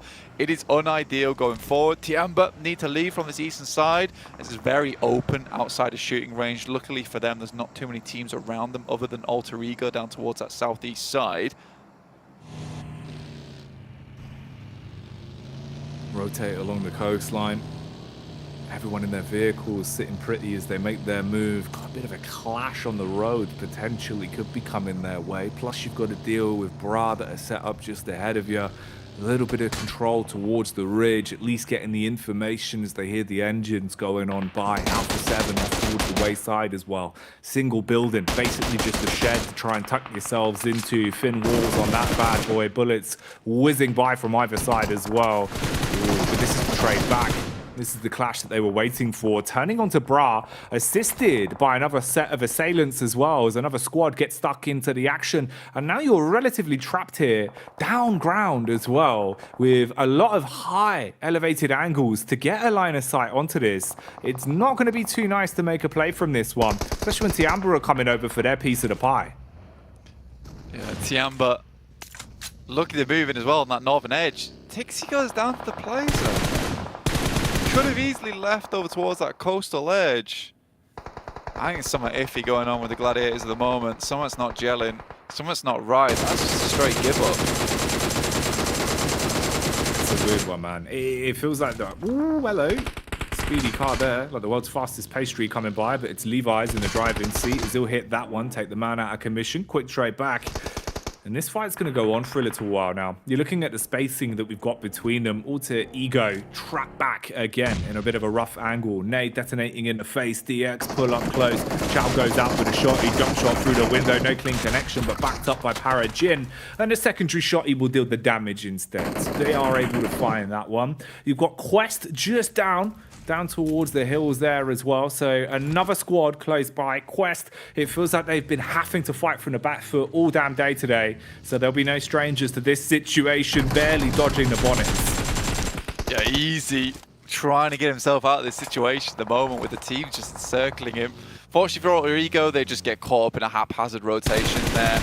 Fnatic trying to get back down again to cause a little bit of damage. Knows he needs a few more eliminations to make this sort of worth it. Only got 3 eliminations at the moment. It's not likely that they're going to go out in that top 8 at this point in time, so you can sort of understand why he comes down here just to fight the good fight. PMGC EVOS, though, they're looking down towards this engagement next. They want to hold out all the teams down towards the southeast side. In the meantime, Stalwart's trying to slip their way in up towards Reject. Lay of the land, you can see it's looking quite scary with the spacing between teams. A hot commodity that's only going to get harder to keep a grasp on as that zone will get even smaller, even less space to work with, and your blood's going to be boiling with this one. A lot more favoured around Tiamba as they've actually gotten quite lucky with this one. The plays have looked good from them as well. And we get a little bit of limelight back on over to the side from Japan, Reject Tokyo, that have had some risky plays throughout the day. I think it's a fair word to describe it as, Blank. But maybe in this one, with all 4 still alive, they'll be able to show us something a little bit better. Yeah, they're just giving it, and I like it. I respect it. It's good to see coming through from Reject overall. This circle, just sending everyone up to the top side of the hill, so we're going to have a plateau in terms of the end game. But first, you've got to fight through this gauntlet, which is the outer edges of the hillside itself, moving up the slopes, see who you can get to. Sort of feels like Takeshi's Castle at this point in time, where you got to battle through a lot of those annoying foes before you get to face against that final boss. At the moment, that's looking like PMGC EVOS as well as Tiamba combined. Evo's kicking in the nitros as they want to close the gap between the two teams, but they're taking damage. Parajin, he's got to go off. Man's got to go full Paragon in a situation like this, trying to punish with a shotty. Clean connections as he cuts his way through easy, looking to stay alive, but the bullets are being battered down onto him from all the way up on the hill, though. That'll be the backup from Redface that does actually save the bacon on the close quarters engagement versus Quest. Lamborghini's gone for good as he's taken out, and Luxy traded it back again onto Stalwart. So Stalwart down to 3 now. Yeah, cheeky peek there from Stalwart. I actually like this position that Stalwart's picked up. Pretty safe in terms of angles. You're not likely to get really hurt from Reject looking down your way, so they can hide within the tree line, but all the while deal a lot of damage over towards the airplane that's crashed down here. And currently PMGC EVOS is playing. They do lose a player in the process, but that will slow down EVOS tremendously, allowing now Mad Balls to move further up. They've got 1 elimination, made it towards the top 9. This is looking fairly decent for the EU squad. Something about it, though, doesn't look right to me. Looking at Mad Balls with the way they've been playing, the body language, the way they've been positioning themselves into these games, it always feels a little bit scary. Here, Frozen at least with a tracing, detonating the car and taking out Parajin to stop the EX on that one. Slow them down, removing them from the course of action. But the fight won't end here. You're in close proximity, surrounded by squads that have got a good understanding of where they are positionally. So, if Mad Balls want to keep this one up, it has got to get even better the longer this game goes on. Yeah, man, I mean, like, right now, the squads that are in the lobby, you know, Tiamba, Malise, Esports, Ali7, Stalwart, Evos, these are all tough teams, but I think this might be a game where Mad Bulls might just be able to pull themselves out of the water, cough up whatever that's been hurting them, hampering them, try and get on with it here in the PMGC. They're stuck a little bit on the edge now. If a lot of angles towards them, they might even start sweeping up towards that western side, ideally. Alpha 7 spotted their position earlier because Mad Bulls took one of their players. That's their one elimination that they have on this game. The circle moving over towards that eastern side does make anyone on this western edge a little bit queasy now. That seasickness going to be kicking in as they have been shaken from game to game, thrown around all over the place. PK trying his best again here to strike, says goodnight to Chopper as he will take him out of commission. Good understanding at least positionally where they can be peaked from on this one. Got their back towards the blue as well, so they know there's no flanking action that's going to come their way. And a little bit of utility across the board as well. Few nades. Probably want a little bit more to work with, but they've got some to try and make a maneuver. A few smokes pulled out, closing the distance behind the tree line. Going to push up with Zerich being able to provide Overwatch as well. This is your one big grenade in the back pocket, so it's got to land on target. Little bit of damage tagged out from it, but not enough for what he wanted. Smokes are down though, and I think Frozen knows that they're practically locked in at this point in time. Keeping them held down to the ground. So Zia not likely to get out of here anytime soon. Mad Bulls still on that top side. They still have to face off against the Indonesian giants of Zuxi and Luxi and the rest of Evos over towards that eastern side at some point. And that's a fight that will decide so much in terms of the final standings of the squads we have remaining here at the minute in the 6th stage. Evos have looked really quite strong with some of the encounters they've had, and you've got to prove that now against Mad Bulls. Both squads in very similar positionings in the overall standings at the minute, being 12th and 13th place respectively with how it's been going. Mad Bulls are just finding a few more eliminations as they're cleaning up onto the damage they did. They've got absolutely no bullets left over in the back chamber. I think Zerich just ran out of everything on that PP Bison.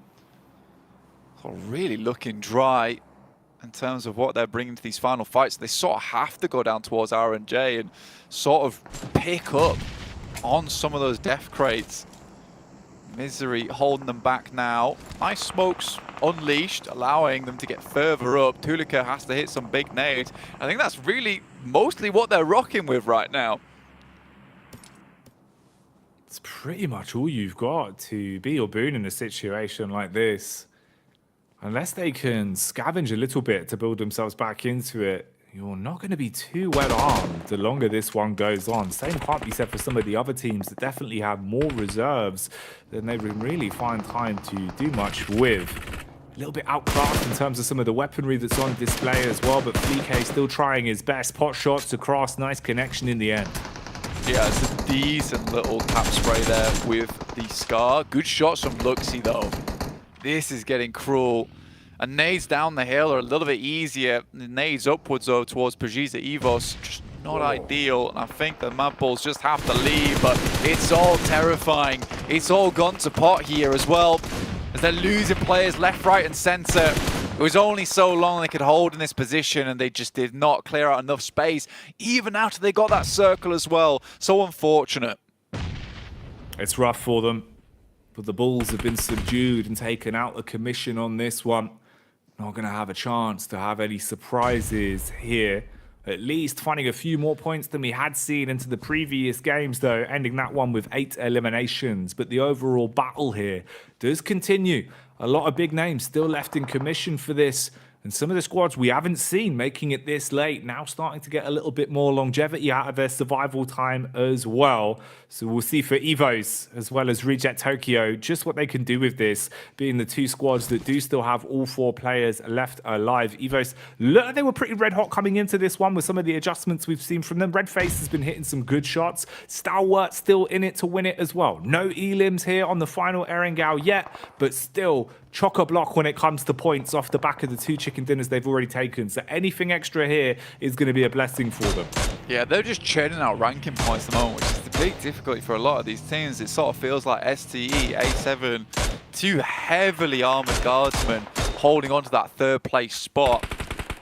Just don't know how it's going to be possible to catch these teams up. I say that, it's only day 1, so things can still change, but I just do feel like the consistency is going to keep coming through.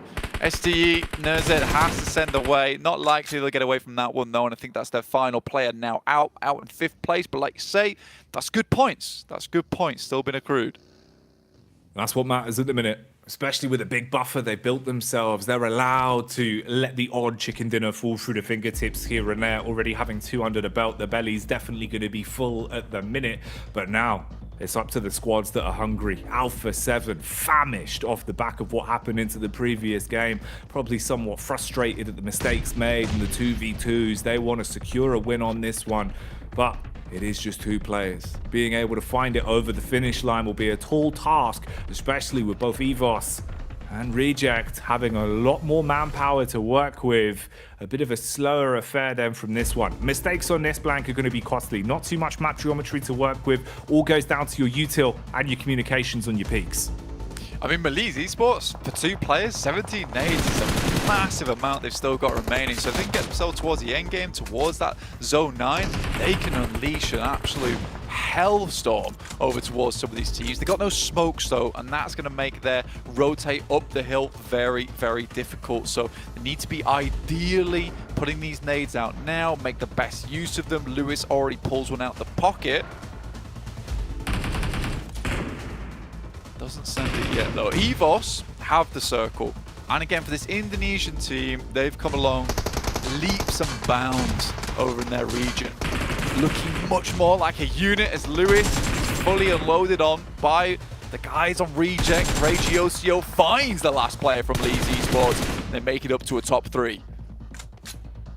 Pushing further into the placements on this one. What you needed, at least being able to close things down before they got out of hand. It looked like it was going to be a bit risky with some of the shots that were coming back towards them, but they piece it together, although it's not going to end there. Still just eating bullets again. Misery really living up to his name as he loves company. In this situation, it will be the Rejects that are forced to hang out with him. Bullet after bullet, putting them in. Alpha 7 as well, suffering as they're gone for good. We get left with the final 2 squads that are duking it out for this one. EVOS, they've looked confident, Blank, but can they close it? They need to get it done now. Ragey, the rest of his team on Reject can't get too high up this hill, and at the moment, honestly, EVOS is just holding them back marvelously. Misery goes down though. There is another one from Sarah, flexing those guns earlier, now flexing it in game, looking to take down a couple more players. This takes it up to a 2v3, 2v2 now. It's just Duello off in the distance. Has a nade, it could be dangerous. Duello, he's got to win his duels on this one. Ooh, what? Oh, the flick back across is absolute insanity from Luxy. That wasn't lucky, that was skill. As the man makes a maneuver that would make you feel ill, dropping it down to just 1 man left. The Japanese side not able to keep the dream alive as they will be rejected on the chicken dinner. It will be a pickup for EVOS as they secure the chicken dinner. That felt like a return to pass there from Luxy with that luxurious shot that came through from him off to the side. Don't even know how he spotted him there. I mean, he's wearing his glasses, so maybe that's how. But what a game from EVOS. Really good control from up on that top side. And I think we haven't talked too much about this team so far. And again, it's a case that they've got a lot of subs on this side. They're bringing players in and out. You can see Zuxi coming into the room now to celebrate with his brother. But the thing is that this feels like a well-oiled team. And honestly, Zuxi and Luxy aren't even the main focal point of this team anymore either. Yes, they're playing way better, way more to the level that we expected from them in the past, but it's Misery and Redface. Redface with some really nice off angles, and Misery just with these long pot shots being seriously effective at causing some chaos and some serious pain off in the distance. It's nice to see. you can see why they have so much confidence in being able to rotate around the roster in terms of the substitutes they have, right? Knowing that everyone that seems to be listed on this squad is there for a reason. They can fill those big boots, they're confident in different scenarios, and everyone was hitting some mean shots. That was really the key difference. Even in the instigated fight they had versus Mad Balls, it just felt like they were that much quicker to the draw, that much more sort of honed in on the play they're making, whereas Mad Balls seem to be fragmented between two minds of decision making. EVOS really showing their blank. I think individually, when it comes down to just hitting those shots, they're on the money, and that can win you some games, and it's proven it here. Yeah, it was incredibly clean, honestly, but someone else is incredibly clean is Arcaster and Desk. Over on the side with Hot Jukes, Maxman and Kalaris. We'll send it back over to them now.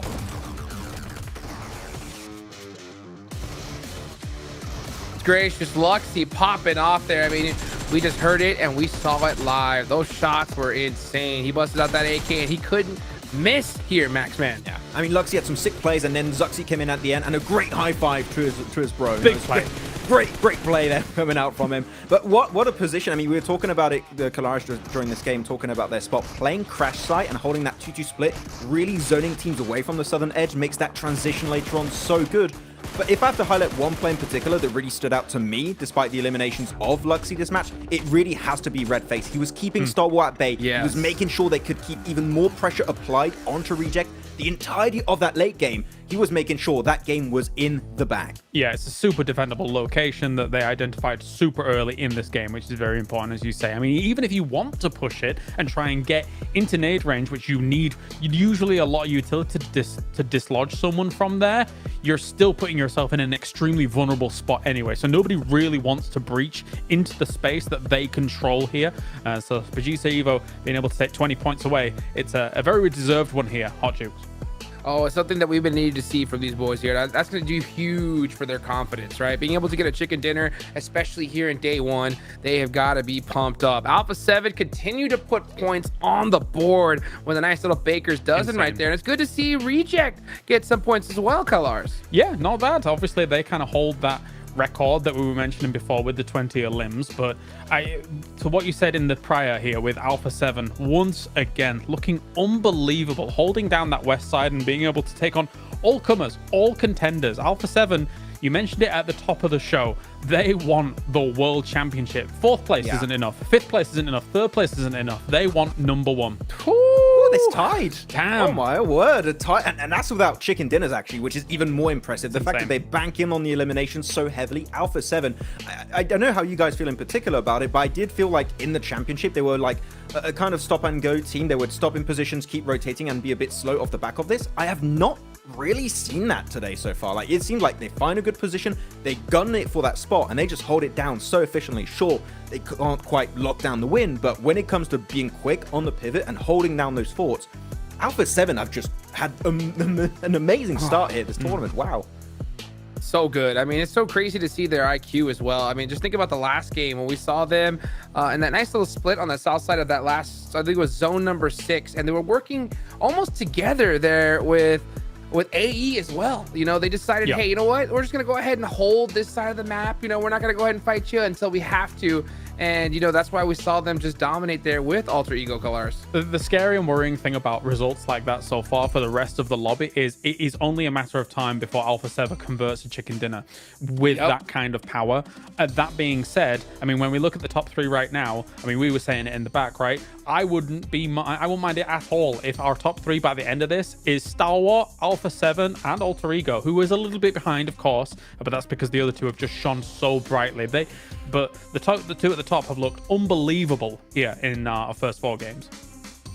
36 eliminations on the side of Alpha 7. That's ridiculous, you know, and teams are going to have to catch up quick, and they're going to have to move quickly. And one team in particular, Max, that you were really happy with on that rotation was Melise. Yeah, I'm so stoked because they actually reached a really far point in this match, and they were one of the teams that drop in the southern edge of the map, in the southern hemisphere, and they just go for that wide rotate before phase 1 even begins to close. Hot Juke, they're already on that move, knowing it's a very similar circle to the previous game. Because of the plane path, not many teams are going to be in that location, so if we just gun north right away, it's insane. I was like, oh cool, they're going for Everest. Oh wait, no, they're going to Cube. Oh, they're going to shooting range, like on phase 1 circle, and it's not even big into close. It's such a massive gamble, but ended up paying off so heavily, and that's some good points the Elise desperately needed at the start of the day. Hey, you know what? Speaking of fast, right? Of course, we got to talk about the official smartphone of PMGC here, the Infinix GT10 Pro. It was created for professional esports players, and if you guys want to outplay everybody in PUBG Mobile, go check out that GT10 Pro. Wow, I mean, it's so crazy to see that now our Aaron Gales are finished today, Calaris. Now we're going to start heading into Miramar, and things are going to definitely start heating up. Yeah, definitely. And I mean, I think the inevitability of hot drops don't stop in Erangel as well, right? When we think about the potential of conflict. Now, of course, everyone's probably turning their attention to Picardo and how things go there with BRA and maybe even Producer here, who just got themselves a great spot. But, you know, maybe El Pozo's a little bit hot as well. Hopefully not for Mad Bulls, because they're not doing so great just yet. Well, hopefully they can start turning things up right here and right now. Let's go ahead and take it on over to our casters. Oh man, okay, here we go, Blank. We've moved on from the Erangels, we get into the Miramars, the two treats really that are going to be squeezed in towards the end.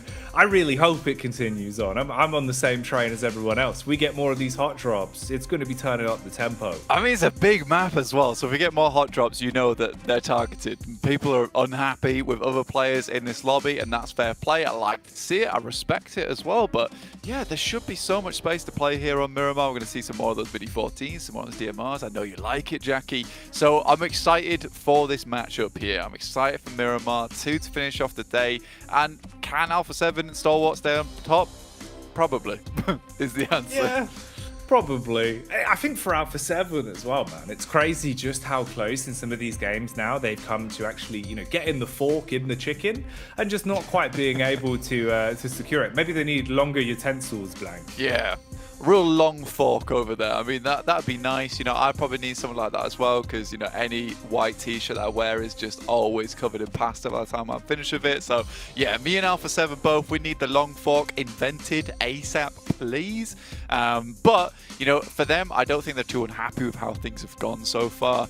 They're getting over towards second places, third places. Like you say, they probably would want that chicken dinner, but a lot of their playstyle kind of leans into picking up a lot of eliminations on their way in and then getting a fairly decent amount of placement points off the back of it. So if that's the way you want to play, that's totally acceptable, and it's kept them caught up to a team like Stalwart, who currently has 2 chicken dinners already. You can see Mad Bulls over there really doing some serious prep on their side. I think they know that they need to get back into the game. Luckily for them, with that point sponge at the top between Stalwart and Alpha 7, there is opportunity to move up quite a bit in the standings at the moment. There is. And I think even from where they were, off the back of that last outing on Erangel, it's a damn sight better, right? You're at least finding some eliminations, you're at least moving further up the rankings, and I think getting yourself more so at least into an area where you feel a little bit more confident. You know, it's not sort of sitting there thinking, okay, we're literally dead last, or, you know, 15th place. Okay, guys, maybe if we get out of the bottom 13, I'll feel a little bit more warm. Now it's one where you're just thinking, okay, look, you know, take it for what it is. First 3 games out of the way. Last Erangel is a little bit better. 2 Miramars back to back now. Just give it your absolute all. Come out swinging. Be that, you know, off the back of confident plays where you're actually contending for a chicken dinner. Be that the idea that you're saying, obviously, with Alpha 7, where they've subscribed to the mentality of, look, if we're winning our tussles and we're being able to take fights all over the shop, basically just following as a bit of a war path of picking off lesser teams after they get stuck engaged through a fight, and that's working for you. Do that. But they've got to do something, because that was the one problem. It felt like Gladiators as well as Mad Bulls, Blank, there was just no drive, you know, no gas in the tank. They're trying to turn the car on, but it's electric and they've not charged the battery. Yeah, mate, and there's no charging station around either, apparently. So I think when they get home, it is going to be a case of reset, sleep, think about what you can do better here, try get towards that survival stage. I think after this initial day, I don't really see much changing too much at all for Gladiators. I think we're going to see the same kind of players going into these last 2 games. maybe when we go over towards a bit more of a DMR meta, a bit more of a long rotate, a bit more macro focused on Miramar, maybe some of these EU teams can pick it up just a little bit. But it remains to be seen, because Stalwart's very consistent. Alpha 7 have done very well on Miramar in the past as well. So I'm super curious to see what does occur on these final 2 matches. But I think the main takeaway from this is that on this first day, the overall rankings aren't as bad as they seem. Nothing has quite set yet on the concrete side of things, right? You know, DX 9th place, 21 points. That's a chicken dinner. That's all it is. You're looking at 5th place, 27 points. That's a chicken dinner, 17 elims. Also, very doable, not as easy here in PMGC, but we're talking if you had 0 points down in 16th place, one massive game would jump you to 5th place after the end of this match. So I think some of these teams need to realize that going forward, that it's not as bad as it seems. No, it can still be remedied. It can still be resolved. You just run in day 1 rather than waiting till you're laying in the hotel bed all night thinking about it, wondering crying. what could have been, right? What could have been. But I tell you what will be, as we start to kick off another game here, moving into another battleground, this time switching things up as we move into our first of 2 Miramars. Back to back, bit of a change of scenery, change of play style, and potentially a change of the teams that will go head to head in the hot drops. A lot of storylines that will be developing over the course of this one, so let's ease into it. Over from that southwest side up towards the northeast, and yeah, we'll see where these teams do end up dropping. Is there any hot drops to be seen here?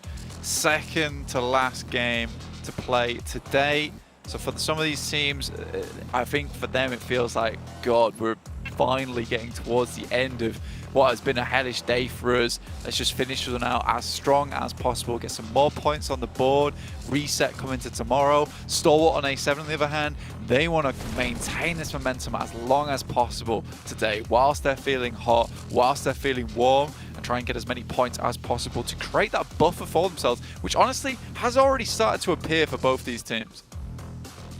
Oh, it really has. The difference we're seeing already is huge for you. You know, even if you had a bit of a slow start first game tomorrow, you can think about it, compartmentalize it, and say, well, we racked up a lot of points yesterday with the plays. Let's now ease back into it. There's a lot for the mental game. Makes your life a little bit easier, and that's one of the factors that can do a lot of damage to you in a game like PUBG Mobile. If you can't keep your head clean, keep the bad thoughts out in terms of downplaying your own achievements, it makes it so much harder to come out swinging into day 2, into day 3. The more and more it compounds, knowing how much those points matter and knowing you've got less and less chances to secure them. But overall, a little bit cleaner on the drops, at least to a degree. Yeah, but it's Alpha 7 and Mad Bulls all both dropping over towards here in El Pozo. And again, we've already seen today that Mad Bulls has just not dealt with these hot drops the way that they would have liked. Honestly, I don't think Mad Bulls are a bad hot drop team. I just think they get too caught up in the commotion. They lose players in the process when it might have been best just to split the loot evenly and then just leave with all 4 players still intact, right? So I think for Mad Bulls, this is very doable. They feel a little bit more confident after that last match, after holding on in what was a pretty difficult situation, a pretty difficult side of the circle as well. So this might be a good chance for them to carry things forward and not get too involved in this engagement between them as well as Alpha 7 in the future. In the meantime, we've got towards the central side. It's Stalwart in Hacienda del Patron, just to the north edge of Power Grid. Next to them is Loops, but a great place to start for Stalwart. And that sentence could probably end there. You know, Stalwart themselves have just been great over the course of the day. So if they're feeling confident with their drop early, ease into it, grinning, they're probably going to have a good run of things. For Bra, this is probably the nicest start to a game they've had all day. This is one of the few times where they haven't had to just duke it out from the minute the starting pistol goes off, right? Them versus DX became a very obvious clash of confidence again and again, basically ending, I think, in a final scoreline of 2-1. But there were no real winners for the most part. Brad definitely coming out on the worst side of it with some of the plays that were made in the Battle of Pachinki that went on back over on Erangel. At least here you get a moment to ease in, breathe that fresh, sandy air, and fill your lungs with a day of games. For them, this is nice. They have been pretty overzealous with it, right? They take Pachinki, central place of the map. They take Picardo, central place of the map. It is slightly greedy in that sense, and I think that if you have Picardo to yourself, maybe you can think about giving up Pachinki and Erangel. But I do also see the side of it that you play 3 Erangels every day as opposed to just 2 Miramars. So for Bra, it's kind of a case of, look, that Pachinki slot is actually so important to us. But today, really, nothing's been resolved over in that spot. If it's been a case of 3 for 3 on the side of Bra Esport, if I was DX, I'd just go home. I'd send somewhere else. DX had gone 3 for 3. Bra Esport, I think they still would have gone there, which is the real issue from this team, is that they are just massively pushing this narrative of that they belong in Pachinki. I think at some point you just got to think to yourself whether it's worth it or not. And I think we will see that tomorrow. If something doesn't change, I'm not going to be too happy about Bra's performance, because I really thought that they would be shooting up the rankings. Currently, only 6 points. Yeah, it's just rough, man, right? Because obviously we kind of, laid out the story on the second Erangel, where you saw that even when they were able to win control of Pachinki, it took far too much time because DX were willing to just play defensive angles that you have nothing to work with. You're not walking away with an opportunity to have 4 limbs, maybe get a high placement out of it, keep the good times rolling. You're limping out of there with a few limbs under the belt and not much to show for it. And you can't do that, 2 days running, especially, Blank. You just can't do it. It's not worth the risk for the amount of points choreographed over the amount of days of play you actually have for this group. And like we said, right, this is one of our more competitive groups in terms of all of the teams here, realistically, some slightly more than others, can definitely take chicken dinners on any given day. So to throw away those opportunities when they're given to you is not worth it. But we'll come back to that. We'll see what it looks like tomorrow. Who knows? Maybe with the downtime, they'll be able to change face. You can see already a lot of the footnotes are being pulled out for different teams. We saw with Mad Balls, very drilled in terms of going over what they know, reviewing the facts with coach. The BTR was pulling out all the info, and they were going through those sheets upon sheets of anti-strats, it felt like. So maybe that will be enough of a game changer for a team like Mad Balls. Maybe that's something we'll see in the downtime between tomorrow and when the games kick off again, if there is adjustments. Because being balls that are just clashing head-to-head with the horns over and over again, it feels like in this sort of situation, it's a bit frivolous, right? It's a little bit silly this late into a competition. I did enjoy the fact that when they pulled out those notes for Mad Balls, it was literally just reams upon reams of paper. I don't know how they even get through it all in the 7 minutes that they had between each match, but I at least respect that there's some serious note-taking going on the side for the Mad Balls. And they do look like they're here to really put on a big performance. Obviously only 15 points now, easily remedied in this game. Currently on the western side as Falcons approach them. They're coming up from La Driera and Valle de Mar at the moment, with our circle kind of centering over towards water treatment. So a lot of different positions this could end up, and I think a lot of them, most teams would be happy to see at this point in time. Okay, so Bra here having a little bit of the lay of the land. They've spotted some commotion from a few of the Evo's players and at least caught wind of them. Aren't over-egging the pudding, though, in terms of the spacing. Playing inside the compound, keeping their noses clean to a degree. Few bullets going to be spat towards them from Misery as he peeks up from the ledge and inflicts a little bit of damage. So they do scuttle further back, turtle up a bit and play on the compound that they've got. And this is a bit of a split that you've got to work with for Evos as well. Basically a 2-1 in terms of the angles they're watching towards the compound. Yeah, I think for Evos are actually pretty used to moving through this area with relative ease, honestly, because a lot of times we see them over towards the eastern side of the map, passing through El Azahar. So for Evos, this is a bit of a change of pace for them coming from their region. They've got teams behind that they need to worry about, and this is a lot of times what most teams make a mistake of when you do play this spot, is that, yes, you want to push through this chokehold, which is up towards this north side of them, but you've also got to be very concerned about teams coming out from Puerto Paraíso, coming out from Los Leones, and over towards Minas Generales. So I think for a lot of these teams, there comes a point where you just have to shake hands and realize, look, we need to move to a better position. We can both just make our way forward and call this quits for now, at least. Don't tunnel vision too much in a situation like this, because you can see already everyone's got their eyes on the prize, which is getting yourself into center zone as quick as possible and playing with space that you're going to be happy with. So everyone's on the move. Straight looking like Mad Max at this point. The convoys are on the road. You've got the setup here again from Reject Tokyo, catching whiff for the drive-by as DX will give them a little bit of info. They've spotted them on the way in, fire off warning shots, but that seems to be all they are. The quest, though, it's not been a warning, it's just an engagement. They're taking shots from Alter Ego. 2 connections, it seems there. Tiamba as well on the hill. Just looking to just bullet down range on this one. And not really having too much contest back from it, relatively unscathed in the encounter and just able to cause a little bit of commotion and weave their way around, potentially chasing down here. You've got good high ground as well, so they're aware of the situation in terms of the spacing. Shopify had a single bullet back there, it looked like, as at least they will be able to get a bit more of a read on this. Yeah, it's not a bad spot for Tiamba, but they have to leave at some point, right? At the moment, this is sort of just gaining information, giving themselves a nice position to play with going forward, but eventually they will have to slide on in towards a circle, just taking the shots at a couple of these players roaming through. On the other hand, this Alter Ego has been signing a lot of boxing contracts over towards the central side of the circle, taking shots to lots of teams and flushing players in the process, so not bad at all. One of the players is very low, though. Will have to be brought back up to full HP sooner or later. You can see that's Fnatic, who's been the one taking a few pot shots over towards Loops, as well as I believe it was Quest, as Al Hadji got taken down. Their best player, mind you.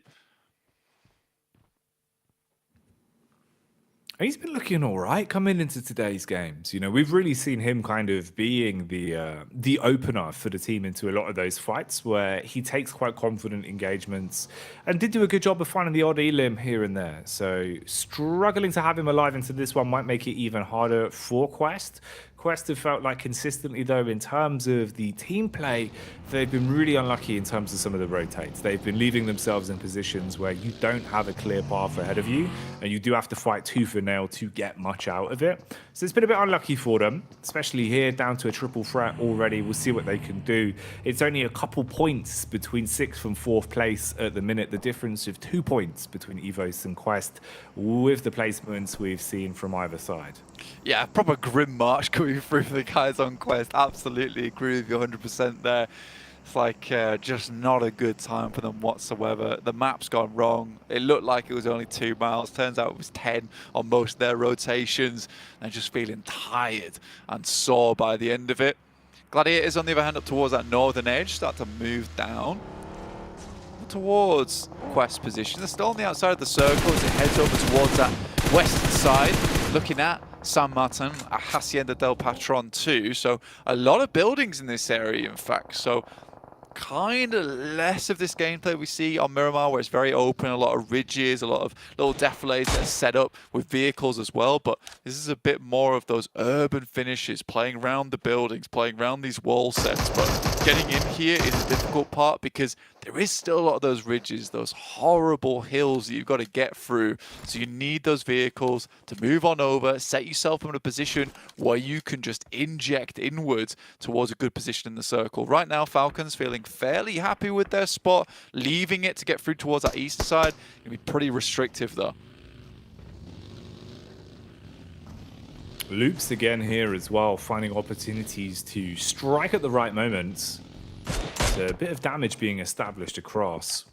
They're actually really hard committing onto this one, even finding shots up on towards Stalwart as Action takes a hit from the side. So Loops coming alive again.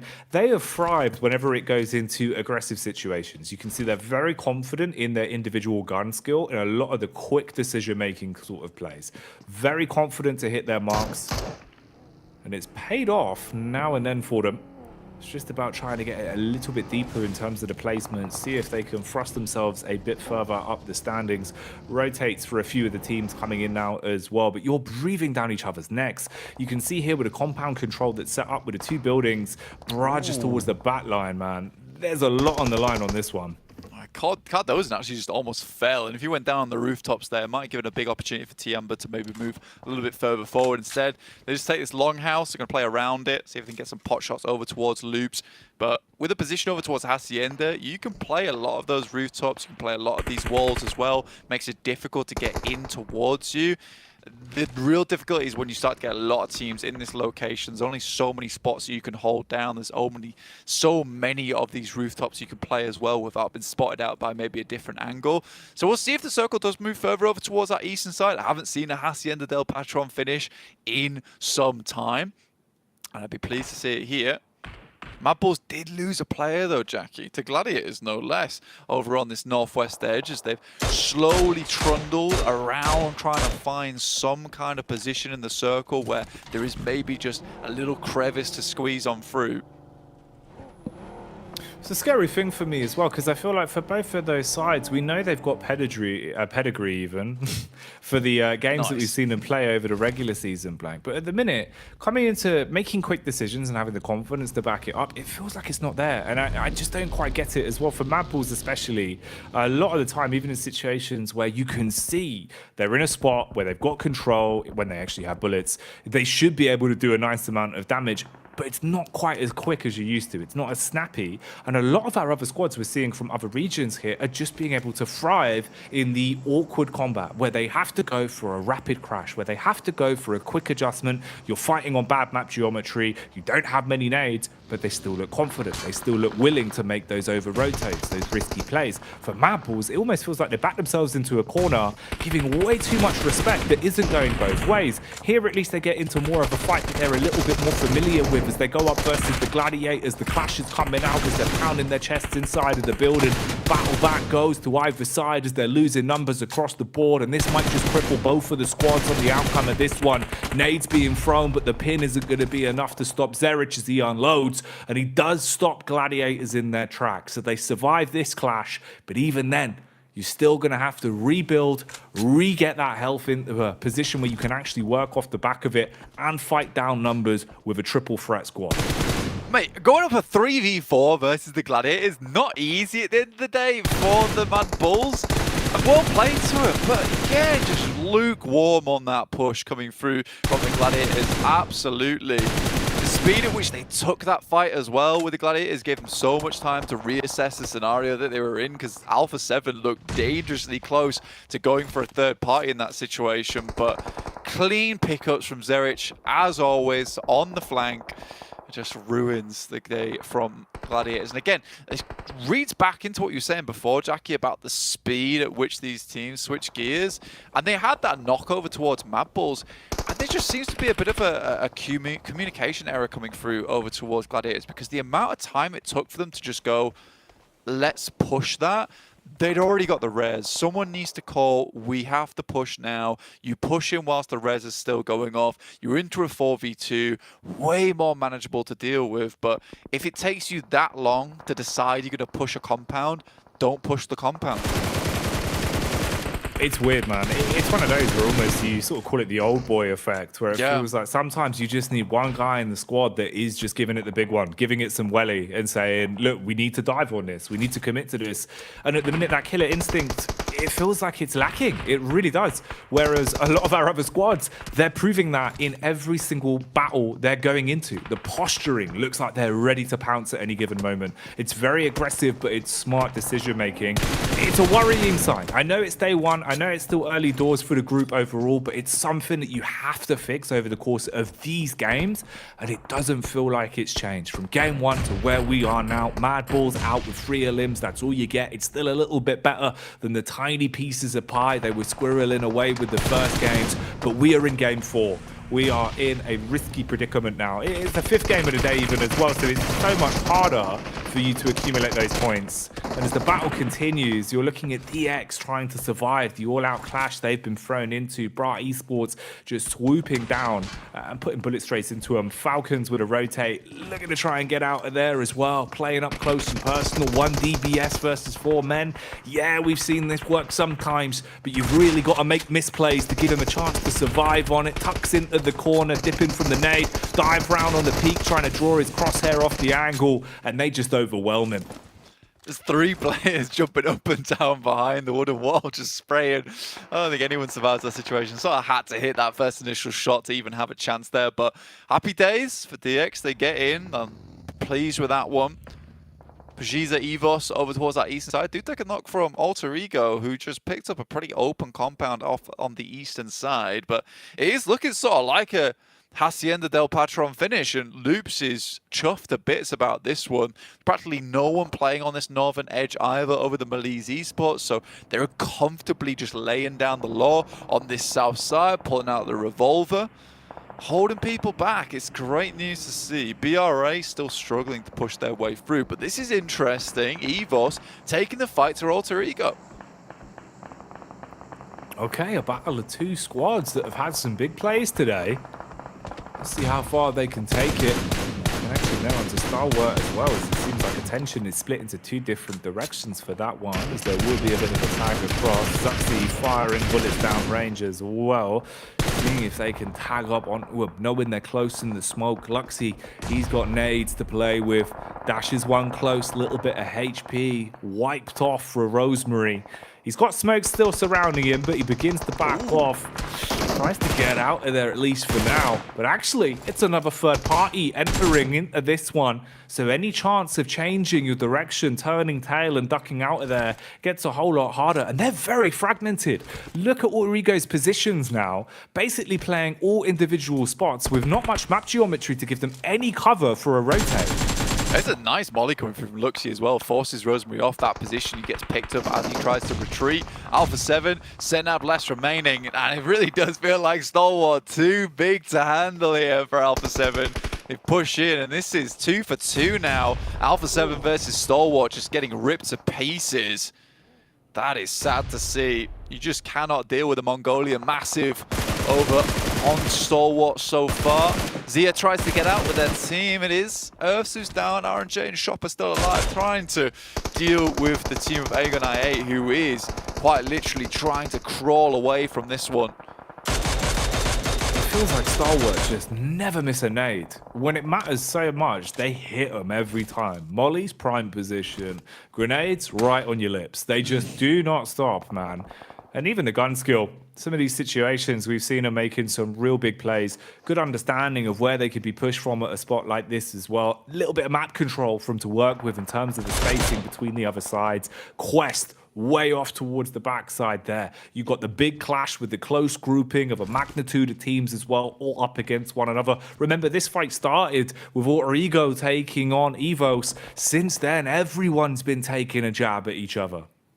Again, it's only going to get harder now with the circle moving further towards that north side. A lot of that sanctuary that can be found on the south edge of Hacienda del Patron, it's just gone. It's only really Loops who's going to be reaping the benefits off the back of that, just holding teams out. So DX, Tiamba, Bra, as well as Pajiza Evos are all going to struggle going forward. Down to 2 players as well at Evos, still trying to deal with the remaining members from Alter Ego as they were pushed back time and time again. It's Zuxi and Misery to try and finish this one out. No util remaining, just a Molotov here for Zuxi. Really limited on that utility that can be a bit of a backbone for them. Ooh, again though, finding pickups and really taking it to new heights when it comes to eliminations, as they've already racked up 8 in this one. It's Stalwart. As the Mongolia Mandem, they are winning every fight they're thrown into. It's insane how confident they look into a lot of these. And you can see the distance they're taking it to other teams from as well. They feel like they've got breathing room, so they're just putting bullets down range, softening up everyone, making everyone's lives a little bit more awkward here. For Zuxi, he's the human embodiment of that. There is nothing more rough than this situation. Nade after nade, he's being battled down upon. He's basically trapped on his last legs blank, probably hoping that this one ends soon. Yeah, I mean, for him, it's likely an idea of try to get towards top 8, but looking more and more unlikely as he does huddle himself up into the shack. BRA getting taken down by DX. Damn, that's gotta hurt, man. That's a stinger right there. Not only over on Erangel are they dealing with you, over here on Miramar, you don't even drop close to them. They're still hampering you down. And I think as soon as they tried to paint a target on the back of DX, it was all over from there. Vendetta was formed from this team. And you're so right. Those are the sort of plays that get to you. Even if you think you've got a strong mental game as a squad, they get under your skin. Especially when we run it all back tomorrow and they've got to go head to head. If there's a hot drop in play between those two, it is going to get nasty. The brass knuckles will be being pulled out, but right now the punches are still being thrown all around. It's also nades that are being dashed, explosions all over the gaff, trying to close the distance here. High ground control for Loops. They want to close the spacing on this one though. Look at the confidence for the push up, playing on the edge of the smoke. The lip there with the Molotovs to support, nades on top of it. None of these quite connecting onto the Loops players, so they're still able to hold, whereas the situation is getting worse the longer it goes on for Tiamba. Yeah, some of these nades have been somewhat on target here. It's another good one coming through from Cheap, but majority of the util's gone at the moment. QZZ still taking some decent shots, not enough. That's going to be a massive nade. Puts them down, out of the light, just like that.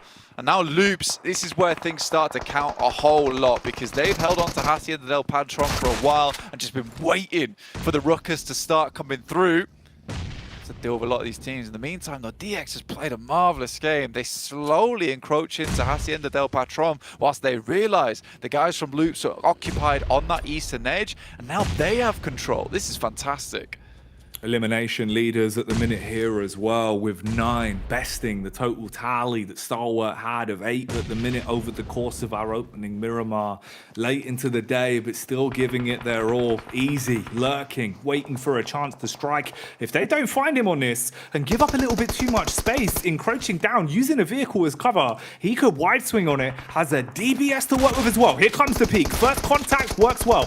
Double pump into him. Hard committing for the first onto the knock player rather than prioritizing tops. Gonna swing again. Tries to get it done. Low HP, but still punishing Blank. He's ruining their lives at this point, especially with the amount of damage done on the end of that one. Oh, that's gonna be painful. Mate, problematic coming through from Easy. He really waited for his moment there, and I just don't think the guys from Stalwart were ready for it. Maybe because they're all holding Mini 14s in hand. Looks like that's the case. DMR's a claw. So realistically, they had nothing to deal with him when they got close quarters like that. They do switch out to the DBS now just because it's going to be more essential for them in this late game than a DMR when they know it's pretty open ground ahead of them.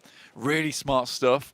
Nerzed, though, again, nades over the top towards DX, who I think have had a really good shot in this match, a really good run. But Stalwart, is it a question of whether they can win this game now? Because I think it's pretty significant if they can.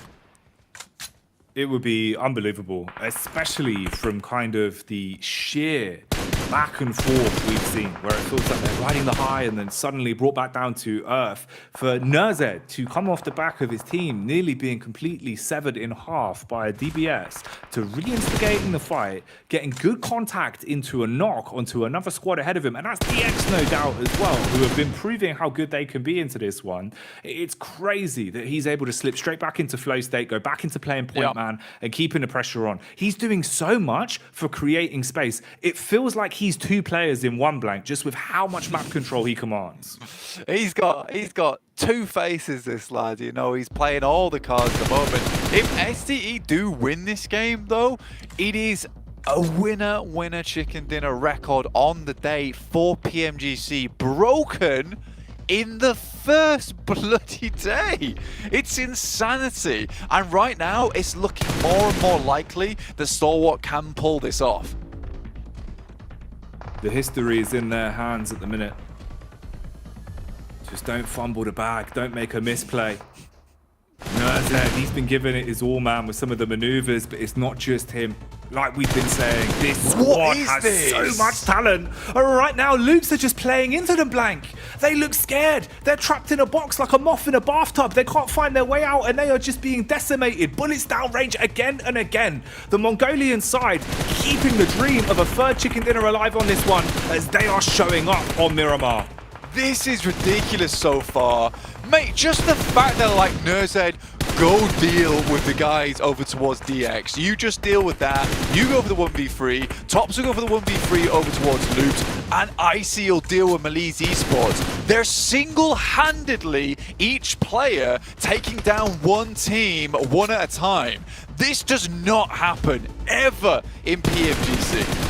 This is incredible. The fact that this is happening right now, right here in front of us, everyone on land sitting in awe, feeling the sheer level of lethality that is being shown by Stalwart. It's like you're saying, one man's all it takes. One divided between the three squads that were alive, and they're holding down the line, hitting pot shots from a distance, picking themselves back up from what felt like a misplay. When they got swung on up close with the DBS, it felt like the goodnight kiss, but instead they're still in it to win it on this one. Now closing the gap. You can see the rotate coming in. Low HP on some of the players. The nade game dwindling down to an all-time low, but Smoke's there. Stalwart have time to play with on this one. They can make it uncomfortable for the remaining squads. They've got numbers, Blank, and if they continue to hit shots like they have been, they could write the history books here.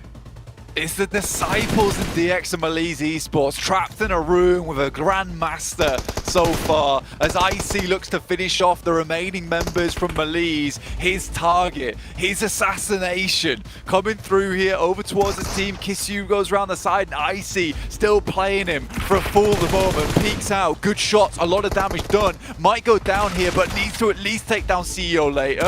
Finds one, gonna continue to go here, Jackie. How on earth has he been able to outplay them in a situation like this? They had the timing on the spacing.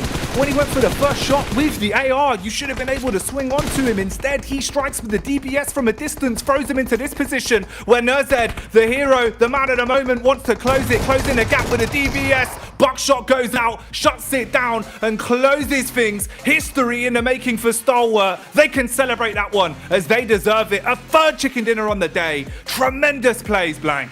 This team takes no chances either, and right now it feels like there's no chance for any other team in the lobby to take this first place spot. Even that end game there, did you see that Nurzed, the cheeky look away? Because his teammate threw a stun grenade. The poor lad was completely blind on Levi's. This is unbelievable play. It is to a textbook, and again, you gotta appreciate the discipline from this team. Coach comes in, tells them all to calm it down. Let's just keep this momentum running. Let's just get our PMGC placement secured right now. I love this so much from this team. A true professional squad. They really are embodying it. You can see right now they are drilled coming into the event. They look like a team, and that does so much for you. The way that they're being told to slow it. Day Blank, Mandem's dropping bullets all over the shop. This is like 4k damage between them. 2k damage just on top alone. We were highlighting Nurzed. We were highlighting your boy Icy. Top, man is on top. This is insane! 2k damage! You never see this. This is what happens when each team is a squad into themselves. A record broken on this game for winner-winner chicken dinners, and a whole lobby emotionally broken too. Absolute insanity. That's one for the history books, and I don't even know if it's going to stop there. I might be getting ahead of myself, but honestly, watching Stalwart approach these games, watching them individually, Blank, it's that moment where we saw them fragment into a three-pronged attack. They're handling one squad each. Like you said, even in that instant, this does not happen, but they made it happen. It is some crazy stuff coming through at the moment. We thought this would be the group of death, and it certainly is for a lot of these teams, but not Stalwart. These guys are like the Reaper, Jackie. It is unbelievable. We're going to send this one back over to the desk right now, because they're going to break down something insane, and I don't know how to. Woo! Feast your eyes, folks, on PUBG Mobile history. A record that has been held for 3 years. It previously was an 8-way tie. 2 chicken dinners in a day on the biggest stage has now been broken in the first day. Stalwart, I mean, and done in style. 18 eliminations? Are you kidding me, Cars? I mean, that's absolutely ridiculous. What do you say about this? the gunplay, the wherewithal, the awareness in general.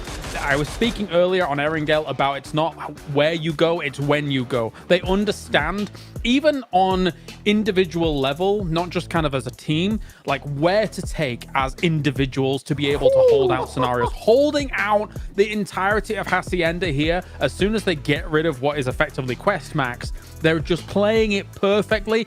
3 on the day out of 5 is nuts. And 2,000 damage on top. Insane. I don't think we've ever seen it.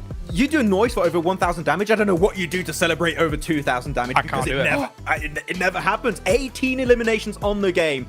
Like, they have already, as you said already, Hot Jukes, made history here, beating a 3-year held down record between 8 teams, getting 3 wins on the day. And man, especially the amount of trust, and we were talking about this, Kalaris, during this game, the amount of trust and confidence you must have and the gusto you have to send Nazed to take care of all the teams trying to exit outside Hacienda. You're talking about D. Xavier, you're talking about Loops, and he just holds them down, giving them no opportunity to even have a glimmer of hope to leave that position, while Top is just dishing out the damage every single second of that match. I'm telling you, this is a team that's going to go already to Turkey. Okay, just give them the ticket, okay? They're going. Do you want to hear my 2K noise, Hot Jukes? Do you want to hear it? Let's go. I had to censor it. It was important, all right? Like, that's how ridiculous we just witnessed. That was insane. Wow. Oh, wait. There you go. Unreal. There you go. Yep. You can do it too. That's amazing. Oh, yeah. That's fantastic. all around 82 points so far, and we're not even done yet. That's crazy. And if it isn't even a bigger slap in the face of this lobby, they did it while taking out Alpha 7 early, so that lead just got even bigger. With 0 chicken dinners to Alpha 7, still, like, respect to them, they're doing good, but, like, they just got wrecked this game. They lost that fight 4-0. They were not even given the slightest opportunity by Stalwart to have a chance to come back in that fight. They just got wrecked in a matter of, like, 10 to 15 seconds. That was such a quick fight. So, Stalwart, man, they've been doing better every single PMGC, Kalaris, when you look at their past results, right? And we were questioning again the roster, addition of Nazed and Icy. Man, I didn't think the team could get better looking back at last year. They just keep improving. Like, what the hell is happening with this team? They're great. So yeah, you bring a point to them. Again, maybe we had a few question marks here and there about how they were going to incorporate in. But again, what it's coming back to in terms of that individual presence and wherewithal and how to position themselves and make the plays happen. Nozed and Icy have looked excellent in separate occasions. And then Top here has been enabled. That's a really important emphasis on that point. He's been enabled to just shoot at everything, and very clearly it translates here into 2,000 damage. I want to highlight also a very small portion of that game. What was happened, very interesting, is Icy with Top, also the unsung heroes of that game, like in a really finishing moment, is that Icy was getting pushed up around the rock by Melise, and he understood, okay, I'm getting pushed by 2 separate angles. I'm going to take care of one of the players on the right. I'm not even going to check my backside because I know Top has got my back. He's going to clear that angle release. And because of that, was not even threatened in the first place. So the communication and trust this team has is second to none. Like, they're just miles ahead in that sense. It's unreal. I mean, he just used that right-hand priority, got that knock, and like you mentioned, he didn't even have to look back. No concern at all. And it's so crazy how they just dominate a lobby. I mean, we saw them, you know, just holding those angles, laying down, shooting at anything that moves, loops, right? I mean, they didn't have the opportunity to use any utility. They couldn't stand up at all. They just instantly got taken out. And even when they did, they got beamed through the smoke as well. Yeah. And, you know, speaking of smokes, they win that game with a ridiculous amount in their hand, Kalaris. Yeah, absolutely. I mean, in terms of, actually, a big fan of seeing the utility at the very end of the game as well, right? Like, so as always, in late game scenarios, utility is king for the most part. It wasn't really here because they didn't really need to use a whole lot of it. They just had so much control anyway. But seeing those numbers, super important for us in the late game, and being able to kind of mull through that to see how it finishes up. I don't want to send it to casters. I want to keep talking. Oh, okay, we've got to do it. I know. Well, you know what, guys? Welcome to the Stalwart Show. We got one more for y'all. Let's take it to the casters. It's been so exciting. I'm right there with you, lads. It was just one of those where, like, we're kind of sat there after the game thinking, what have we just seen? Like, what is going on, man?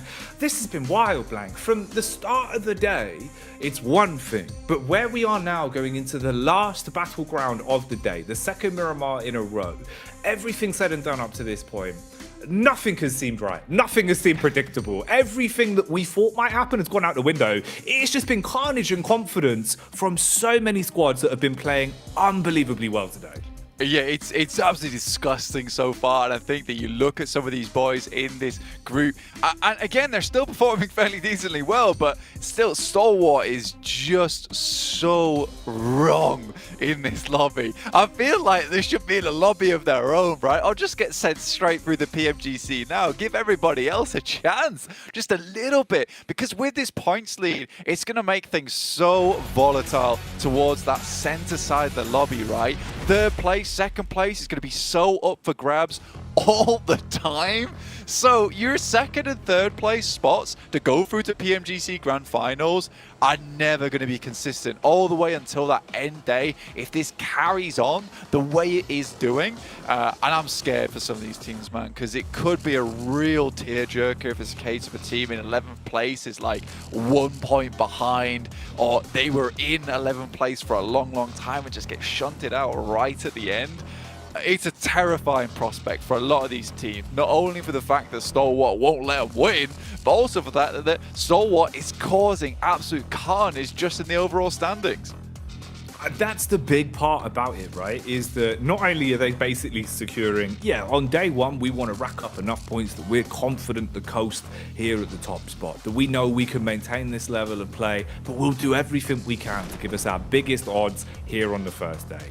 But then you look at other teams that are getting caught in the crossfire. Some good squads that are just getting eaten alive by them as they're going through to get those chicken dinners. The difference that, you could be coming top 3, top 2. Instead, you run into them on your warpath, you run into them close off the back of a drop blank, and suddenly you're thinking, really? Do we have to take on Stalwart? Oh, we're back to the lobby. I mean, it's not even taking on Stalwart at this point in time. It's like, do we have to take on one player from Stalwart? Do we have to take on Nursed? It is crazy. It's just disgusting behavior from this team. I can't wait to see what else they bring out. Pretty awkward playing path. We didn't get to talk too much about it, but this is very far down towards the south side. Makes heading up towards the northern edge a little bit more difficult. Luckily, the circle isn't too horrendous. Will force most teams to spread out along this northern edge. It's not going to get too claustrophobic on the south side of the map, at least. For Mad Bulls and Impala, Tiamba down to Puerto Paraíso. These are two decent positions to rotate out from. They get a lot of loot early on from these large settlements around the map. So happy days for them. See how far they can go, but I'm just not even looking at EU anymore. They're just not performing the way we want them to. 11th place for Mad Bulls, 13th place for Gladiators, 18 points, 11 points. Just not good enough. Right now, it's the Indonesian squad Alter Ego, Brazil from Alpha 7, as well as Stalwart coming through from Mongolia, are absolutely clapping the competition. It's wild, man. It's so cool to see the sheer caliber of talent that we have spread across so many different regions, all culminating on LAN here now, with just everyone playing to their strengths. And that level of aggression, I think, is something we really hadn't seen. How quick the decision-making is, like they were saying on the desk as well, just the cleanness of the comms, being able to get that information across so quickly, but having full faith in your teammate that you can rely on their comms without even having to think about it. Just focus on your crosshair, focus on you, and then play off of their info.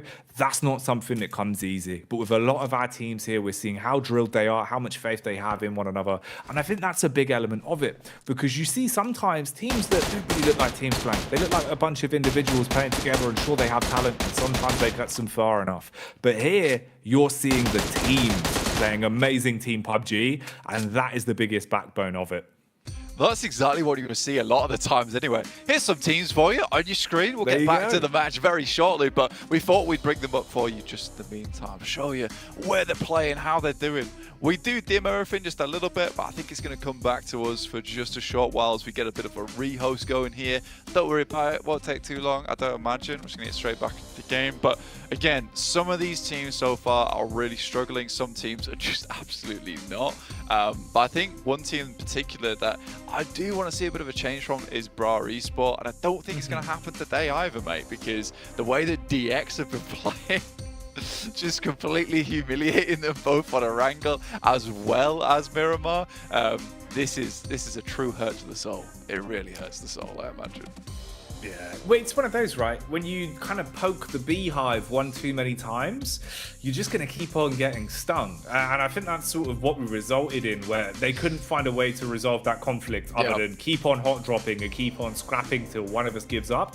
But neither of them are going to give that up. You can see that by the body language already, right? DX are going to go for it every time. And when they're not on a map where they have to hot drop for control, if they find an opportunity to third party, if they find an opportunity to catch you off, catch any whiff of you near DX territory, they're going to run you down. Yeah. And you've basically caused a feud there between the two teams, which is really not going to help Bra Esports at this point, because at least DX squirreled away a couple of points. You can keep your feet off the ground a bit. For Bra, they never found any to begin with. No, not at all. It kind of reminds me when I was hanging out at my mate's place when I was younger, and we found a bee's nest. I decided to hit it with a stick, and the bees forever hated me.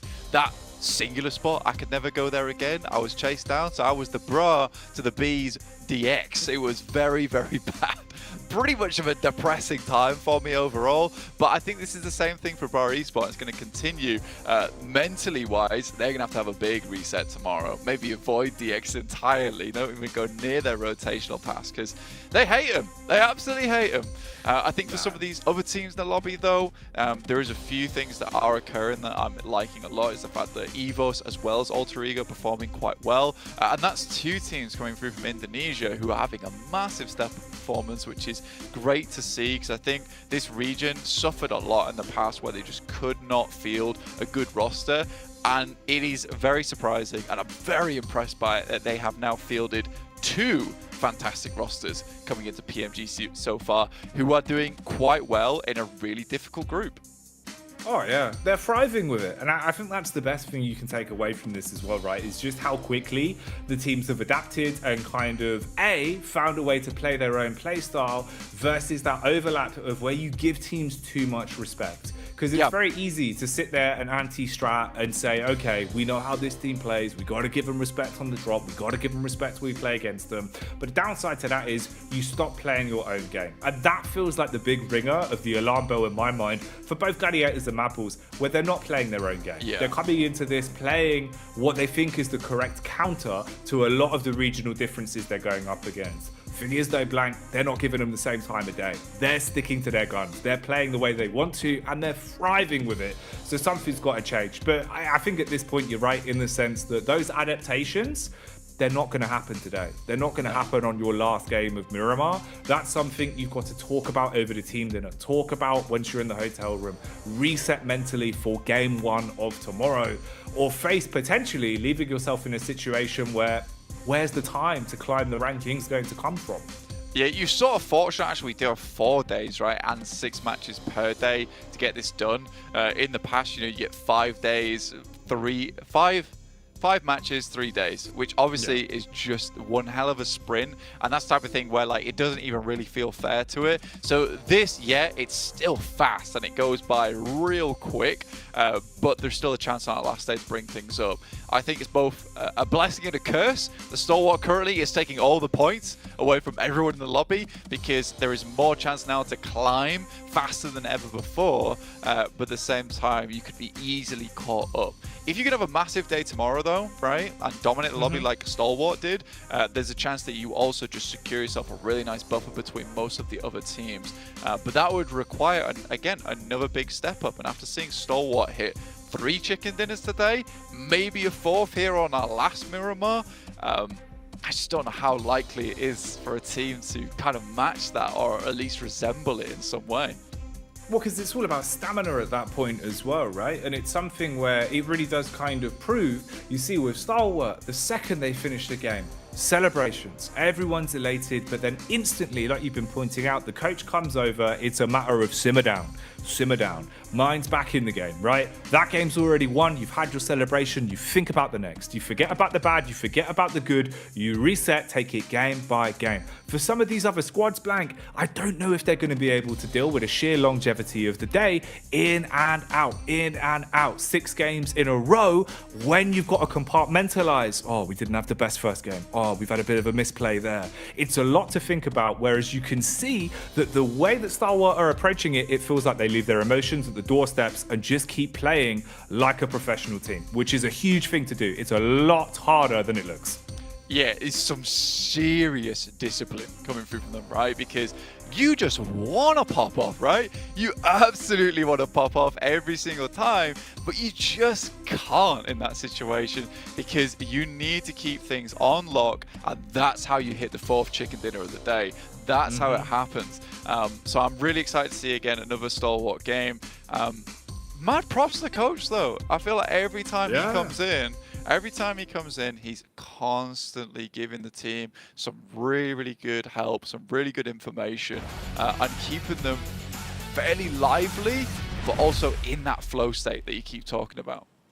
It's a lot of respect as well, you can see, because with this much talent on that roster, sometimes listening to a coach's opinion, it can be one of those where people get a bit second-guessy, but as you can see, the Mongolians, a lot of respect for one another, always feeling like they're cleaning the comms, taking in everyone's information, everyone's listening, and they're switched on, Blank. And that stamina could be something they need. You keep that blood pressure low. You keep your heart rate low. You come back into this last game now with a set mindset, and we'll see how things go. Let's get into it then. Last game of the day as the plane path comes in.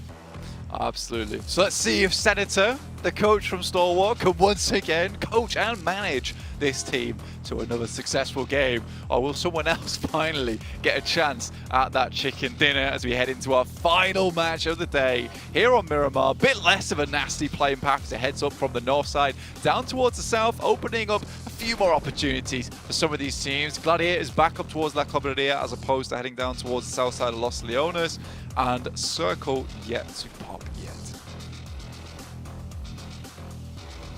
And if you're just joining us, you have missed an incredible day of action here. Definitely one you're going to want to go and watch back on the VOD, because there's been history, there's been high octane plays, and there has been so much incredible momentum for some big name squads here. A lot of excitement on the line, and we get the treat of doing it one final time as we go back into our last Miramar. 6th game of the day for Group Green, dubbed the Group of Death for good reason. And me and Blank have the pleasure of bringing you all the action here. For Bra Esports as well, I imagine the pleasure is, Blank, there's no one nearby their drop.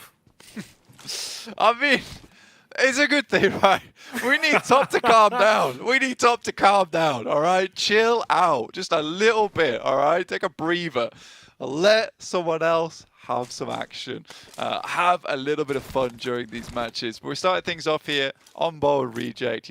It's not been a horrible day for Reject overall. They're in 9th place right now, 25 points, easily in a position to ladder up towards a 4th or a 5th off the back of this one. And I think they've been quietly good, right? It's not been horrible from Reject. We've not had too many complaints. Yeah, their rotations haven't been super snappy. They're not always in the ideal spot inside the circle, but they fight for it, right? And they are at least somewhat giving it to some of these teams, making their way through dangerous areas, being able to navigate quite cleanly. So I think for Reject, I'm fairly happy with how today's gone for the Japanese team. I think a lot of it comes back to that mentality game, right, that we talked about earlier with Sarah just flexing his guns over in the player booth over there. They're just happy to be here. That's the main thing. And that can help you a lot, man. With the fine margins that we're seeing, like we've been saying, we're kind of, Stalwart is like the point vacuum that's just going, sucking them all in. You've got teams like them that can actually kind of build off the back of this. This is one where really you could see Reject Tokyo, if they have a couple more deep runs, a couple more late game finishes with some few eliminations squeezed in, they could do a lot to thrust themselves up the standings. This is the stat that we were talking about as well. A new record here for PUBG Mobile Global Championships, finally broken here in 2023 with 3 chicken dinners in one day going away of Stalwart. We're going to be bringing this up a lot, so I don't think you'll be forgetting this one anytime soon. This is a type of record which is very hard to beat as well. And honestly, Stalwart could make it unbeatable by the end of the day if they get 4 chicken dinners. I think that has happened maybe once or twice in the entirety of the PUBG Mobile esports scene. So if Stalwart are able to get another chicken dinner here today, I think that they will remain the record holder for the remainder of the PUBG Mobile esports history, and that will be one to be writing in the history books and then just signing it off, because it's never going to change. It's crazy, man. Absolutely insane how good they've been looking today. And that is in a lobby that is full of talent as well. We can't stress that enough. None of these have been easy games. You can see, pound for pound, every time we switch POVs, you see star-studded players of old and new on a good majority of our rosters here playing some really clinical PUBG Mobile. And that's why it has even more emphasis to it. DX on screens at the minute as well. They have been a cheeky side in terms of taking aggressive fights. At the minute, 3 points ahead of Quest, claiming 5th place in the overall standings. And they've been really scrappy into some of their games as well. The difference of some of the Pachinki fights maybe going a little bit better for them could have been an even bigger point lead. Yeah, I think that's definitely something pretty big to bring up, right? You know, there was a couple of games where sort of DX had to scrap their game over on their angle because Brat just wouldn't let them play at the start of it. So I think for DX, you know, there could be a whole load more points for them. We're only really starting to see their actual potential properly here over in Miramar, where they've made some decent rotates, they've taken some good fights as well, and getting yourselves into those locations is usually just half of the battle a lot of times. So I think it's been fairly decent. It's nice to see DX Xavier. I think in the past, right, over in previous PMGCs, they benefited from a lot of circle look. I'm glad to say that doesn't seem to be the same thing anymore, and there's actually some really good players on this team who have been making some very good rotations. It feels like there's a lot of prep that's gone into this PMGC, and it means so much to them. And it is nice seeing that glimpse into the team structure as well. Obviously, with online, it's one thing, you can speculate, but physically having the teams in front of us, being able to see that window into how they deal with the pressure, how they deal with anti-stratting, how they're able to communicate with one another, like we've been highlighting with the coaches, being able to be a bit more vocal, physically go in and calm players down, keep them all on one page and keep them zoned in. It's that extra level of competition which really adds the beauty to it, right? So many talented teams in an environment now where it's a clash of regions, a clash of play styles, and also just some big games on the line, knowing just what you're playing for here over the course of the next few weeks.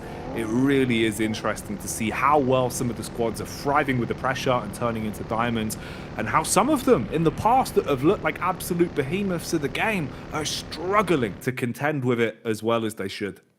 Well, it's bad to see, right? I mean, I wanted to see Brad do well. I wanted to see Gladiators do well. And the best team in the world, Falcons, is just not having the time of it. Mad Bulls is really not having the best time of it either, over just getting knocked out time and time again on some awkward rotations. I think you put it well as well, Jackie, which is the case of, like, they're trying to play to this entire lobby, try to figure things out. But, mate, I think you just got to play your own game. Just really try and push through. In a 4-day format as well, you can't afford to be trying to make plans upon plans upon plans, as we saw with the goated ream of paper that was brought out for the Mad Bulls with their 1001 strats that they'd been employing. I think you burn it. You burn it and you just play the game. I think you've got to, at this point, you've got to throw it out the window, right? Because it's one of those where it's one thing if you go into it with all the research and prep as background information to have in your mind, so you know, okay, based off this rotation, you know, yeah, I can react off this accordingly, not throw myself into a risky position. But over anti-stratting it, it takes so much out of you, because especially when those plays don't work off, it upsets some teams, right? You're thinking, oh, well, it's the coach's fault. If we didn't do this and we didn't anti-strat for this, I wouldn't have misplayed. So it really can kind of throw a spanner into the works. I think it's one of those where, especially, you know, opening day of games, after the scrims that you played, you kind of just want to take it as a bit of a Hail Mary, stick to your guns that you've played religiously over the course of the season, right? And don't change your playstyle too much, because no one else is giving you that respect. Yeah, it's too much info, man. It's too much going on, right? Like, we don't have processor chips for brains, so we can't process that much information that quickly. And I think there is that trouble of overprep at the end of the day, and we can certainly see some teams doing that. That's easily remedied, like I said, with a bonfire and a couple of pieces of those paper, the strats, just straight on or out the window, as Jackie says, depends on how you are. Never want to see them again. So, again, it's a case of just getting rid of that and just playing your own game, going for a Hail Mary, see what works, what doesn't work, and then compound off the back of that. That's really where your analysts and coaches come into play that can work with you. You want your coaches and your analysts to realize, how can I help you play your best game? That is the main thing at the end of the day. So we'll see what happens. Obviously, we're not bashing on any coaches here at the PMGC because we don't know what goes on behind closed doors. What we are just saying is that it does feel like some of these teams have really tried to prepare for everything, like it was Doomsday. It's not. It's PMGC. It's meant to be fun.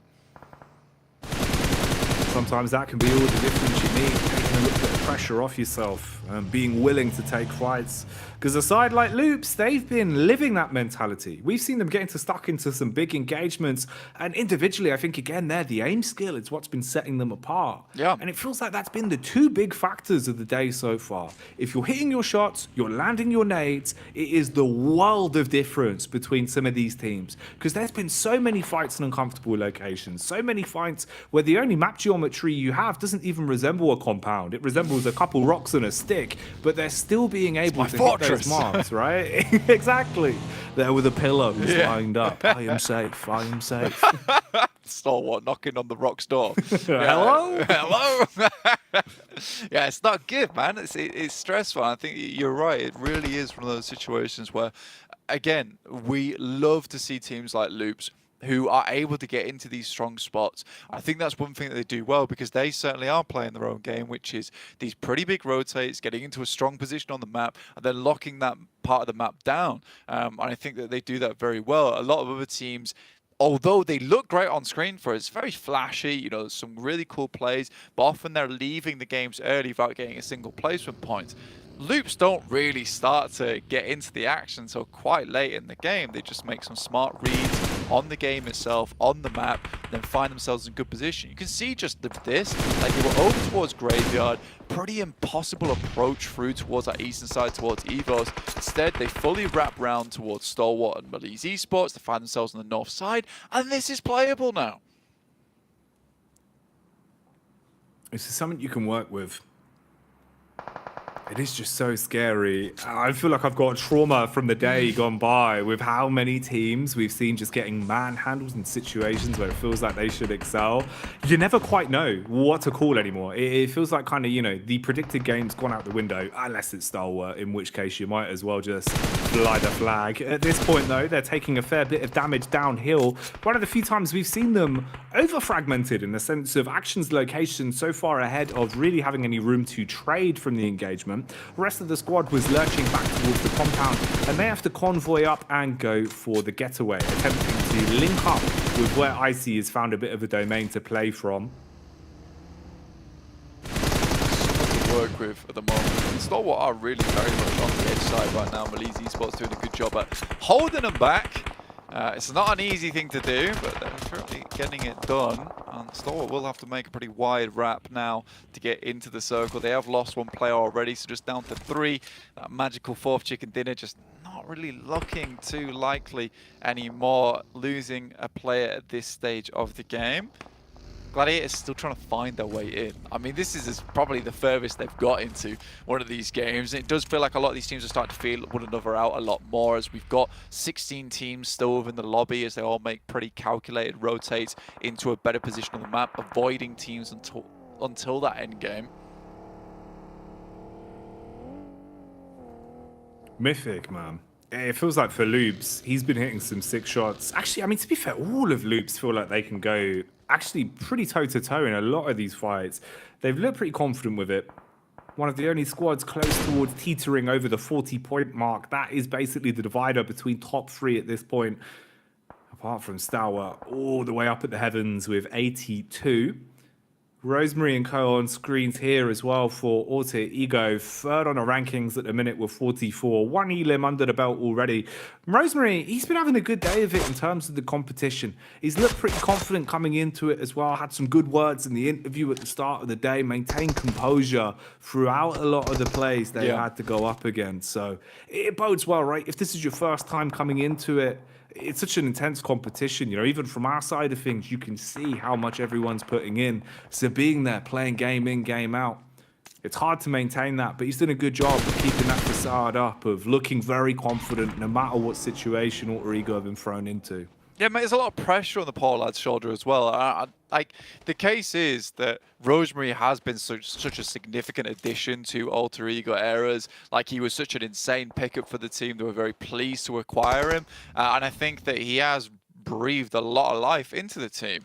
But the difficulty is that when you got your MVP player who's never been in PMGC before, first outing, you know, that could really cause some serious nerves. Even getting him on an interview as well, that's scary as it is. So I think for him, the fact that he's been able to still put up a good performance here at PMGC is really admirable. And I think that anyone who's a fan of Alter Ego should be really proud of him and the rest of the team. ASO at the moment, looking over towards Falcons. First bit of action we've seen in quite some time, Jackie, actually. Yeah, it's been a little bit quiet on this one. We've had the odd fight here or there, a few scrapes in terms of 1v1s, 1v2s, but nothing really kicking off in terms of team caliber on caliber. On this one, you're actually seeing the early aggression that has resulted in both sides thinking better of it, realizing no one wants to give up that first mistake, be the first full squad really to tumble down and open up the potential knock-on effect to come through. So Alpha 7 back off, playing around the compound control they've got. Defensive utility is in the backpack. You've got smokes, and that can save your bacon at the best of times. Axa, though, wants to ask a question on this one as he unloads with the LMG, spraying straight by, forces them over towards Six's angle. Takes a pot shot out, but nothing much more from it. So a bit of scouting from Alpha as they just keep a read on what the setup is from Falcons. Yeah, a ton of information passed back over towards A7. Now they can start to pull out those nades, right? Just send them over the top, start bombarding the hell out of the Falcons. And I think that's the difficulty. I mean, Mafioso took a big risk there by sending out the vehicle. Even if he did get knocked and went down, yeah, he might have been flushed, but they have all the information they need to make good use out of those nades. And with it being on a ridge too, those will be some good old P-rollers on those nades as well, right? So you're likely to still get a little bit of damage. That's a nice nade from Ragey, actually. Follow-up nade goes in as well, keeping them all trapped on top of one another. Reginosio, he's had some moments of heroics throughout the day. Very aggressive. You can see he's got so much confidence on him. And that seems to embody the entire team, really. They've been quite comedic when they're on camera. Very drilled when they're in the server. If someone says we are crashing into a team, you best believe all four of them will follow that call until the end of days. And you do need to respect that sometimes. It takes a lot of confidence to stick to one play. And it does work out now and then. In this one, they're slowing down somewhat once again. Tops here, at least trying to lay down a shroud of smoke so he can get himself out with trouble. Bullets being peppered into it ahead of time, seeming like he wanted to get the med pack off and then go for the rotate through it, see if he can keep himself alive with the timing, as that is the lone survivor for Stalwart here into the fourth game. But they've done enough over the day. Yeah, I think you can afford to have probably the 16th place and the last 16th place I imagine we'll see from Stalwart for quite some time. It has been a tough day today, and they have really sent this as far as possible. He did get the heal off, though. If he makes it into the circle, I'll be very surprised. I don't know how likely it is. He's just looting up the rest of these death crates here, trying to find a bit more meds for himself. We are heading stage 4 now, which is where the circle really will start to tickle quite a bit, in which case he's going to have to run in. But I think he's so far out, without a vehicle, it's going to be very unlikely. And Loops, we've got him locked down. It's the first time in quite a while, though, we will see Gladiators with 4 players up. Right? I think they've been so down their luck. If they can at least get themselves a top 5 in this game, it might be the confidence that they need to realize, actually, guys, we can play the game again. It's that difference of mentality when you finish the day, you're going to bed, you know, you're sort of running back through the memory of the day and wondering where things went wrong, where you could have improved. If you at least end it on a high note, potentially a higher placement, maybe even the chance at a chicken dinner, it will do so much for your confidence.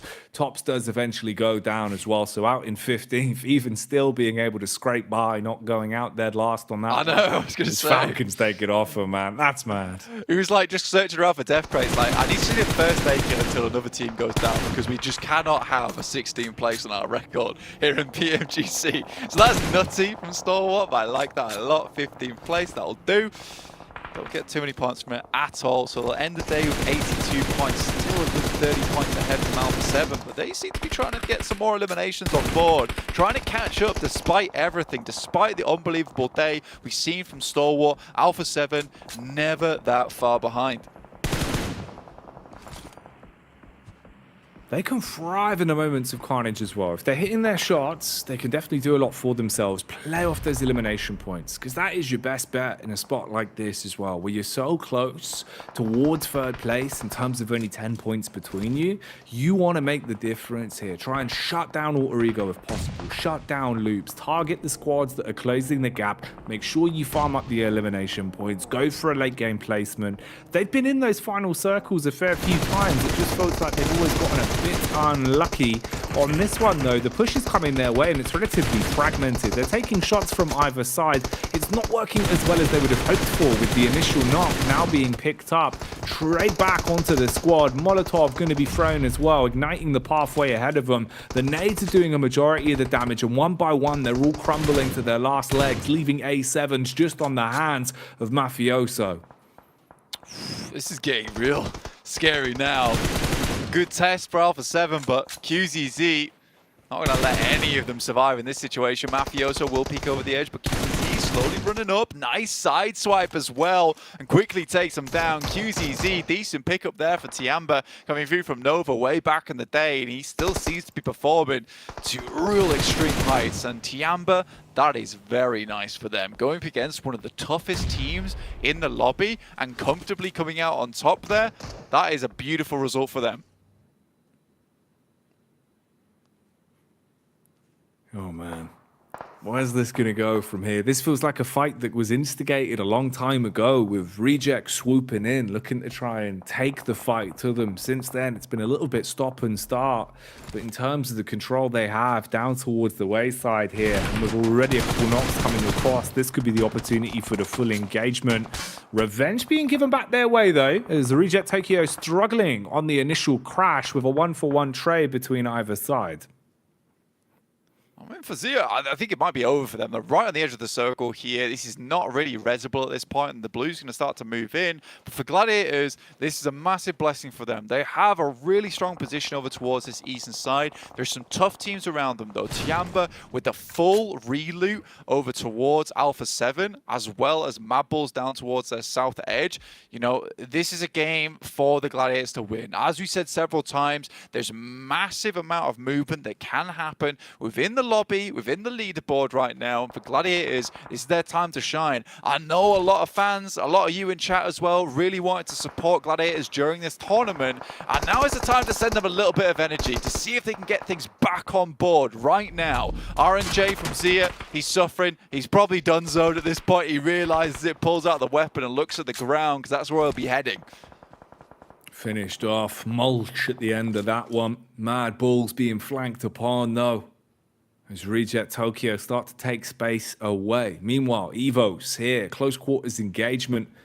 Is that going to be relatively tight in terms of the spacing between the other squads around them? A lot of high ground being taken as well. Quick migration on the rotate as they hop into the vehicles here for Rejects and start to close the gap. Tulica as well, with the support of Zerich, looking at the building a bit of a flank back onto the wayside there, where Gladiators will be exposed from. We're also saying goodbye to Loops as they're taken out of commission. Not able to get many points from this one. Not their best outing over the course of the day. DX deep in combat versus Quests as well.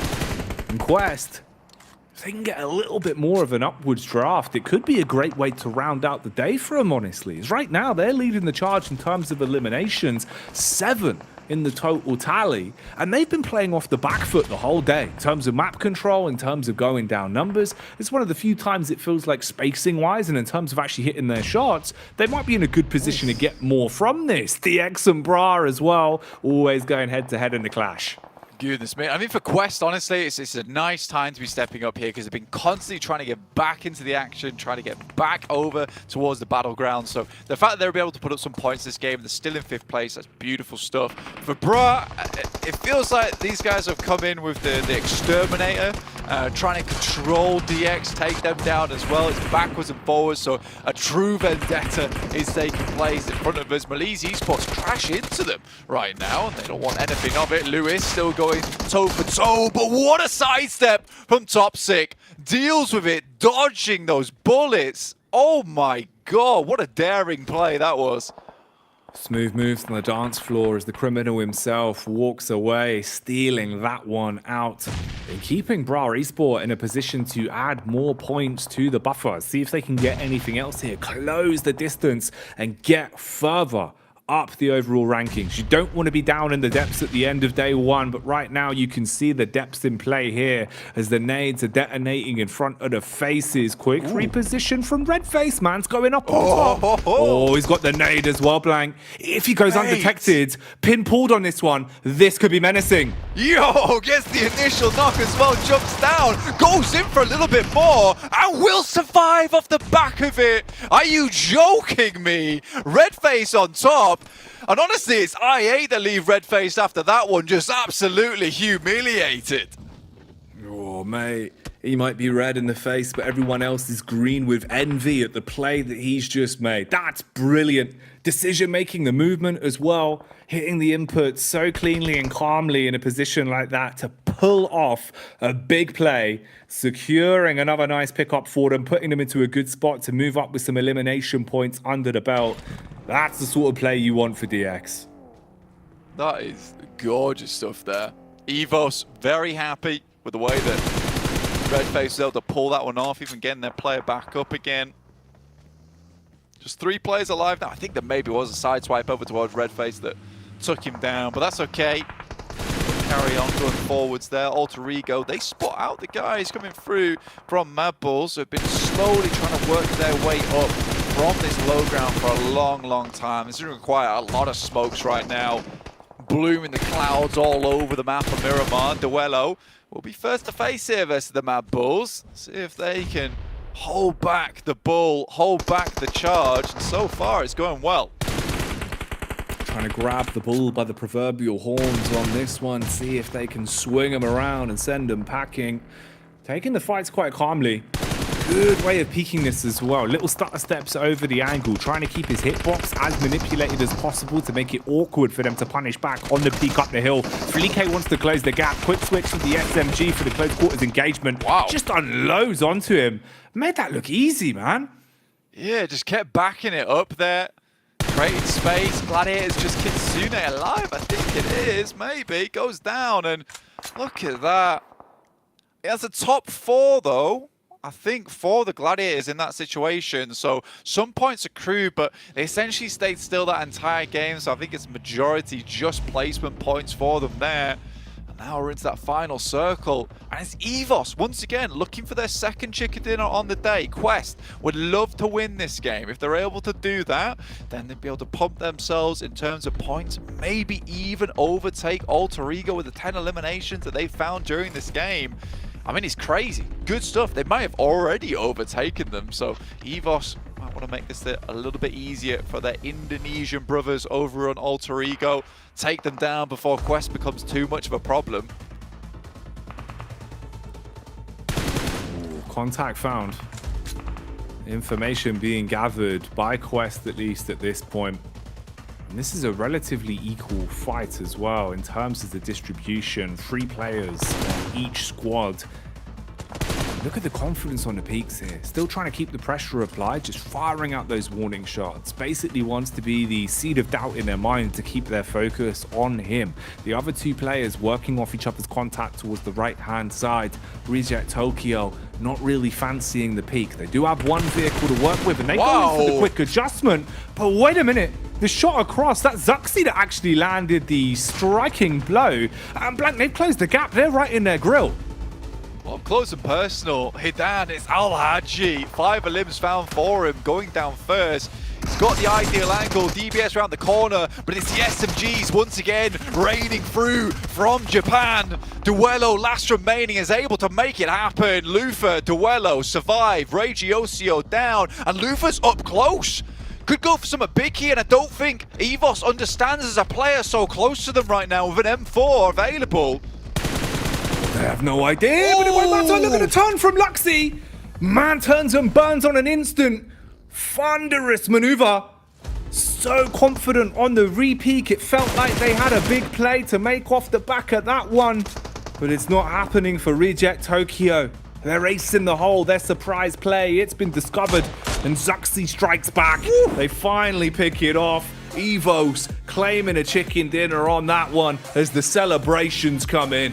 A double chicken dinner on the day for it. I mean, look, honestly, I really enjoyed the way Evos has played today. Yes, they've had some quiet games, but their strong games have felt very, very good. All started off there by Redface versus IA there with a nade on top, drops down, gets 2 knocks, gets knocked himself, but he's already made the maneuver. And Zuxi and Luxy, mate, they look like they're back in action, but Luxy, man, some serious 180 plays from this guy. Instant reads, fast reactions, and that's what you want to see.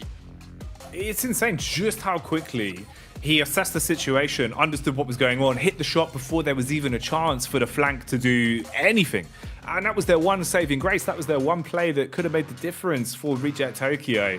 So absolute insanity. Nice damage, nice limbs. And like we were saying, all off the back of that play from Redface, really, that projected them so much further into it. That was his crowning moment. You know, you needed that to get them back into a comfortable position. They coasted it out to a big win. Yeah, it's gorgeous stuff, and I mean, I'm really pleased how this team has turned out. I mean, we were talking, me, you, Max, and Kale, about this team. We were sort of saying that, look, they look much more like a well-oiled unit now. Before, it felt quite individual players coming through from Zuxi and Luxy, but it's taken a lot, a new team, a new set of faces around them, getting subbed in and out as well, not always together, to really set this team apart now. They look strong, they look good, and they look very, very confident. So overall, I am seriously pleased with how this has turned out, and I'm seriously pleased how this first day has turned out. We've got a multitude of stories going into tomorrow that we can talk about, that we can break down. The desk is probably itching to really go over very, very shortly, but what a day it's been already. It's been incredible, man, especially from our side alone, right? Some of the action that we've been gifted, the beauty of being able to put our voices over today really has been a treat, right? Especially from the first game, the excitement, the sheer shenanigans that went down on Sanhok, to the back-to-back Erengao flamboyance that we were seeing, into history being made by Stalwart. So much to digest, so much to break down. It's been a real treat for me and you, but I've got to say, I can't wait to get my ears on and listen to what the desk have to say about the day at hand. Let's get it back over to them and see just what they thought about the incredible first day of Group Green. What an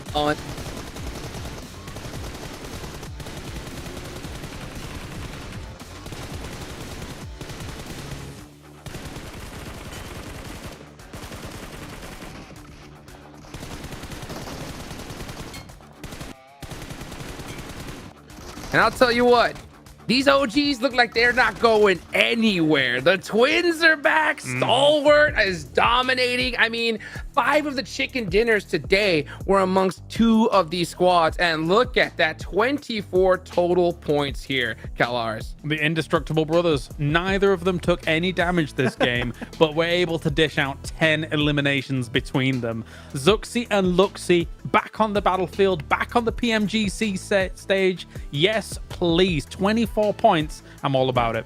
We're back in 2019, boys. Let's go. We're back at the BTR days. Oh my, it was an insane game. We're talking about Luxy and Zuxi, of course, Karas, the untouchable duo. The bros are looking so good. But man, Redface's play against IA in that compound event, a little bit overzealous, a bit too much, but like he's just jumping all over the rooftops and able to just surprise IA in the first place with that nade. Yeah, they're looking like they've got structure that we talked about. I knew they were going to look like a stronger team entering in this tournament, Hot Jukes. I didn't expect them to be this effective against the most stacked group yet in this league stage. So I'm so happy with their performance. But Stalwart are still in top. Yes. Oh, yeah. They're still on top, but Prestigious now in 3rd place, baby. And that's where you want to be. Top 3 to move on to the big show. And the biggest stat of them all that we just saw a little bit earlier was the fact that the Twins won that game with so many eliminations, but with 0 damage taken. Literally untouchable, Kel. They look so much more like a proper cohort compared to what we were seeing from them in some years past. Blank kind of alluded to it as we were going through our VOD reviews and kind of expecting this level of play to come out from them here on this stage after kind of analyzing between us what was they were going to be bringing to the forefront, bringing to the table, as it were, here. So to see them in the top 3, fantastic stuff for them so far. I mean, technically, they still have a little bit of work to shore up this position, though, considering the Wolves at the door, like Alter Ego. I mean, even teams like Alpha 7, who are currently above them here, no wins on the board, but are just absolutely blasting themselves. So we've really seen the cream rise to the top here today. Yeah, I want to mention another team in particular that has done so well on the second half of the day. It has to be Quest Esports. Like, they had a rough start. They had 16th place, 1 elimination, 14th place, 3 eliminations. Then a game after game, they got so many elims. We're talking 11, 5, 6, and now this game too, they just popped off. So Quest took a little bit of time to get used to this lobby, and El Haj in particular was able to truly show what he was made of in this match. Great transition across the road 2, waiting for Mad Balls and Gladiators to fight one another. So, man, seemed like Quest, if they can continue that momentum and build it for tomorrow, maybe they can have just a better start in that second day. My favorite thing to see is teams that have that ability to clutch it up at the last second, right? They can show that when the going gets tough, that they can get it done. And that is one of the teams that did it, because we have 3 more days left to go here. And remember, in this stage, top 3 move on, bottom 5 are eliminated, and everybody in between has to still work it out in that survival stage, a place they don't want to be. So for Quest to be able to put up some good points on the board, they're still in the running of this, right? I mean, it's still anybody's game at the end of the day, but I mean, I don't think you can ask for a better start. Yeah, I mean, except for Stalwart, 2nd, 3rd place, you can still overtake it, right? I know it's very early to say it, but just to say that you're currently aiming to overtake those 2 teams in particular. Stalwart, as of right now, maybe a bit untouchable, right? Hey, what a statement to make, right? You break the winner chicken record, you do 2k damage as top. Enough said. Yeah, unbelievable, guys. But you know what? What a show. I think it's time to take it on over to the studio.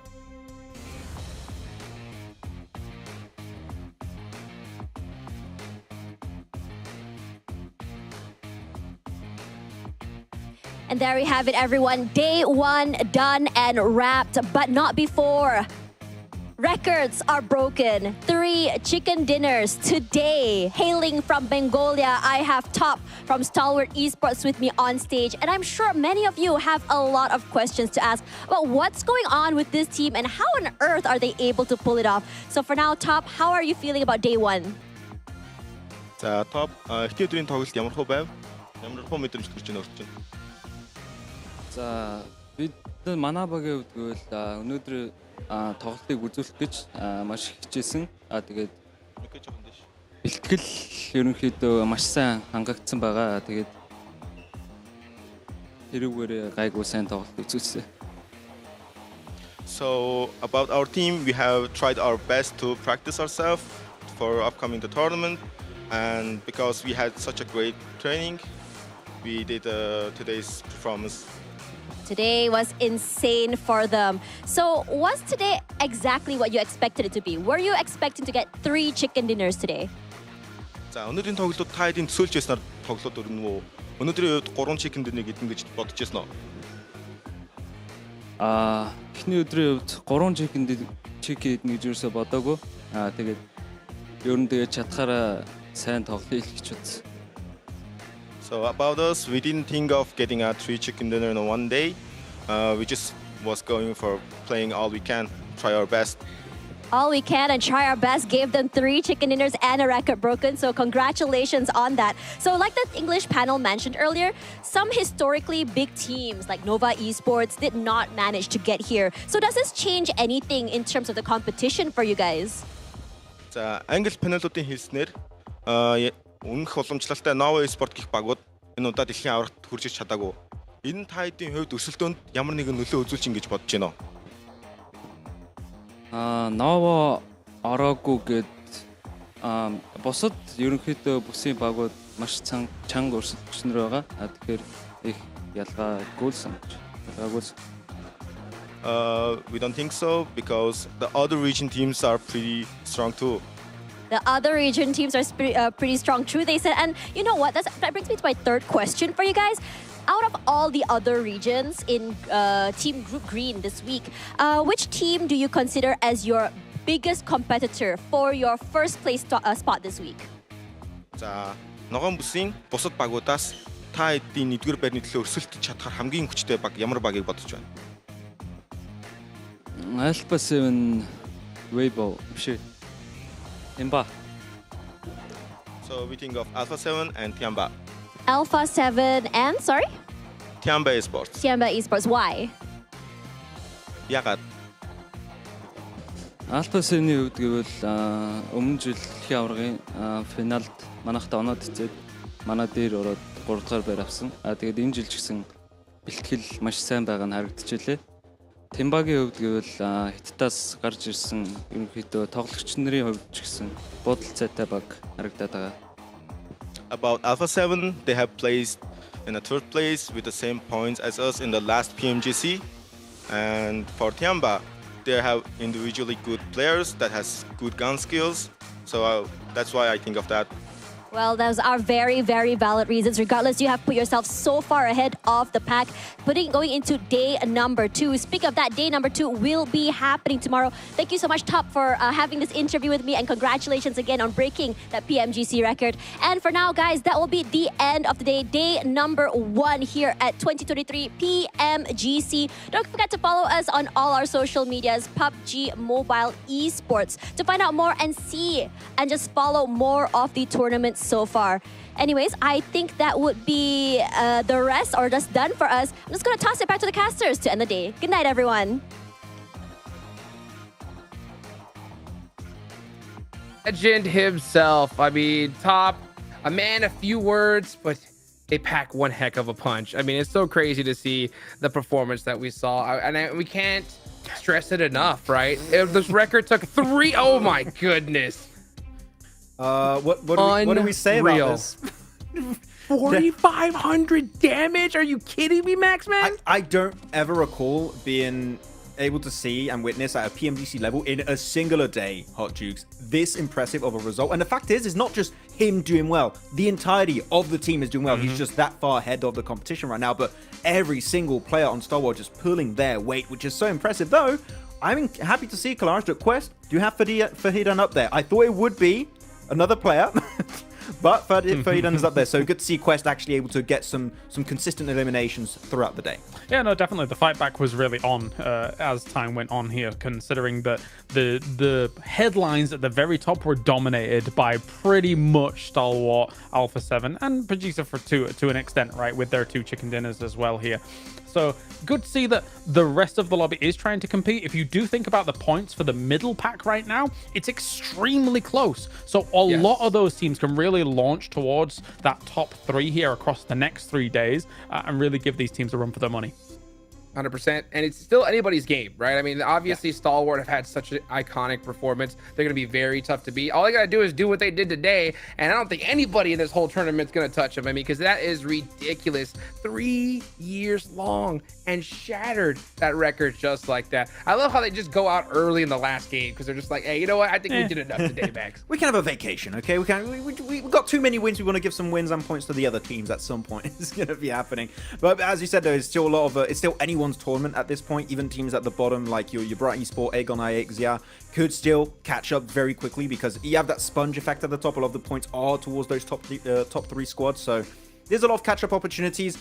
I would like to see maybe some changes on the hot drops more specifically, but we'll see if that's going to be coming through tomorrow because that would impact a lot of the teams actually on the bottom currently of the leaderboards. One thing that I observed, and also Blank observed whilst he was finishing up the cast of the 3rd win from Stalwart as well, which I think is very grounded and very important, is that Senna tried to temper their expectations a little bit as he came in as the coach, right? You saw him, and Blank mentioned it, as he was calming them down. Yes, one day you've looked fantastic, you've looked great. There's still work to do. You could still fall out of top 3, no problem here, if you do not come in with the same fire into the next couple of days. So I like that grounded approach from Senna here to keep the guys on the right playing field. Stay calm, stay collected, and put in that work. Speed of putting in that work. We got to go, of course, mention our sponsor, the official smartphone of 2023 PMGC, the Infinix GT10 Pro. It is born for professional esports players, guys. If you want to outplay everybody in PUBG Mobile, go ahead and check out that GT10 Pro. So, man, it is so crazy to see how we started off this tournament. The group of death and a performance that we haven't seen before. It's incredible. It's incredible. I mean, Stalwart, we heard about the Stalwart fan club at the start of the day, you know what? And then you got to definitely wave your flag today, Max. I mean, yeah, we're going to support the boys, of course, every single time. They've been doing better every single PMGC. So technically, if you continue that trend, they should win this year. Just saying, okay? Just following the approach there. But no, they've been looking amazing, right? Stalwart, we expect him to do well. I'm still intrigued on a lot of the bottom and middling teams to see how that's going to be wrapping up for them. But we're 1 day played out. We still have 3 more days before we see who's going to make it up. So we still have so many more matches to go. So I'm really excited for how tomorrow's going to go down for these squads. Yeah, well, hopefully we can see which teams are going to be able to bounce back, which teams are going to be able to get it done. I'm Hot Jukes here with Maxman and Kalaris, guys. Thank you for watching day number 1. Mark your calendars, and we'll see you tomorrow.